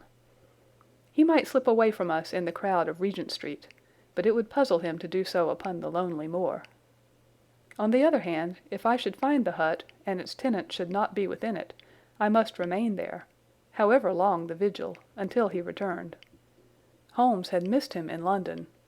It would indeed be a triumph for me if I could run him to earth where my master had failed. Luck had been against us again and again in this inquiry, but now at last it came to my aid, and the messenger of good fortune was none other than Mr. Frankland, who was standing, grey-whiskered and red-faced, outside the gate of his garden, which opened onto the high road along which I travelled. "Good day, Dr. Watson," cried he with unwonted good humour. "You must really give your horses a rest, and come in to have a glass of wine and to congratulate me." My feelings toward him were very far from being friendly after what I had heard of his treatment of his daughter, but I was anxious to send Perkins and the wagonette home, and the opportunity was a good one. I alighted and sent a message to Sir Henry that I should walk over in time for dinner. Then I followed Frankland into his dining-room. "It is a great day for me, sir, one of the red-letter days of my life," he cried with many chuckles. "I have brought off a double event. I mean to teach them in these parts that law is law, and that there is a man here who does not fear to invoke it. I have established a right-of-way through the centre of old Middleton's Park, slap across it, sir, within 100 yards of his own front door. What do you think of that? We'll teach these magnates that they cannot ride roughshod over the rights of the commoners, confound them. And I've closed the wood where the Fernworthy folk used to picnic. These infernal people seem to think that there are no rights of property, and that they can swarm where they like with their papers and their bottles.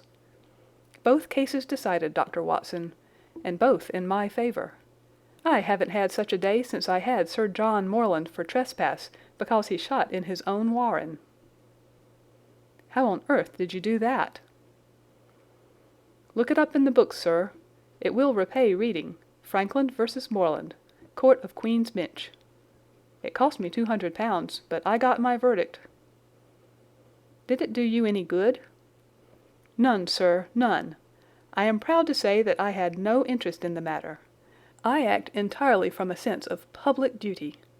I have no doubt, for example, that the Fernworthy people will burn me in effigy tonight. I told the police last time they did it that they should stop these disgraceful exhibitions. The county constabulary is in a scandalous state, sir, and it has not afforded me the protection to which I am entitled. The case of Frankland versus Regina will bring the matter before the attention of the public. I told them that they would have occasion to regret their treatment of me, and already my words have come true." "How so?" I asked. The old man put on a very knowing expression. "Because I could tell them what they are dying to know, but nothing would induce me to help the rascals in any way." I had been casting round for some excuse by which I could get away from his gossip, but now I began to wish to hear more of it. I had seen enough of the contrary nature of the old sinner to understand that any strong sign of interest would be the surest way to stop his confidences. "Some poaching case, no doubt," said I with an indifferent manner. "Ha ha, my boy, a very much more important matter than that. What about the convict on the moor?" I started. "You don't mean that you know where he is?" said I. "I may not know exactly where he is, but I am quite sure that I could help the police to lay their hands on him. Has it never struck you that the way to catch that man was to find out where he got his food, and so trace it to him?" He certainly seemed to be getting uncomfortably near the truth. "No doubt," said I. "But how do you know that he is anywhere upon the moor?" "I know it because I have seen with my own eyes the messenger who takes him his food." My heart sank for Barrymore. It was a serious thing to be in the power of this spiteful old busybody. But his next remark took a weight from my mind. "You'll be surprised to hear that his food is taken to him by a child. I see him every day through my telescope upon the roof. He passes along the same path at the same hour, and to whom should he be going except to the convict?" Here was luck indeed, and yet I suppressed all appearance of interest. A child! Barrymore had said that our unknown was supplied by a boy. It was on his track, and not upon the convict's, that Frankland had stumbled. If I could get his knowledge, it might save me a long and weary hunt. But incredulity and indifference were evidently my strongest cards. "I should say that it was much more likely that it was the son of one of the moorland shepherds taking out his father's dinner." The least appearance of opposition struck fire out of the old autocrat. His eyes looked malignantly at me, and his grey whiskers bristled like those of an angry cat. "Indeed, sir," said he, pointing out over the wide-stretching moor. "Do you see that black tor over yonder? Well, do you see the low hill beyond with the thorn bush upon it? It is the stoniest part of the whole moor. Is that a place where a shepherd would be likely to take his station? Your suggestion, sir, is a most absurd one." I meekly answered that I had spoken without knowing all the facts. My submission pleased him and led him to further confidences. "You may be sure, sir, that I have very good grounds before I come to an opinion. I have seen the boy again and again with his bundle. Every day, and sometimes twice a day, I have been able— But wait a moment, Dr. Watson. Do my eyes deceive me, or is there at the present moment something moving upon that hillside?" It was several miles off, but I could distinctly see a small dark dot against the dull green and grey. "Come, sir, come!" cried Frankland, rushing upstairs. "You will see with your own eyes and judge for yourself." The telescope, a formidable instrument mounted upon a tripod, stood upon the flat leads of the house. Frankland clapped his eye to it and gave a cry of satisfaction. "Quick, Dr. Watson, quick, before he passes over the hill!" There he was, sure enough, a small urchin with a little bundle upon his shoulder, toiling slowly up the hill. When he reached the crest, I saw the ragged, uncouth figure outlined for an instant against the cold blue sky. He looked round him with a furtive and stealthy air, as one who dreads pursuit. Then he vanished over the hill. "Well, am I right?" "Certainly, there is a boy who seems to have some secret errand." "And what the errand is, even a county constable could guess.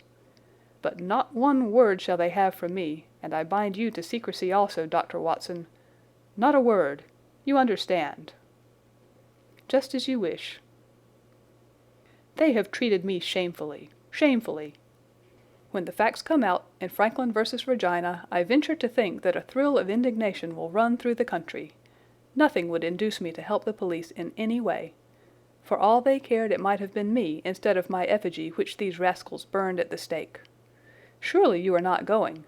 You will help me to empty the decanter in honor of this great occasion." But I resisted all his solicitations, and succeeded in dissuading him from his announced intention of walking home with me. I kept the road as long as his eye was on me, and then I struck off across the moor and made for the stony hill over which the boy had disappeared. Everything was working in my favor, and I swore that it should not be through lack of energy or perseverance that I should miss the chance which fortune had thrown in my way. The sun was already sinking when I reached the summit of the hill, and the long slopes beneath me were all golden green on one side and grey shadow on the other. A haze lay low upon the farthest skyline, out of which jutted the fantastic shapes of Belliver and Vixen Tor. Over the wide expanse there was no sound and no movement. One great grey bird, a gull or curlew, soared aloft in the blue heaven. He and I seemed to be the only living things between the huge arch of the sky and the desert beneath it. The barren scene, the sense of loneliness, and the mystery and urgency of my task all struck a chill into my heart. The boy was nowhere to be seen. But down beneath me, in a cleft of the hills, there was a circle of the old stone huts, and in the middle of them there was one which retained sufficient roof to act as a screen against the weather. My heart leapt within me as I saw it. This must be the burrow where the stranger lurked. At last my foot was on the threshold of his hiding place. His secret was within my grasp. As I approached the hut, walking as warily as Stapleton would do when with poised net he drew near the settled butterfly, I satisfied myself that the place had indeed been used as a habitation. A vague pathway among the boulders led to the dilapidated opening which served as a door. All was silent within. The unknown might be lurking there, or he might be prowling on the moor. My nerves tingled with the sense of adventure. Throwing aside my cigarette, I closed my hand upon the butt of my revolver, and, walking swiftly up to the door, I looked in. The place was empty. But there were ample signs that I had not come upon a false scent. This was certainly where the man lived. Some blankets rolled in a waterproof lay upon that very stone slab upon which Neolithic man had once slumbered. The ashes of a fire were heaped in a rude grate. Beside it lay some cooking utensils, and a bucket half full of water. A litter of empty tins showed that the place had been occupied for some time, and I saw, as my eyes became accustomed to the checkered light, a pannikin and a half-full bottle of spirits standing in the corner. In the middle of the hut a flat stone served the purpose of a table, and upon this stood a small cloth bundle, the same, no doubt, which I had seen through the telescope upon the shoulder of the boy. It contained a loaf of bread, a tinned tongue, and 2 tins of preserved peaches. As I set it down again, after having examined it, my heart leapt to see that beneath it there lay a sheet of paper with writing upon it. I raised it, and this was what I read, roughly scrawled in pencil. Dr. Watson has gone to Coombe Tracey. For a minute I stood there with the paper in my hands, thinking out the meaning of this curt message. It was I, then, and not Sir Henry, who was being dogged by this secret man. He had not followed me himself, but he had set an agent, the boy perhaps, upon my track, and this was his report. Possibly I had taken no step since I had been upon the moor which had not been observed and reported. Always there was this feeling of an unseen force, a fine net drawn round us with infinite skill and delicacy, holding us so lightly that it was only at some supreme moment that one realized that one was indeed entangled in its meshes. If there was one report, there might be others, so I looked round the hut in search of them. There was no trace, however, of anything of the kind, nor could I discover any sign which might indicate the character or intentions of the man who lived in this singular place, save that he must be of Spartan habits and cared little for the comforts of life. When I thought of the heavy rains and looked at the gaping roof, I understood how strong and immutable must be the purpose which had kept him in that inhospitable abode. Was he our malignant enemy, or was he by chance our guardian angel? I swore that I would not leave the hut until I knew. Outside the sun was sinking low, and the west was blazing with scarlet and gold. Its reflection was shot back in ruddy patches by the distant pools which lay amid the great Grimpen mire. There were the 2 towers of Baskerville Hall, and there a distant blur of smoke which marked the village of Grimpen. Between the two, behind the hill, was the house of the Stapletons. All was sweet and mellow and peaceful in the golden evening light. And yet, as I looked at them, my soul shared none of the peace of nature, but quivered at the vagueness and the terror of that interview which every instant was bringing nearer. With tingling nerves, but a fixed purpose, I sat in the dark recess of the hut and waited with sombre patience for the coming of its tenant. And then at last I heard him. Far away came the sharp clink of a boot striking upon a stone. Then another, and yet another, coming nearer and nearer. I shrank back into the darkest corner and cocked the pistol in my pocket, determined not to discover myself until I had an opportunity of seeing something of the stranger. There was a long pause which showed that he had stopped. Then once more the footsteps approached, and a shadow fell across the opening of the hut. "It is a lovely evening, my dear Watson," said a well-known voice.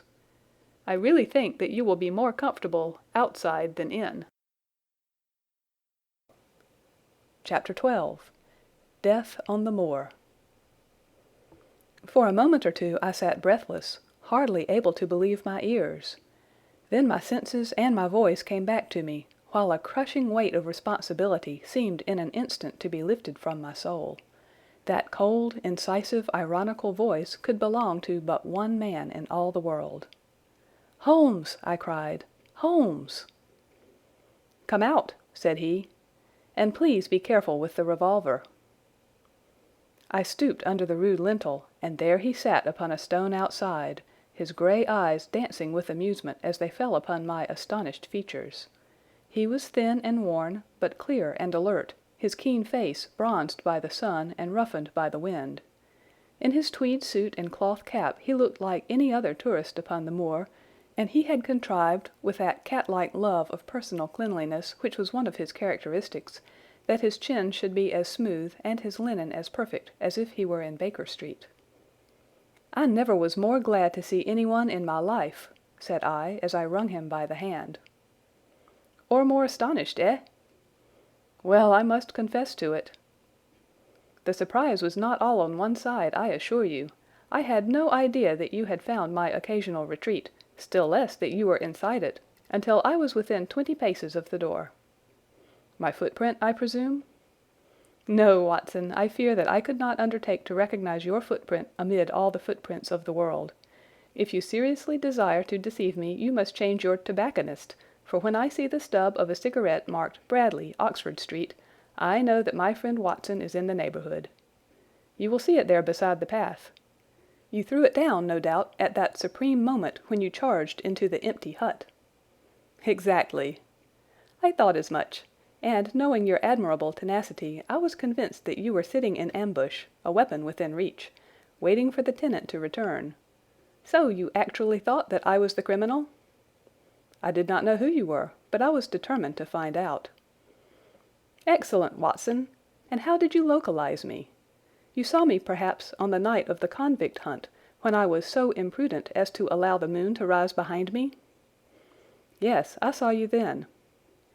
"And have no doubt searched all the huts until you came to this one?" "No, your boy had been observed, and that gave me a guide where to look." "The old gentleman with the telescope, no doubt. I could not make it out when first I saw the light flashing upon the lens." He rose and peeped into the hut. "Ha, I see that Cartwright has brought up some supplies. What's this paper? So you have been to Coombe Tracey, have you?" "Yes." "To see Mrs. Laura Lyons?" "Exactly." "Well done. Our researches have evidently been running on parallel lines, and when we unite our results I expect we shall have a fairly full knowledge of the case." "Well, I am glad from my heart that you are here, for indeed the responsibility and the mystery were both becoming too much for my nerves. But how in the name of wonder did you come here? And what have you been doing? I thought that you were in Baker Street working out that case of blackmailing." "That was what I wished you to think." "Then you use me, and yet do not trust me," I cried with some bitterness. "I think that I have deserved better at your hands, Holmes." "My dear fellow, you have been invaluable to me in this as in many other cases, and I beg that you will forgive me if I have seemed to play a trick upon you. In truth, it was partly for your own sake that I did it, and it was my appreciation of the danger which you ran which led me to come down and examine the matter for myself. Had I been with Sir Henry and you, it is confident that my point of view would have been the same as yours, and my presence would have warned our very formidable opponents to be on their guard. As it is, I have been able to get about as I could not possibly have done had I been living in the hall, and I remain an unknown factor in the business, ready to throw in all my weight at a critical moment. But why keep me in the dark? For you to know could not have helped us, and might possibly have led to my discovery.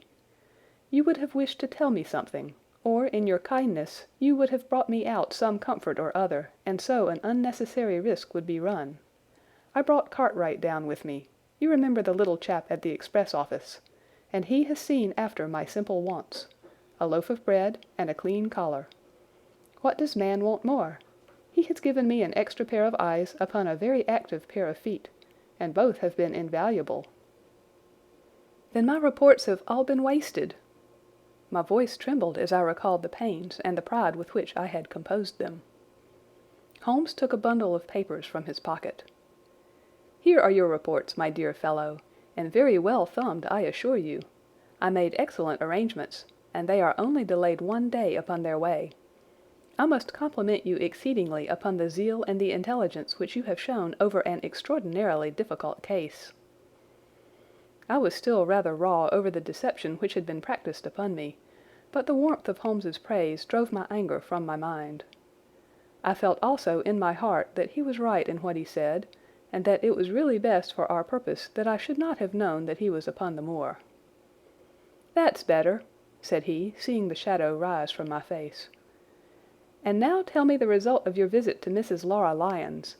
It was not difficult for me to guess that it was to see her that you had gone, for I am already aware that she is the one person in Coombe Tracey who might be of service to us in the matter. In fact, if you had not gone today, it is exceedingly probable that I should have gone tomorrow." The sun had set and dusk was settling over the moor. The air had turned chill, and we withdrew into the hut for warmth. There, sitting together in the twilight, I told Holmes of my conversation with the lady. So interested was he that I had to repeat some of it twice before he was satisfied. "This is most important," said he when I had concluded. "It fills up a gap which I had been unable to bridge in this most complex affair. You are aware, perhaps, that a close intimacy exists between this lady and the man Stapleton?" "I did not know of a close intimacy." "There can be no doubt about the matter. They meet, they write, there is a complete understanding between them. Now this puts a very powerful weapon into our hands. If I could only use it to detach his wife—" "His wife?" "I am giving you some information now in return for all that you have given me. The lady who has passed here as Miss Stapleton is in reality his wife." "Good heavens, Holmes! Are you sure of what you say? How could he have permitted Sir Henry to fall in love with her?" "Sir Henry's falling in love could do no harm to anyone except Sir Henry. He took particular care that Sir Henry did not make love to her, as you have yourself observed. I repeat that the lady is his wife, and not his sister." "But why this elaborate deception?" "Because he foresaw that she would be very much more useful to him in the character of a free woman." All my unspoken instincts, my vague suspicions, suddenly took shape and centered upon the naturalist. In that impassive, colorless man, with his straw hat and his butterfly net, I seemed to see something terrible, a creature of infinite patience and craft, with a smiling face and a murderous heart. It is he, then, who is our enemy? It is he who dogged us in London? So I read the riddle. And the warning, it must have come from her. Exactly. The shape of some monstrous villainy, half seen, half guessed, loomed through the darkness which had girt me so long. "But are you sure of this, Holmes? How do you know that the woman is his wife?" "Because he so far forgot himself as to tell you a true piece of autobiography upon the occasion when he first met you, and I dare say he has many a time regretted it since. He was once a schoolmaster in the north of England. Now there is no one more easy to trace than a schoolmaster. There are scholastic agencies by which one may identify any man who has been in the profession. A little investigation showed me that a school had come to grief under atrocious circumstances, and that the man who had owned it—the name was different—had disappeared with his wife. The descriptions agreed. When I learned that the missing man was devoted to entomology, the identification was complete. The darkness was rising, but much was still hidden by the shadows. If this woman is in truth his wife, where does Mrs. Laura Lyons come in? I asked. That is one of the points upon which your own researches have shed a light. Your interview with the lady has cleared the situation very much. I did not know about a projected divorce between herself and her husband. In that case, regarding Stapleton as an unmarried man, she counted no doubt upon becoming his wife. And when she is undeceived? Why, then we may find the lady of service. It must be our first duty to see her, both of us, tomorrow. Don't you think, Watson, that you are away from your charge rather long? Your place should be at Baskerville Hall. The last red streaks had faded away in the west, and night had settled upon the moor. A few faint stars were gleaming in a violet sky. "One last question, Holmes," I said as I rose. "Surely there is no need of secrecy between you and me. What is the meaning of it all? What is he after?" Holmes's voice sank as he answered. "It is murder, Watson. Refined, cold-blooded, deliberate murder. Do not ask me for particulars. My nets are closing upon him, even as his are upon Sir Henry, and with your help he is already almost at my mercy. There is but one danger which can threaten us. It is that he should strike before we are ready to do so. Another day, 2 at the most, and I have my case complete. But until then, guard your charge as closely as ever a fond mother watched her ailing child. Your mission today has justified itself, and yet I could almost wish that you had not left his side. Hark!" A terrible scream, a prolonged yell of horror and anguish burst out of the silence of the moor. That frightful cry turned the blood to ice in my veins. "Oh, my God!" I gasped. "What is it? What does it mean?" Holmes had sprung to his feet, and I saw his dark, athletic outline at the door of the hut, his shoulders stooping, his head thrust forward, his face peering into the darkness. "Hush!" he whispered. "Hush!" The cry had been loud on account of its vehemence, but it had pealed out from somewhere far off on the shadowy plain. Now it burst upon our ears, nearer, louder, more urgent than before. "Where is it?" Holmes whispered, and I knew from the thrill of his voice that he, the man of iron, was shaken to the soul. "Where is it, Watson?" "There, I think." I pointed into the darkness. "No, there!" Again the agonized cry swept through the silent night, louder and much nearer than ever. And a new sound mingled with it, a deep muttered rumble, musical and yet menacing, rising and falling like the low, constant murmur of the sea. "The hound!" cried Holmes. "Come, Watson, come! Great heavens, if we are too late!" He had started running swiftly over the moor, and I had followed at his heels. But now from somewhere among the broken ground immediately in front of us there came one last despairing yell, and then a dull, heavy thud. We halted and listened. Not another sound broke the heavy silence of the windless night. I saw Holmes put his hand to his forehead like a man distracted. He stamped his feet upon the ground. "He has beaten us, Watson. We are too late." "No, no, surely not." "Fool that I was to hold my hand. And you, Watson, see what comes of abandoning your charge. But, by heaven, if the worst has happened, we'll avenge him." Blindly we ran through the gloom, blundering against boulders, forcing our way through gorse bushes, panting up hills and rushing down slopes, heading always in the direction whence those dreadful sounds had come. At every rise Holmes looked eagerly round him, but the shadows were thick upon the moor, and nothing moved upon its dreary face. "Can you see anything?" "Nothing." "But hark! What is that?" A low moan had fallen upon our ears. There it was again upon our left. On that side a ridge of rocks ended in a sheer cliff which overlooked a stone-strewn slope. On its jagged face was spread-eagled some dark, irregular object. As we ran towards it the vague outline hardened into a definite shape. It was a prostrate man face downward upon the ground, the head doubled under him at a horrible angle, the shoulders rounded, and the body hunched together as if in the act of throwing a somersault. So grotesque was the attitude that I could not for the instant realize that that moan had been the passing of his soul. Not a whisper, not a rustle rose now from the dark figure over which we stooped. Holmes laid his hand upon him and held it up again with an exclamation of horror. The gleam of the match which he struck shone upon his clotted fingers and upon the ghastly pool which widened slowly from the crushed skull of the victim.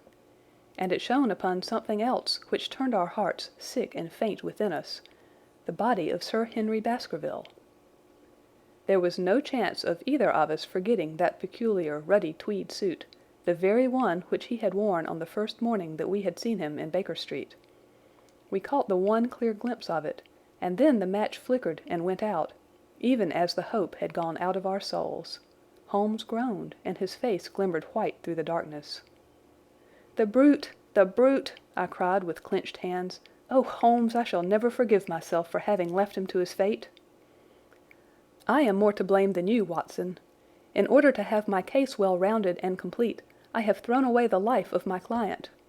It is the greatest blow which has befallen me in my career. But how could I know that he would risk his life alone upon the moor in the face of all my warnings? That we should have heard his screams, my God, those screams, and yet have been unable to save him. Where is this brute of a hound which drove him to his death? It may be lurking among these rocks at this instant. And Stapleton, where is he? He shall answer for this deed." "He shall. I will see to that. Uncle and nephew have been murdered, the one frightened to death by the very sight of a beast which he thought to be supernatural, the other driven to his end in his wild flight to escape from it. But now we have to prove the connection between the man and the beast.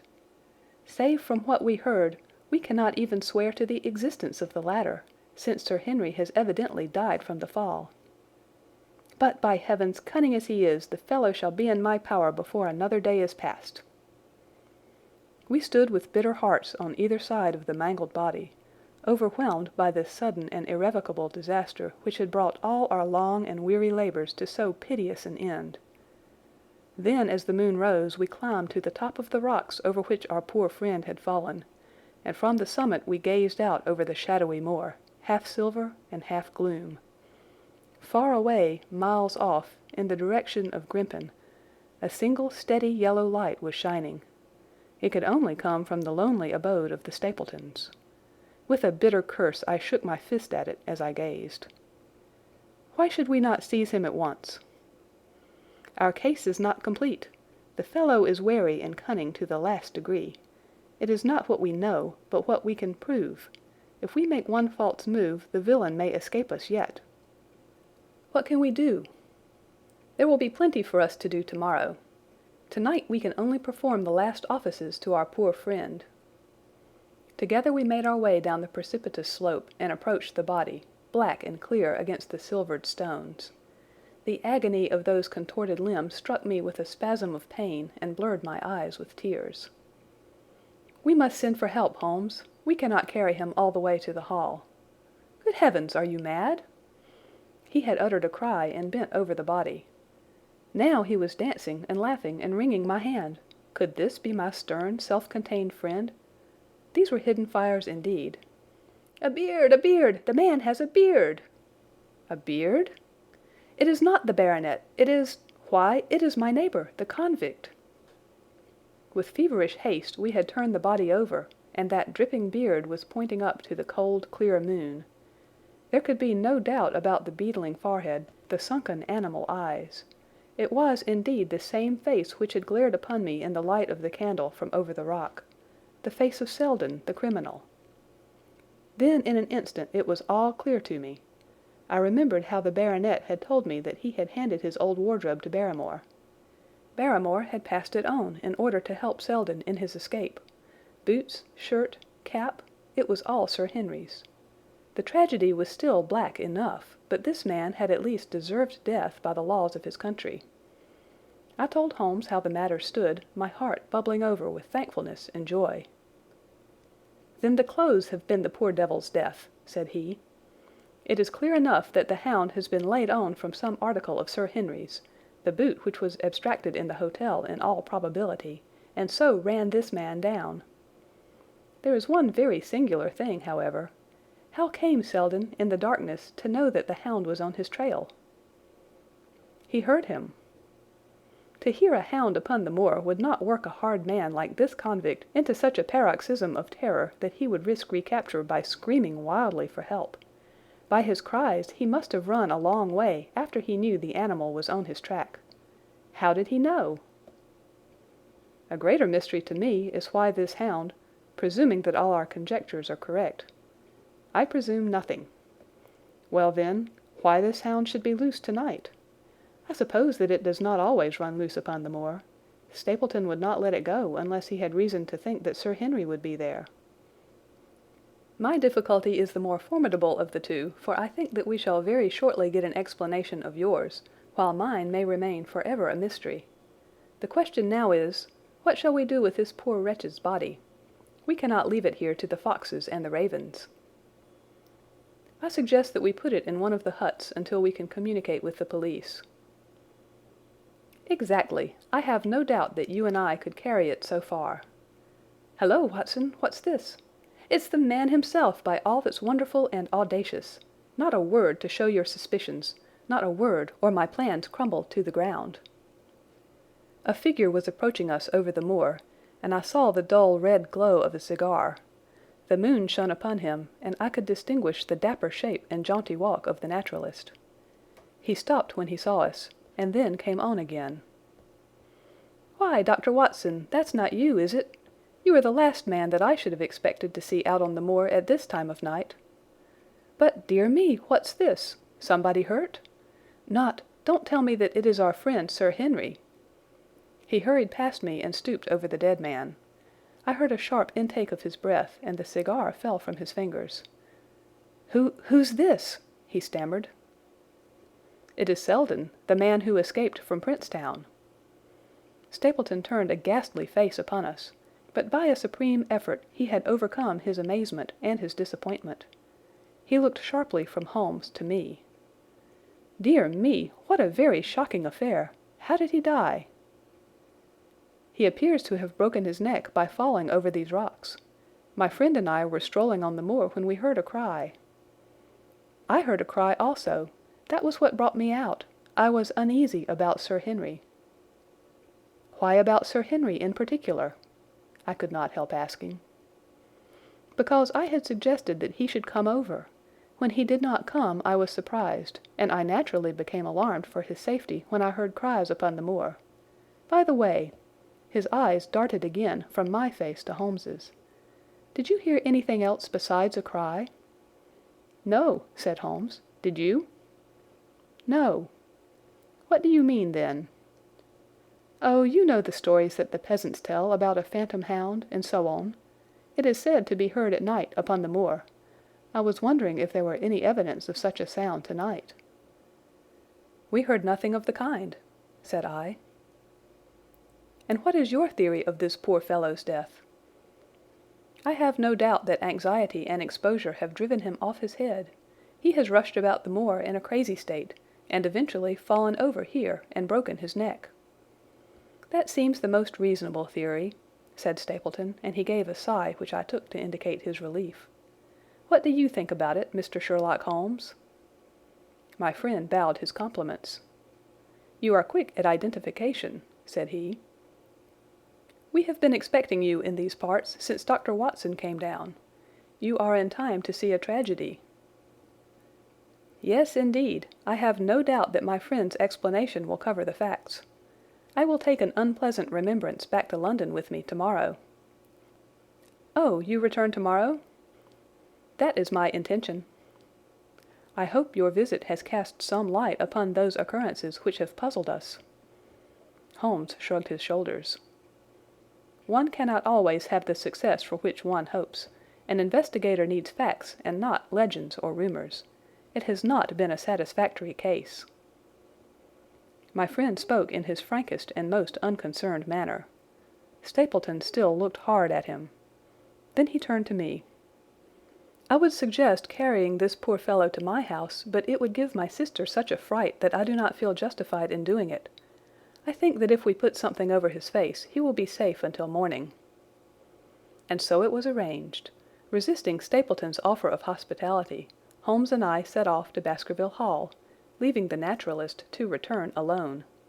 Looking back, we saw the figure moving slowly away over the broad moor, and behind him that one black smudge on the silvered slope, which showed where the man was lying who had come so horribly to his end. Chapter 13. Fixing the Nets. "We're at close grips at last," said Holmes as we walked together across the moor. "What a nerve the fellow has! How he pulled himself together in the face of what must have been a paralyzing shock when he found that the wrong man had fallen a victim to his plot. I told you in London, Watson, and I tell you now again, that we have never had a foeman more worthy of our steel." "I am sorry that he has seen you." "And so was I at first, but there was no getting out of it." "What effect do you think it will have upon his plans, now that he knows you are here?" "It may cause him to be more cautious, or it may drive him to desperate measures at once. Like most clever criminals, he may be too confident in his own cleverness and imagine that he has completely deceived us." "Why should we not arrest him at once?" "My dear Watson, you were born to be a man of action. Your instinct is always to do something energetic. But supposing, for argument's sake, that we had him arrested tonight, what on earth the better off should we be for that? We could prove nothing against him. There's the devilish cunning of it. If he were acting through a human agent, we could get some evidence. But if we were to drag this great dog to the light of day, it would not help us in putting a rope round the neck of its master." "Surely we have a case." "Not a shadow of one, only surmise and conjecture. We should be laughed out of court if we came with such a story and such evidence." "There is Sir Charles's death." "Found dead without a mark upon him. You and I know that he died of sheer fright, and we know also what frightened him. But how are we to get 12 stolid jurymen to know it? What signs are there of a hound? Where are the marks of its fangs? Of course we know that a hound does not bite a dead body, and that Sir Charles was dead before ever the brute overtook him. But we have to prove all this, and we are not in a position to do it." "Well then, tonight?" "We are not much better off tonight. Again, there was no direct connection between the hound and the man's death. We never saw the hound. We heard it, but we could not prove that it was running upon this man's trail. There is a complete absence of motive. No, my dear fellow, we must reconcile ourselves to the fact that we have no case at present, and that it is worth our while to run any risk in order to establish one." "And how do you propose to do so?" "I have great hopes of what Mrs. Laura Lyons may do for us when the position of affairs is made clear to her. And I have my own plan as well. Sufficient for tomorrow is the evil thereof, but I hope before the day is past to have the upper hand at last." I could draw nothing further from him, and he walked, lost in thought, as far as the Baskerville gates. "Are you coming up?" "Yes, I see no reason for further concealment. But one last word, Watson. Say nothing of the hound to Sir Henry.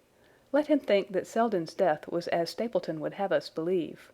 He will have a better nerve for the ordeal which he will have to undergo tomorrow, when he is engaged, if I remember your report aright, to dine with these people." "And so am I." "Then you must excuse yourself, and he must go alone. That will be easily arranged. And now, if we are too late for dinner, I think that we are both ready for our suppers." Sir Henry was more pleased than surprised to see Sherlock Holmes, for he had for some days been expecting that recent events would bring him down from London. He did raise his eyebrows, however, when he found that my friend had neither any luggage nor any explanations for its absence. Between us we soon supplied his wants, and then, over a belated supper, we explained to the baronet as much of our experience as it seemed desirable that he should know.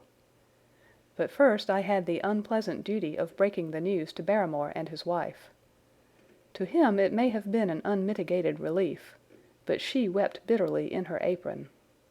To all the world he was the man of violence, half animal and half demon, but to her he always remained the little wilful boy of her own girlhood, the child who had clung to her hand. Evil indeed is the man who has not one woman to mourn him. "I've been moping in the house all day since Watson went off in the morning," said the baronet. "I guess I should have some credit, for I have kept my promise. If I hadn't sworn not to go about alone, I might have had a more lively evening, for I had a message from Stapleton asking me over there." "I have no doubt that you would have had a more lively evening," said Holmes dryly. "By the way, I don't suppose you appreciate that we have been mourning over you as having broken your neck." Sir Henry opened his eyes. "How was that?" "This poor wretch was dressed in your clothes.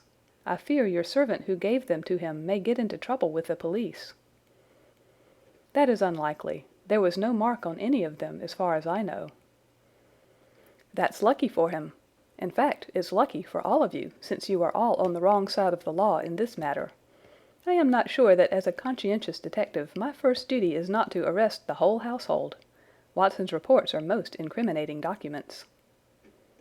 "But how about the case?" asked the baronet. "Have you made anything out of the tangle? I don't know that Watson and I are much the wiser since we came down." "I think that I shall be in a position to make the situation rather more clear to you before long. It has been an exceedingly difficult and most complicated business. There are several points upon which we still want light, but it is coming all the same. We've had one experience, as Watson has no doubt told you. We heard the hound on the moor, so I can swear that it is not all empty superstition. I had something to do with dogs when I was out west, and I know one when I hear one. If you can muzzle that one and put him on a chain, I'll be ready to swear you are the greatest detective of all time." "I think I will muzzle him and chain him all right, if you will give me your help." "Whatever you tell me to do, I will do." "Very good, and I will ask you also to do it blindly, without always asking the reason." "Just as you like." "If you will do this, I think the chances are that our little problem will soon be solved. I have no doubt—" He stopped suddenly and stared fixedly up over my head into the air. The lamp beat upon his face, and so intent was it and so still that it might have been that of a clear-cut classical statue, a personification of alertness and expectation. "What is it?" we both cried. I could see as he looked down that he was repressing some internal emotion. His features were still composed, but his eyes shone with amused exultation. "Excuse the admiration of a connoisseur," said he as he waved his hand towards the line of portraits which covered the opposite wall. "Watson won't allow that I know anything of art, but that is mere jealousy because our views upon the subject differ. Now these are a really very fine series of portraits." "Well, I'm glad to hear you say so," said Sir Henry, glancing with some surprise at my friend. "I don't pretend to know much about these things, and I'd be a better judge of a horse or a steer than of a picture. I didn't know that you found time for such things."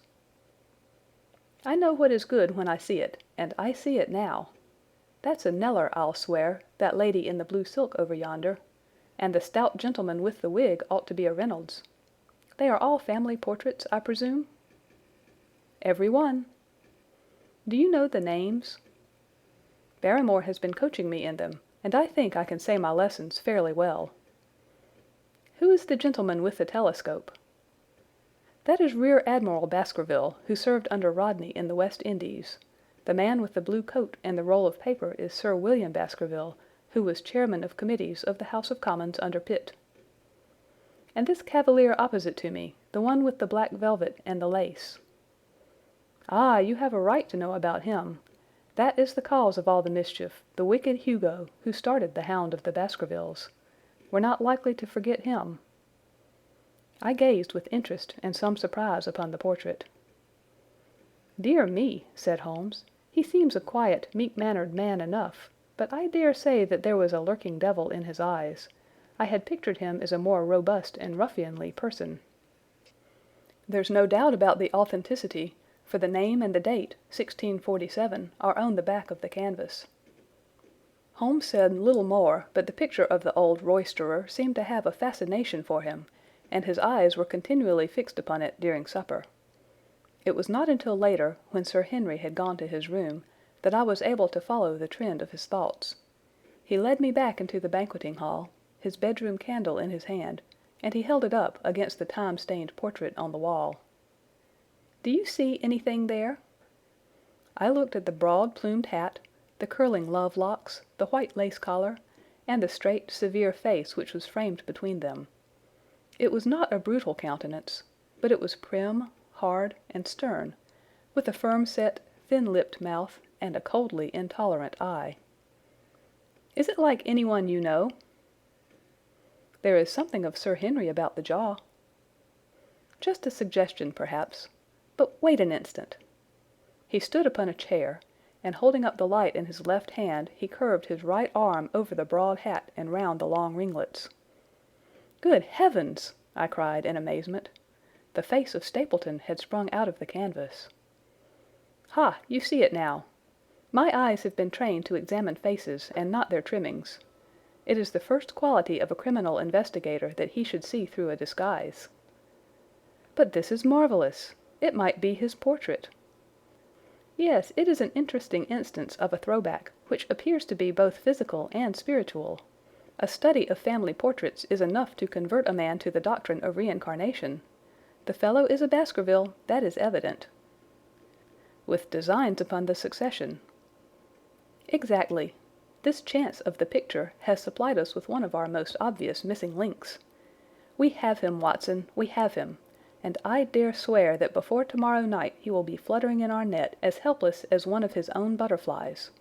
A pen, a cork, and a card, and we add him to the Baker Street collection."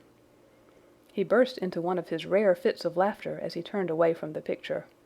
I have not heard him laugh often, and it has always boded ill to somebody.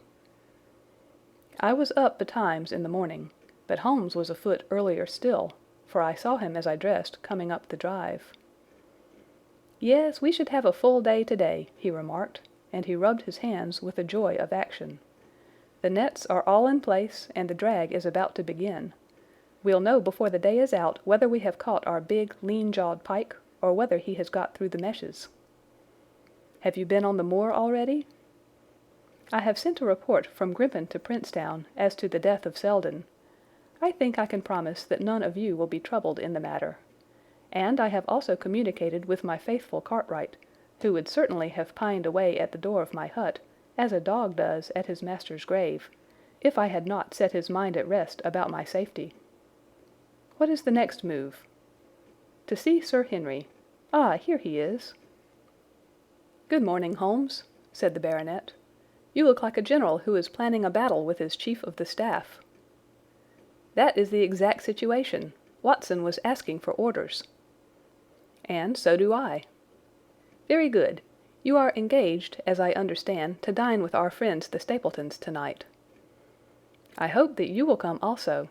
They are very hospitable people, and I am sure that they would be very glad to see you." "I fear that Watson and I must go to London." "To London?"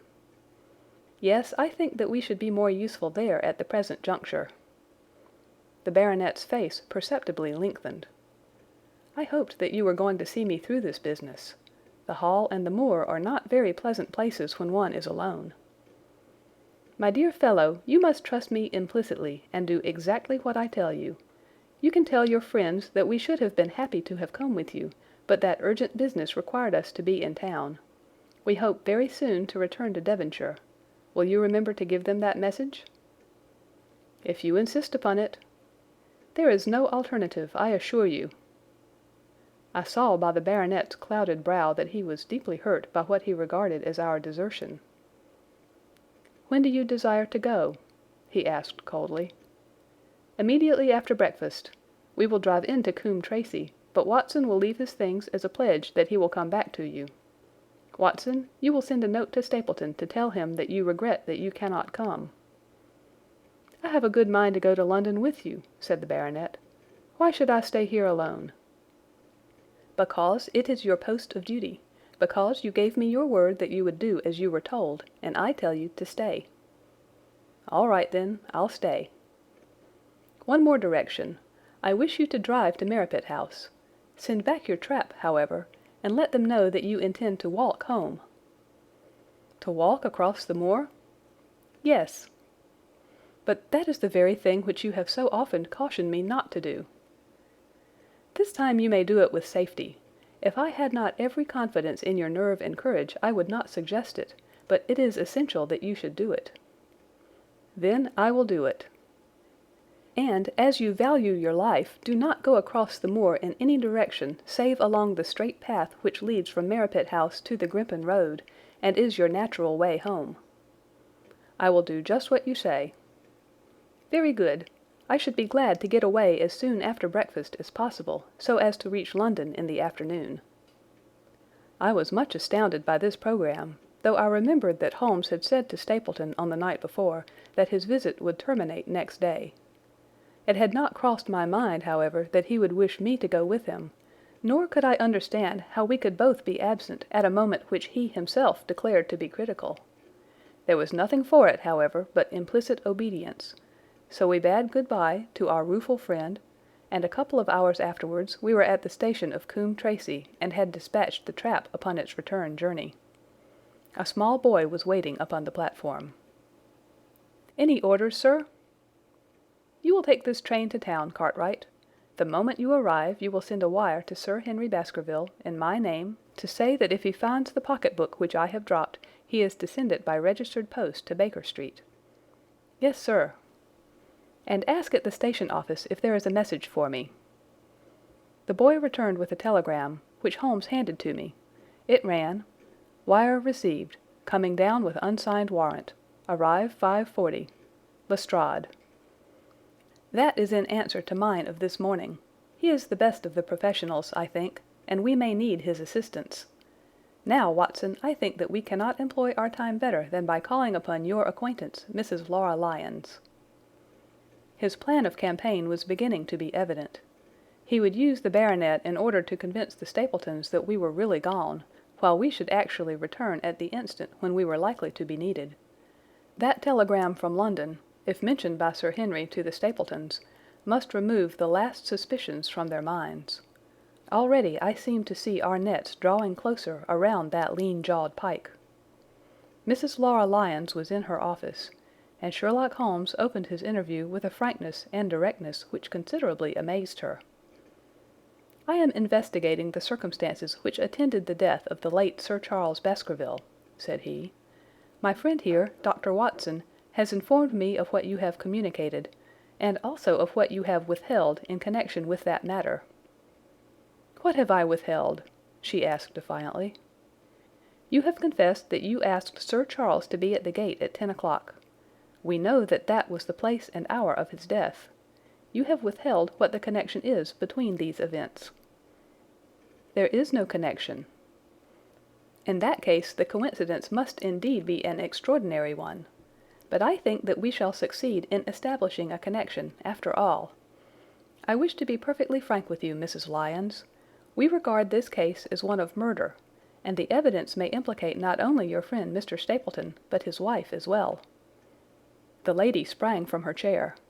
"His wife!" she cried. "The fact is no longer a secret.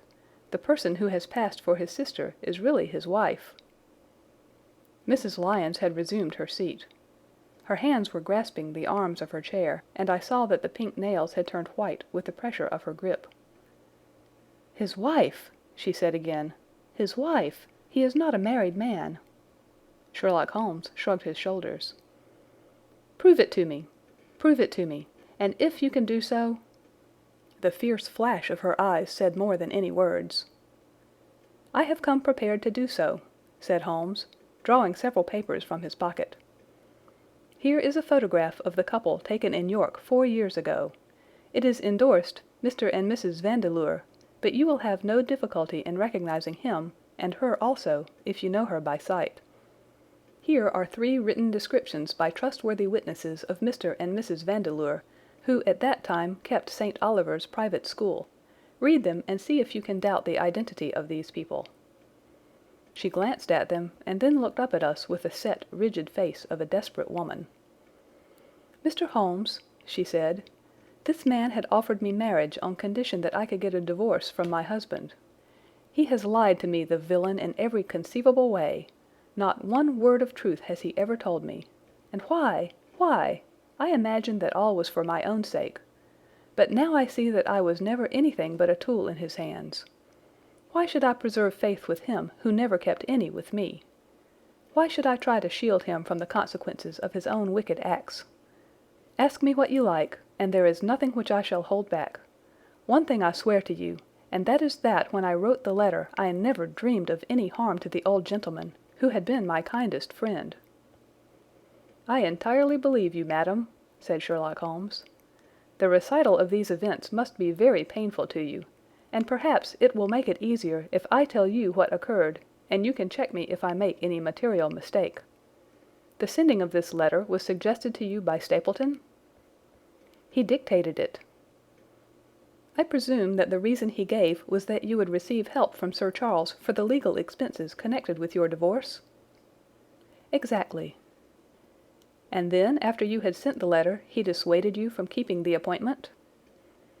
"He told me that it would hurt his self-respect that any other man should find the money for such an object, and that though he was a poor man himself, he would devote his last penny to removing the obstacles which divided us." "He appears to be a very consistent character. And then you heard nothing until you read the reports of the death in the paper?" "No." "And he made you swear to say nothing about your appointment with Sir Charles?" "He did. He said that the death was a very mysterious one, and that I should certainly be suspected if the facts came out. He frightened me into remaining silent." "Quite so. But you had your suspicions?" She hesitated and looked down. "I knew him," she said, "but if he had kept faith with me, I should always have done so with him." "I think that on the whole you have had a fortunate escape," said Sherlock Holmes. "You have had him in your power, and he knew it, and yet you are alive. You have been walking for some months very near to the edge of a precipice. We must wish you good morning now, Mrs. Lyons, and it is probable that you will very shortly hear from us again." "Our case becomes rounded off, and difficulty after difficulty thins away in front of us," said Holmes as we stood waiting for the arrival of the express from town. "I shall soon be in the position of being able to put into a single connected narrative one of the most singular and sensational crimes of modern times. Students of criminology will remember the analogous incidents in Godno in Little Russia in the year '66, and of course there are the Anderson murders in North Carolina, but this case possesses some features which are entirely its own.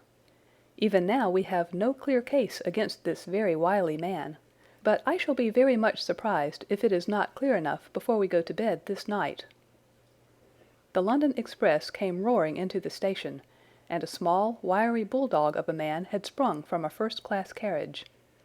We all three shook hands, and I saw at once, from the reverential way in which Lestrade gazed at my companion, that he had learned a good deal since the days when they had first worked together. I could well remember the scorn which the theories of the reasoner used then to excite in the practical man. "Anything good?" he asked. "The biggest thing for years," said Holmes. "We have 2 hours before we need think of starting. I think we might employ it in getting some dinner, and then, Lestrade, we will take the London fog out of your throat by giving you a breath of the pure night air of Dartmoor. Never been there? Ah, well, I don't suppose you will forget your first visit." Chapter 14. The Hound of the Baskervilles. One of Sherlock Holmes's defects, if indeed one may call it a defect, was that he was exceedingly loath to communicate his full plans to any other person until the instant of their fulfilment. Partly it came, no doubt, from his own masterful nature, which loved to dominate and surprise those who were around him. Partly also from his professional caution, which urged him never to take any chances. The result, however, was very trying for those who were acting as his agents and assistants. I had often suffered under it, but never more so than during that long drive in the darkness. The great ordeal was in front of us. At last we were about to make our final effort, and yet Holmes had said nothing, and I could only surmise what his course of action would be. My nerves thrilled with anticipation when at last the cold wind upon our faces, and the dark, void spaces on either side of the narrow road, told me that we were back upon the moor once again. Every stride of the horses and every turn of the wheels was taking us nearer to our supreme adventure. Our conversation was hampered by the presence of the driver of the hired wagonette, so that we were forced to talk of trivial matters when our nerves were tense with emotion and anticipation. It was a relief to me, after that unnatural restraint, when we at last passed Franklin's house and knew that we were drawing near to the hall and to the scene of action. We did not drive up to the door, but got down near the gate of the avenue. The wagonette was paid off and ordered to return to Coombe Tracey forthwith, while we started to walk to Merripit House. "Are you armed, Lestrade?" The little detective smiled. "As long as I have my trousers, I have a hip pocket, and as long as I have my hip pocket, I have something in it." "Good! My friend and I are also ready for emergencies." "You're mighty close about this affair, Mr. Holmes. What's the game now?" "A waiting game." "My word, it does not seem a very cheerful place," said the detective with a shiver, glancing round him at the gloomy slopes of the hill and at the huge lake of fog which lay over the Grimpen Mire. "I see the lights of a house ahead of us." "That is Merripit House and the end of our journey. I must request you to walk on tiptoe and not to talk above a whisper." We moved cautiously along the track as if we were bound for the house, but Holmes halted us when we were about 200 yards from it. "This will do," said he. "These rocks upon the right make an admirable screen." "We are to wait here?" "Yes, we shall make our little ambush here. Get into this hollow, Lestrade. You have been inside the house, have you not, Watson? Can you tell the position of the rooms? What are those latticed windows at this end?" "I think they are the kitchen windows." "And the one beyond, which shines so brightly?" "That is certainly the dining room." "The blinds are up. You know the lie of the land best. Creep forward quietly and see what they are doing, but for heaven's sake don't let them know that they are watched." I tiptoed down the path and stooped behind the low wall which surrounded the stunted orchard. Creeping in its shadow, I reached a point whence I could look straight through the uncurtained window. There were only 2 men in the room, Sir Henry and Stapleton. They sat with their profiles towards me on either side of the round table. Both of them were smoking cigars, and coffee and wine were in front of them. Stapleton was talking with animation, but the baronet looked pale and distrait. Perhaps the thought of that lonely walk across the ill-omened moor was weighing heavily upon his mind. As I watched them, Stapleton rose and left the room, while Sir Henry filled his glass again and leaned back in his chair, puffing at his cigar. I heard the creak of a door and the crisp sound of boots upon gravel. The steps passed along the path on the other side of the wall under which I crouched. Looking over, I saw the naturalist pause at the door of an outhouse in the corner of the orchard. A key turned in a lock, and as he passed in there was a curious scuffling noise from within. He was only a minute or so inside, and then I heard the key turn once more, and he passed me and re-entered the house. I saw him rejoin his guest, and I crept quietly back to where my companions were waiting to tell them what I had seen. "You say, Watson, that the lady is not there?" Holmes asked, when I had finished my report. "No." "Where can she be, then, since there is no light in any other room except the kitchen?" "I cannot think where she is." I have said that over the great Grimpen Mire there hung a dense white fog. It was drifting slowly in our direction, and banked itself up like a wall on that side of us, low but thick and well defined. The moon shone on it, and it looked like a great shimmering ice field, with the heads of the distant tors as rocks borne upon its surface. Holmes's face was turned towards it, and he muttered impatiently as he watched its sluggish drift. "It's moving towards us, Watson." "Is that serious?" "Very serious indeed. The one thing upon earth which could have disarranged my plans. He can't be very long now. It is already 10 o'clock. Our success, and even his life, may depend upon his coming out before the fog is over the path." The night was clear and fine above us. The stars shone cold and bright, while a half-moon bathed the whole scene in a soft, uncertain light. Before us lay the dark bulk of the house, its serrated roof and bristling chimneys hard outlined against the silver-spangled sky. Broad bars of golden light from the lower windows stretched across the orchard and the moor. One of them was suddenly shut off. The servants had left the kitchen. There only remained the lamp in the dining room, where the two men, the murderous host and the unconscious guest, still chatted over their cigars. Every minute that white woolly plain which covered one half of the moor was drifting closer and closer to the house. Already the first thin wisps of it were curling across the golden square of the lighted window. The farther wall of the orchard was already invisible, and the trees were standing out of a swirl of white vapor. As we watched it, the fog wreaths came crawling round both corners of the house and rolled slowly into one dense bank, on which the upper floor and the roof floated like a strange ship upon a shadowy sea. Holmes struck his hand passionately upon the rock in front of us, and stamped his feet in his impatience. "If he isn't out in a quarter of an hour, the path will be covered. In half an hour we won't be able to see our hands in front of us." "Shall we move farther back upon higher ground?" "Yes, I think it would be as well." So as the fog bank flowed onward we fell back before it until we were half a mile from the house, and still that dense white sea, with the moon silvering its upper edge, swept slowly and inexorably on.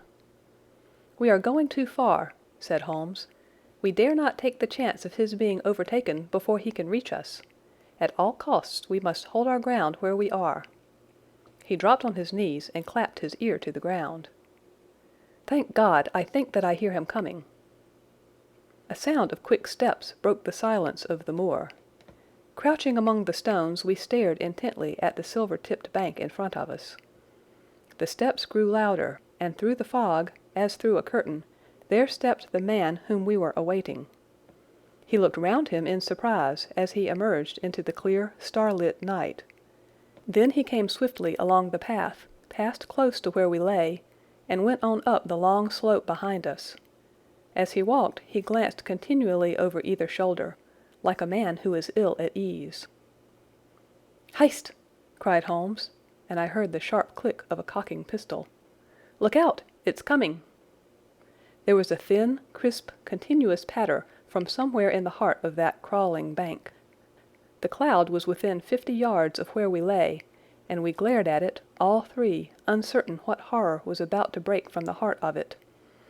I was at Holmes's elbow, and I glanced for an instant at his face. It was pale and exultant, his eyes shining brightly in the moonlight. But suddenly they started forward in a rigid, fixed stare, and his lips parted in amazement. At the same instant Lestrade gave a yell of terror and threw himself face downward upon the ground. I sprang to my feet, my inert hand grasping my pistol, my mind paralyzed by the dreadful shape which had sprung out upon us from the shadows of the fog. A hound it was, an enormous coal-black hound, but not such a hound as mortal eyes have ever seen. Fire burst from its open mouth, its eyes glowed with a smouldering glare, its muzzles and hackles and dewlap were outlined in flickering flame. Never in the delirious dream of a disordered brain could anything more savage, more appalling, more hellish be conceived than that dark form and savage face which broke upon us out of the wall of fog. With long bounds the huge black creature was leaping down the track, following hard upon the footsteps of our friend. So paralyzed were we by the apparition that we allowed him to pass before we had recovered our nerve. Then Holmes and I both fired together, and the creature gave a hideous howl, which showed that one at least had hit him. He did not pause, however, but bounded onward. Far away on the path we saw Sir Henry looking back, his face white in the moonlight, his hands raised in horror, glaring helplessly at the frightful thing which was hunting him down. But that cry of pain from the hound had blown all our fears to the winds. If he was vulnerable, he was mortal, and if we could wound him, we could kill him. Never have I seen a man run as Holmes ran that night. I am reckoned fleet of foot, but he outpaced me as much as I outpaced the little professional. In front of us as we flew up the track, we heard scream after scream from Sir Henry, and the deep roar of the hound. I was in time to see the beast spring upon its victim, hurl him to the ground, and worry at his throat. But the next instant Holmes had emptied 5 barrels of his revolver into the creature's flank. With a last howl of agony and a vicious snap in the air, it rolled upon its back, 4 feet pawing furiously, and then fell limp upon its side.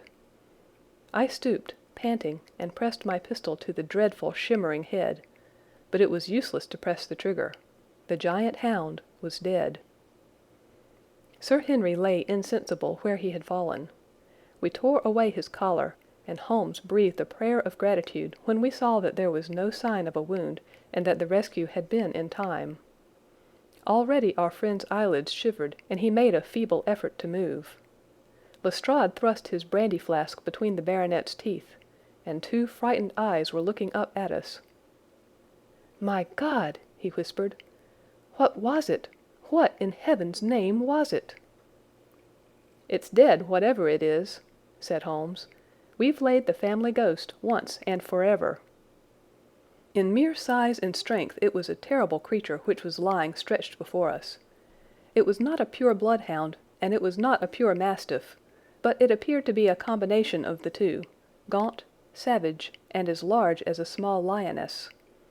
Even now, in the stillness of death, the huge jaws seemed to be dripping with a bluish flame, and the small, deep-set, cruel eyes were ringed with fire. I placed my hand upon the glowing muzzle, and as I held them up, my own fingers smouldered and gleamed in the darkness. "Phosphorus," I said. "A cunning preparation of it," said Holmes, sniffing at the dead animal. "There is no smell which might have interfered with his power of scent. We owe you a deep apology, Sir Henry, for having exposed you to this fright. I was prepared for a hound, but not for such a creature as this. And the fog gave us little time to receive him." "You have saved my life." "Having first endangered it. Are you strong enough to stand?" "Give me another mouthful of that brandy, and I shall be ready for anything. So, now, if you will help me up. What do you propose to do?" "To leave you here. You are not fit for further adventures tonight. If you will wait, one or other of us will go back with you to the hall." He tried to stagger to his feet, but he was still ghastly pale and trembling in every limb. We helped him to a rock, where he sat shivering with his face buried in his hands. "We must leave you now," said Holmes. "The rest of our work must be done, and every moment is of importance. We have our case, and now we only want our man.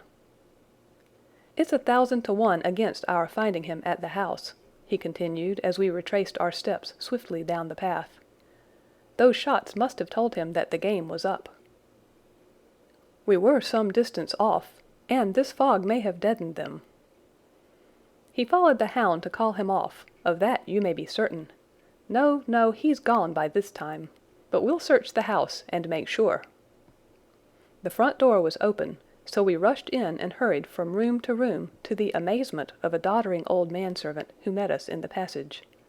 There was no light save in the dining room, but Holmes caught up the lamp and left no corner of the house unexplored. No sign could we see of the man whom we were chasing. On the upper floor, however, one of the bedroom doors was locked.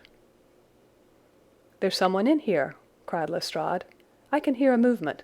Open this door." A faint moaning and rustling came from within. Holmes struck the door just over the lock with the flat of his foot, and it flew open. Pistol in hand, we all 3 rushed into the room. But there was no sign within it of that desperate and defiant villain whom we expected to see. Instead, we were faced by an object so strange and so unexpected that we stood for a moment staring at it in amazement. The room had been fashioned into a small museum, and the walls were lined by a number of glass-topped cases full of that collection of butterflies and moths, the formation of which had been the relaxation of this complex and dangerous man. In the center of this room there was an upright beam, which had been placed at some period as a support for the old worm-eaten balk of timber which spanned the roof. To this post a figure was tied, so swathed and muffled in the sheets which had been used to secure it, that one could not for the moment tell whether it was that of a man or a woman. One towel passed round the throat and was secured at the back of the pillar.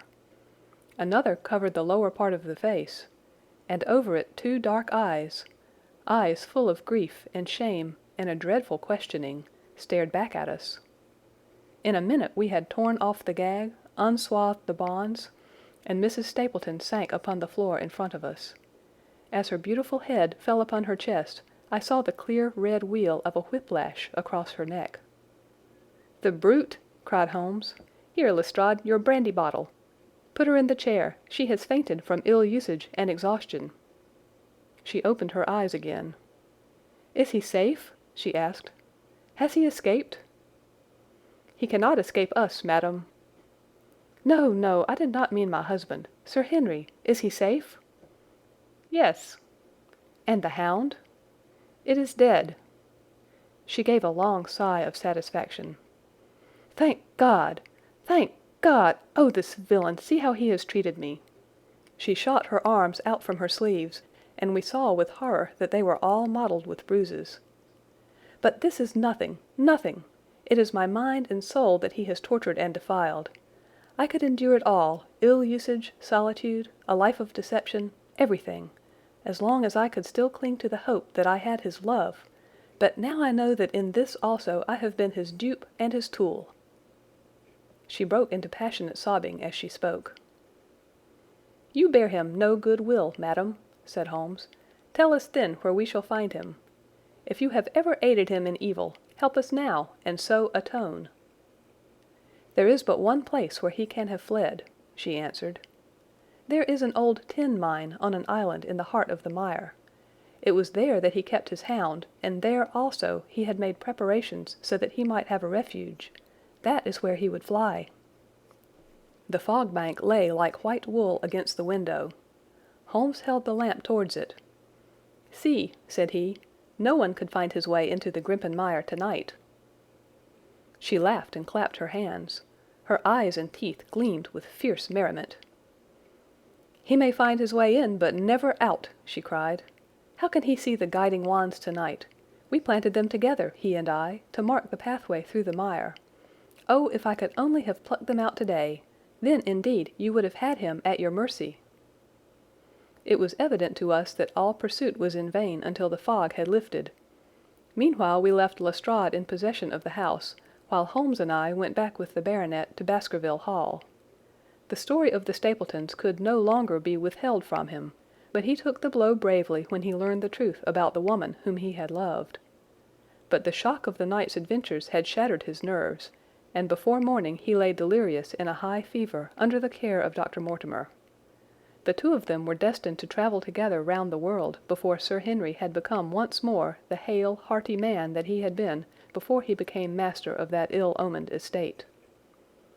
And now I come rapidly to the conclusion of this singular narrative, in which I have tried to make the reader share those dark fears and vague surmises which clouded our lives so long, and ended in so tragic a manner. On the morning after the death of the hound, the fog had lifted, and we were guided by Mrs. Stapleton to the point where they had found a pathway through the bog.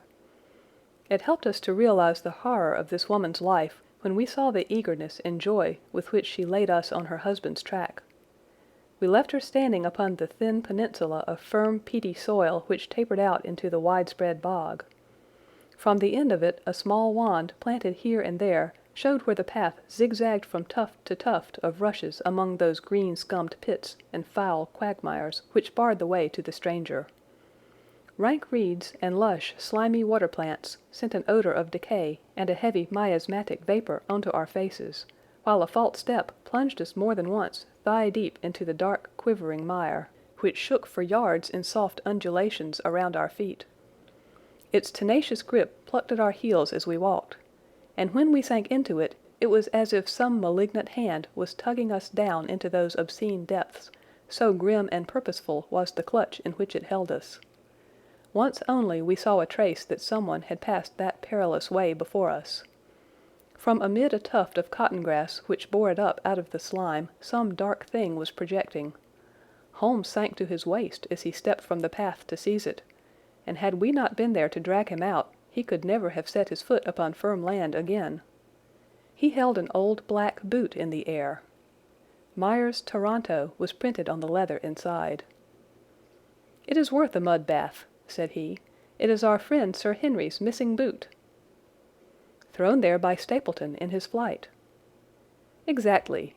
He retained it in his hand after using it to set the hound upon the track. He fled when he knew the game was up, still clutching it, and he hurled it away at this point of his flight. We know at least that he came so far in safety. But more than that we were never destined to know, though there was much which we might surmise. There was no chance of finding footsteps in the mire, for the rising mud oozed swiftly in upon them. But as we at last reached firmer ground beyond the morass, we all looked eagerly for them. But no slightest sign of them ever met our eyes. If the earth told a true story, then Stapleton never reached that island of refuge towards which he struggled through the fog upon that last night. Somewhere in the heart of the great Grimpen Mire, down in the foul slime of the huge morass which had sucked him in, this cold and cruel-hearted man is forever buried. Many traces we found of him in the bog-girt island where he had hid his savage ally. A huge driving wheel and a shaft half filled with rubbish showed the position of an abandoned mine. Beside it were the crumbling remains of the cottages of the miners, driven away no doubt by the foul reek of the surrounding swamp. In one of these a staple and chain with a quantity of gnawed bones showed where the animal had been confined. A skeleton with a tangle of brown hair adhering to it lay among the debris. "A dog," said Holmes. "By Jove, a curly-haired spaniel. Poor Mortimer will never see his pet again. Well, I do not know that this place contains any secret which we have not already fathomed. He could hide his hound, but he could not hush its voice, and hence came those cries which even in daylight were not pleasant to hear. On an emergency he could keep the hound in the outhouse at Merripit, but it was always a risk, and it was only on the supreme day, which he regarded as the end of all his efforts, that he dared do it. This paste in the tin is no doubt the luminous mixture with which the creature was daubed. It was suggested, of course, by the story of the family hell-hound, and by the desire to frighten old Sir Charles to death. No wonder the poor devil of a convict ran and screamed, even as our friend did, and as we ourselves might have done, when he saw such a creature bounding through the darkness of the moor upon his track. It was a cunning device, for, apart from the chance of driving your victim to his death, what peasant would venture to inquire too closely into such a creature should he get sight of it, as many have done, upon the moor? I said it in London, Watson, and I say it now again, that never yet have we helped to hunt down a more dangerous man than he who is lying yonder. He swept his long arm towards the huge mottled expanse of green-splotched bog which stretched away until it merged into the russet slopes of the moor. Chapter 15. A Retrospection. It was the end of November, and Holmes and I sat, upon a raw and foggy night, on either side of a blazing fire in our sitting-room in Baker Street. Since the tragic upshot of our visit to Devonshire, he had been engaged in 2 affairs of the utmost importance, in the first of which he had exposed the atrocious conduct of Colonel Upwood in connection with the famous card scandal of the Nonpareil Club, while in the second he had defended the unfortunate Madame Montpensier from the charge of murder which hung over her in connection with the death of her stepdaughter, Mademoiselle Carreri, the young lady who, as it will be remembered, was found 6 months later alive and married in New York. My friend was in excellent spirits over the success which had attended a succession of difficult and important cases, so that I was able to induce him to discuss the details of the Baskerville mystery. I had waited patiently for the opportunity, for I was aware that he would never permit cases to overlap, and that his clear and logical mind would not be drawn from its present work to dwell upon memories of the past. Sir Henry and Dr. Mortimer were, however, in London, on their way to that long voyage which had been recommended for the restoration of his shattered nerves. They had called upon us that very afternoon, so that it was natural that the subject should come up for discussion. "The whole course of events," said Holmes, "from the point of view of the man who called himself Stapleton, was simple and direct, although to us, who had no means in the beginning of knowing the motives of his actions, and could only learn part of the facts, it all appeared exceedingly complex.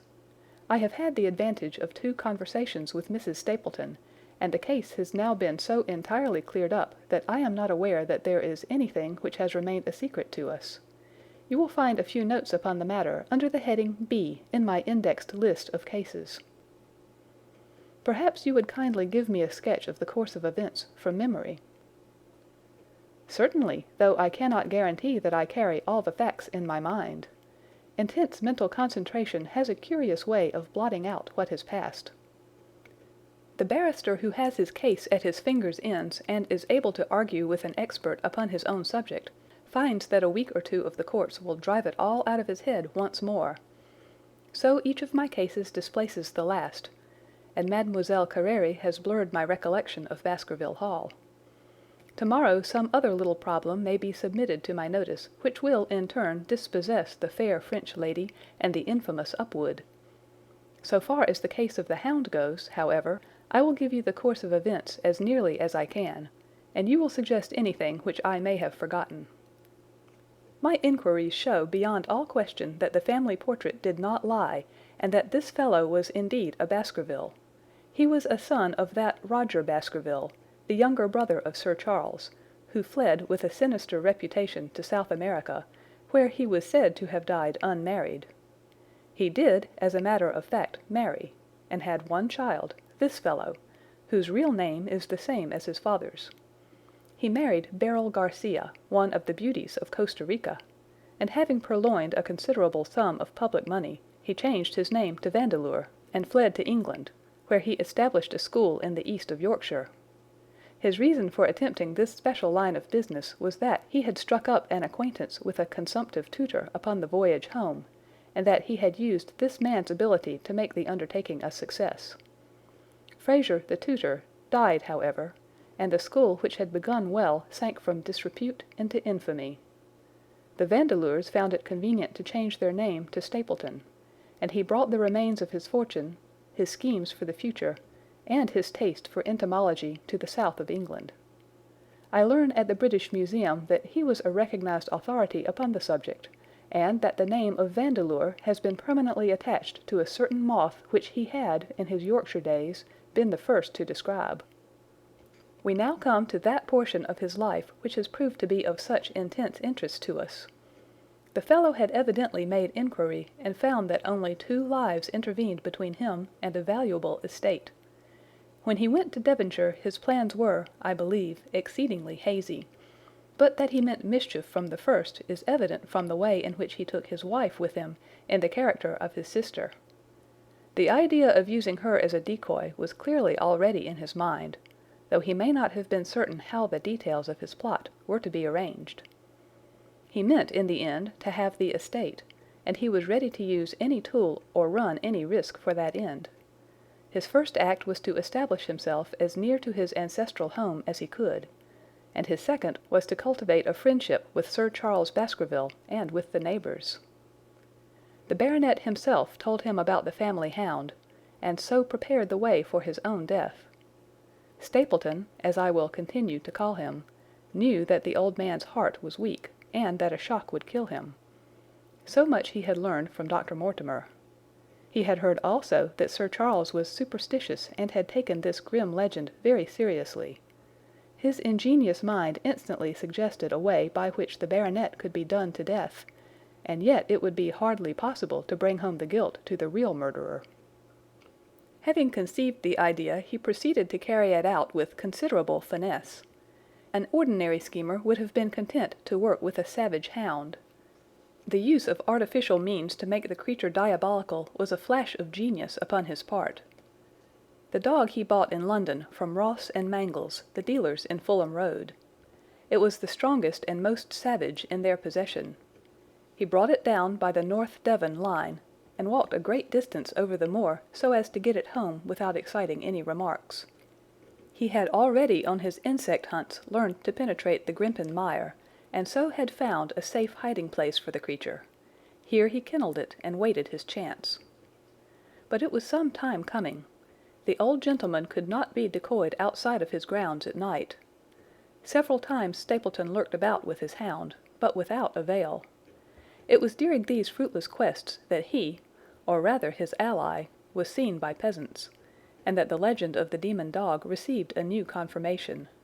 He had hoped that his wife might lure Sir Charles to his ruin, but here she proved unexpectedly independent. She would not endeavour to entangle the old gentleman in a sentimental attachment, which might deliver him over to his enemy. Threats, and even, I am sorry to say, blows, refused to move her. She would have nothing to do with it, and for a time Stapleton was at a deadlock. He found a way out of his difficulties through the chance that Sir Charles, who had conceived a friendship for him, made him the minister of his charity in the case of this unfortunate woman, Mrs. Laura Lyons. By representing himself as a single man, he acquired complete influence over her, and he gave her to understand that in the event of her obtaining a divorce from her husband, he would marry her.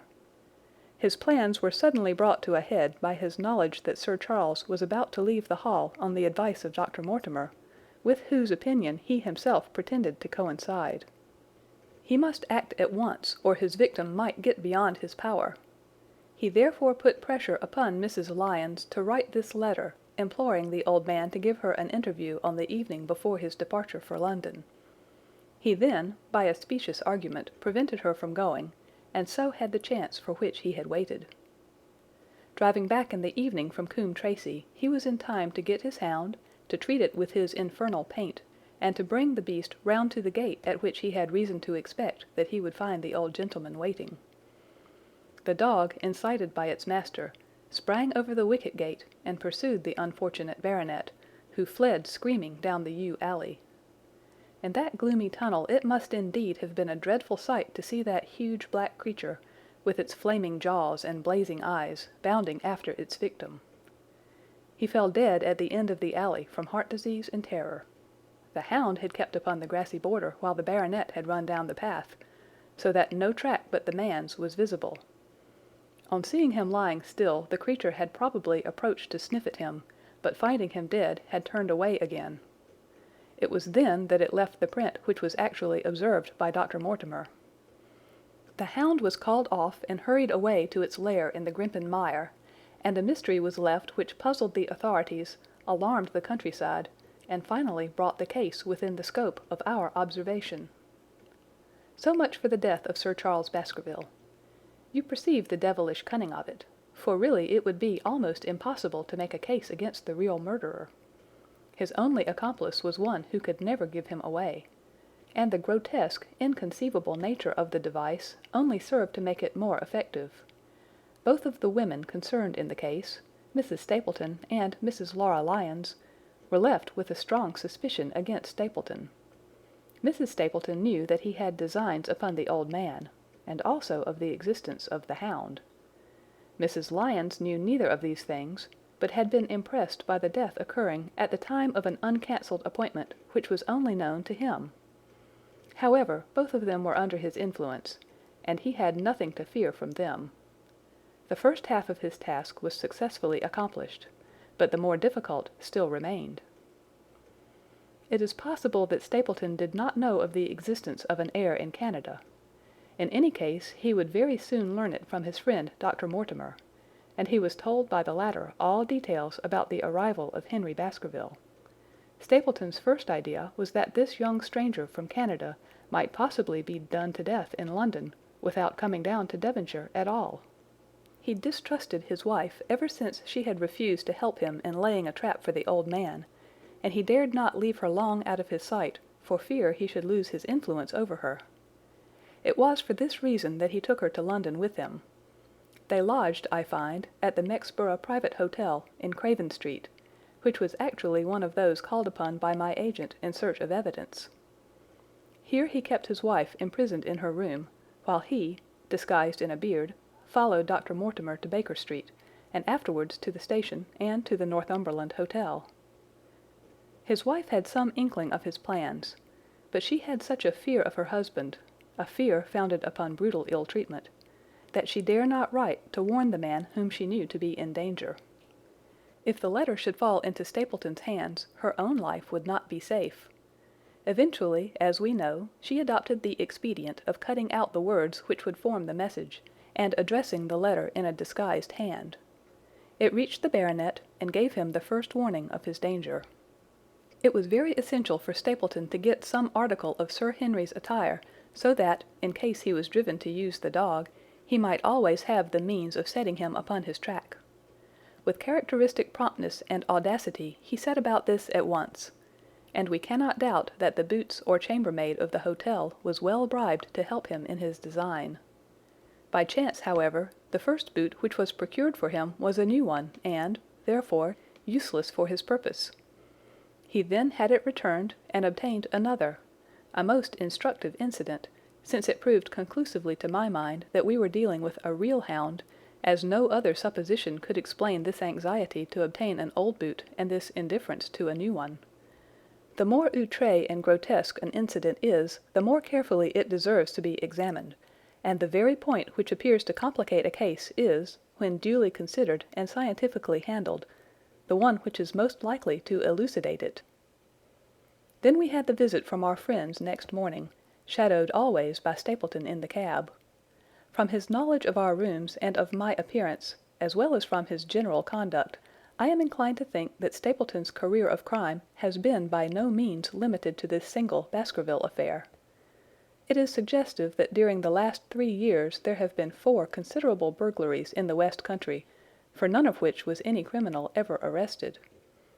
The last of these, at Folkestone Court in May, was remarkable for the cold-blooded pistoling of the page, who surprised the masked and solitary burglar. I cannot doubt that Stapleton recruited his waning resources in this fashion, and that for years he has been a desperate and dangerous man. We had an example of his readiness of resource that morning when he got away from us so successfully, and also of his audacity in sending back my own name to me through the cabman. From that moment he understood that I had taken over the case in London, and that therefore there was no chance for him there. He returned to Dartmoor and awaited the arrival of the baronet. "One moment," said I. "You have, no doubt, described the sequence of events correctly, but there is one point which you have left unexplained. What became of the hound when its master was in London?" "I have given some attention to this matter, and it is undoubtedly of importance. There can be no question that Stapleton had a confidant, though it is unlikely that he ever placed himself in his power by sharing all his plans with him. There was an old manservant at Merripit House, whose name was Anthony. His connection with the Stapletons can be traced for several years, as far back as the schoolmastering days, so that he must have been aware that his master and mistress were really husband and wife. This man has disappeared and has escaped from the country. It is suggestive that Anthony is not a common name in England, while Antonio is so in all Spanish or Spanish-American countries. The man, like Mrs. Stapleton herself, spoke good English but with a curious lisping accent. I have myself seen this old man cross the Grimpen Mire by the path which Stapleton had marked out. It is very probable, therefore, that in the absence of his master it was he who cared for the hound, though he may never have known the purpose for which the beast was used. The Stapletons then went down to Devonshire, whither they were soon followed by Sir Henry and you. One word now as to how I stood myself at that time. It may possibly recur to your memory that when I examined the paper upon which the printed words were fastened, I made a close inspection for the watermark. In doing so, I held it within a few inches of my eyes, and was conscious of a faint smell of the scent known as white jessamine. There are 75 perfumes, which it is very necessary that a criminal expert should be able to distinguish from each other, and cases have more than once within my own experience depended upon their prompt recognition. The scent suggested the presence of a lady, and already my thoughts began to turn towards the Stapletons. Thus I had made certain of the hound and had guessed at the criminal before ever we went to the West Country. It was my game to watch Stapleton. It was evident, however, that I could not do this if I were with you, since he would be keenly on his guard. I deceived everybody, therefore, yourself included, and I came down secretly when I was supposed to be in London. My hardships were not so great as you imagined, though such trifling details must never interfere with the investigation of a case. I stayed for the most part at Coombe Tracey, and only used the hut upon the moor when it was necessary to be near the scene of action. Cartwright had come down with me, and in his disguise as a country boy he was of great assistance to me. I was dependent upon him for food and clean linen. When I was watching Stapleton, Cartwright was frequently watching you, so that I was able to keep my hand upon all the strings. I have already told you that your reports reached me rapidly, being forwarded instantly from Baker Street to Coombe Tracey. They were of great service to me, and especially that one incidentally truthful piece of biography of Stapleton's. I was able to establish the identity of the man and the woman, and knew at last exactly how I stood. The case had been considerably complicated through the incident of the escaped convict and the relations between him and the Barrymores. This also you cleared up in a very effective way, though I had already come to the same conclusions from my own observations.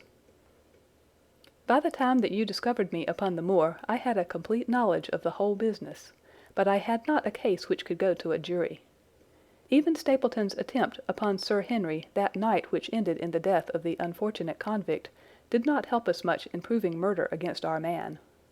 There seemed to be no alternative but to catch him red-handed, and to do so we had to use Sir Henry, alone and apparently unprotected, as a bait. We did so, and at the cost of a severe shock to our client, we succeeded in completing our case and driving Stapleton to his destruction.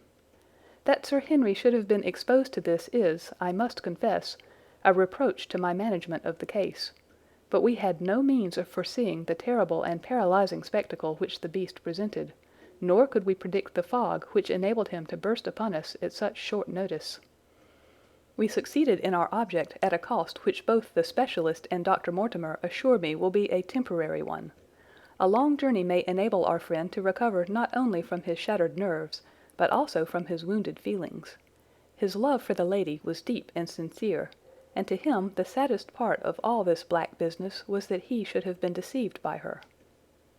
It only remains to indicate the part which she had played throughout. There can be no doubt that Stapleton exercised an influence over her which may have been love or may have been fear, or very possibly both, since they are by no means incompatible emotions. It was, at least, absolutely effective. At his command she consented to pass as his sister, though he found the limits of his power over her when he endeavored to make her the direct accessory to murder. She was ready to warn Sir Henry so far as she could without implicating her husband, and again she tried to do so. Stapleton himself seems to have been capable of jealousy, and when he saw the baronet paying court to the lady, even though it was part of his own plan, still he could not help interrupting with a passionate outburst which revealed the fiery soul which his self-contained manner so cleverly concealed. By encouraging the intimacy he made it certain that Sir Henry would frequently come to Merripit House, and that he would sooner or later get the opportunity which he desired. On the day of the crisis, however, his wife turned suddenly against him. She had learned something of the death of the convict, and she knew that the Hound was being kept in the outhouse on the evening that Sir Henry was coming to dinner. She taxed her husband with his intended crime, and a furious scene followed in which he showed her for the first time that she had a rival in his love. Her fidelity turned in an instant to bitter hatred, and he saw that she would betray him.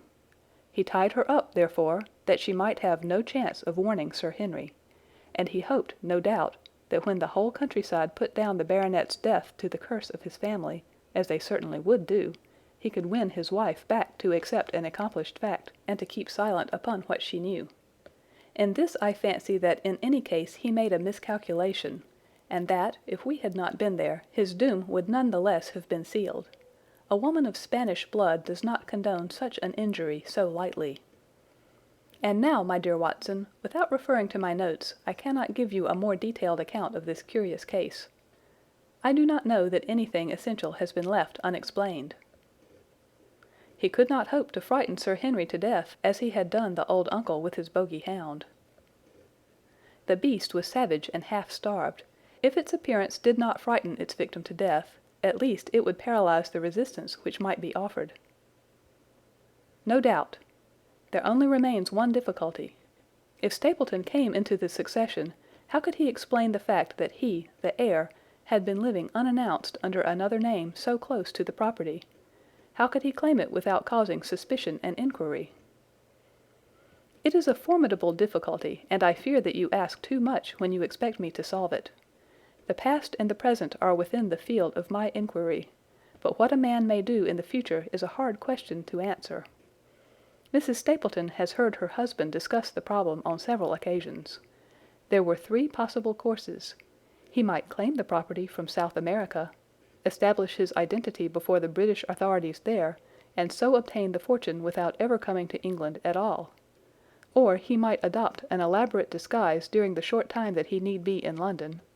Or, again, he might furnish an accomplice with the proofs and papers, putting him in as heir, and retaining a claim upon some proportion of his income. We cannot doubt from what we know of him that he would have found some way out of the difficulty. And now, my dear Watson, we have had some weeks of severe work, and for one evening, I think, we may turn our thoughts into more pleasant channels. I have a box for Les Huguenots. Have you heard the Derezkis? Might I trouble you then to be ready in half an hour, and we can stop at Marcini's for a little dinner on the way.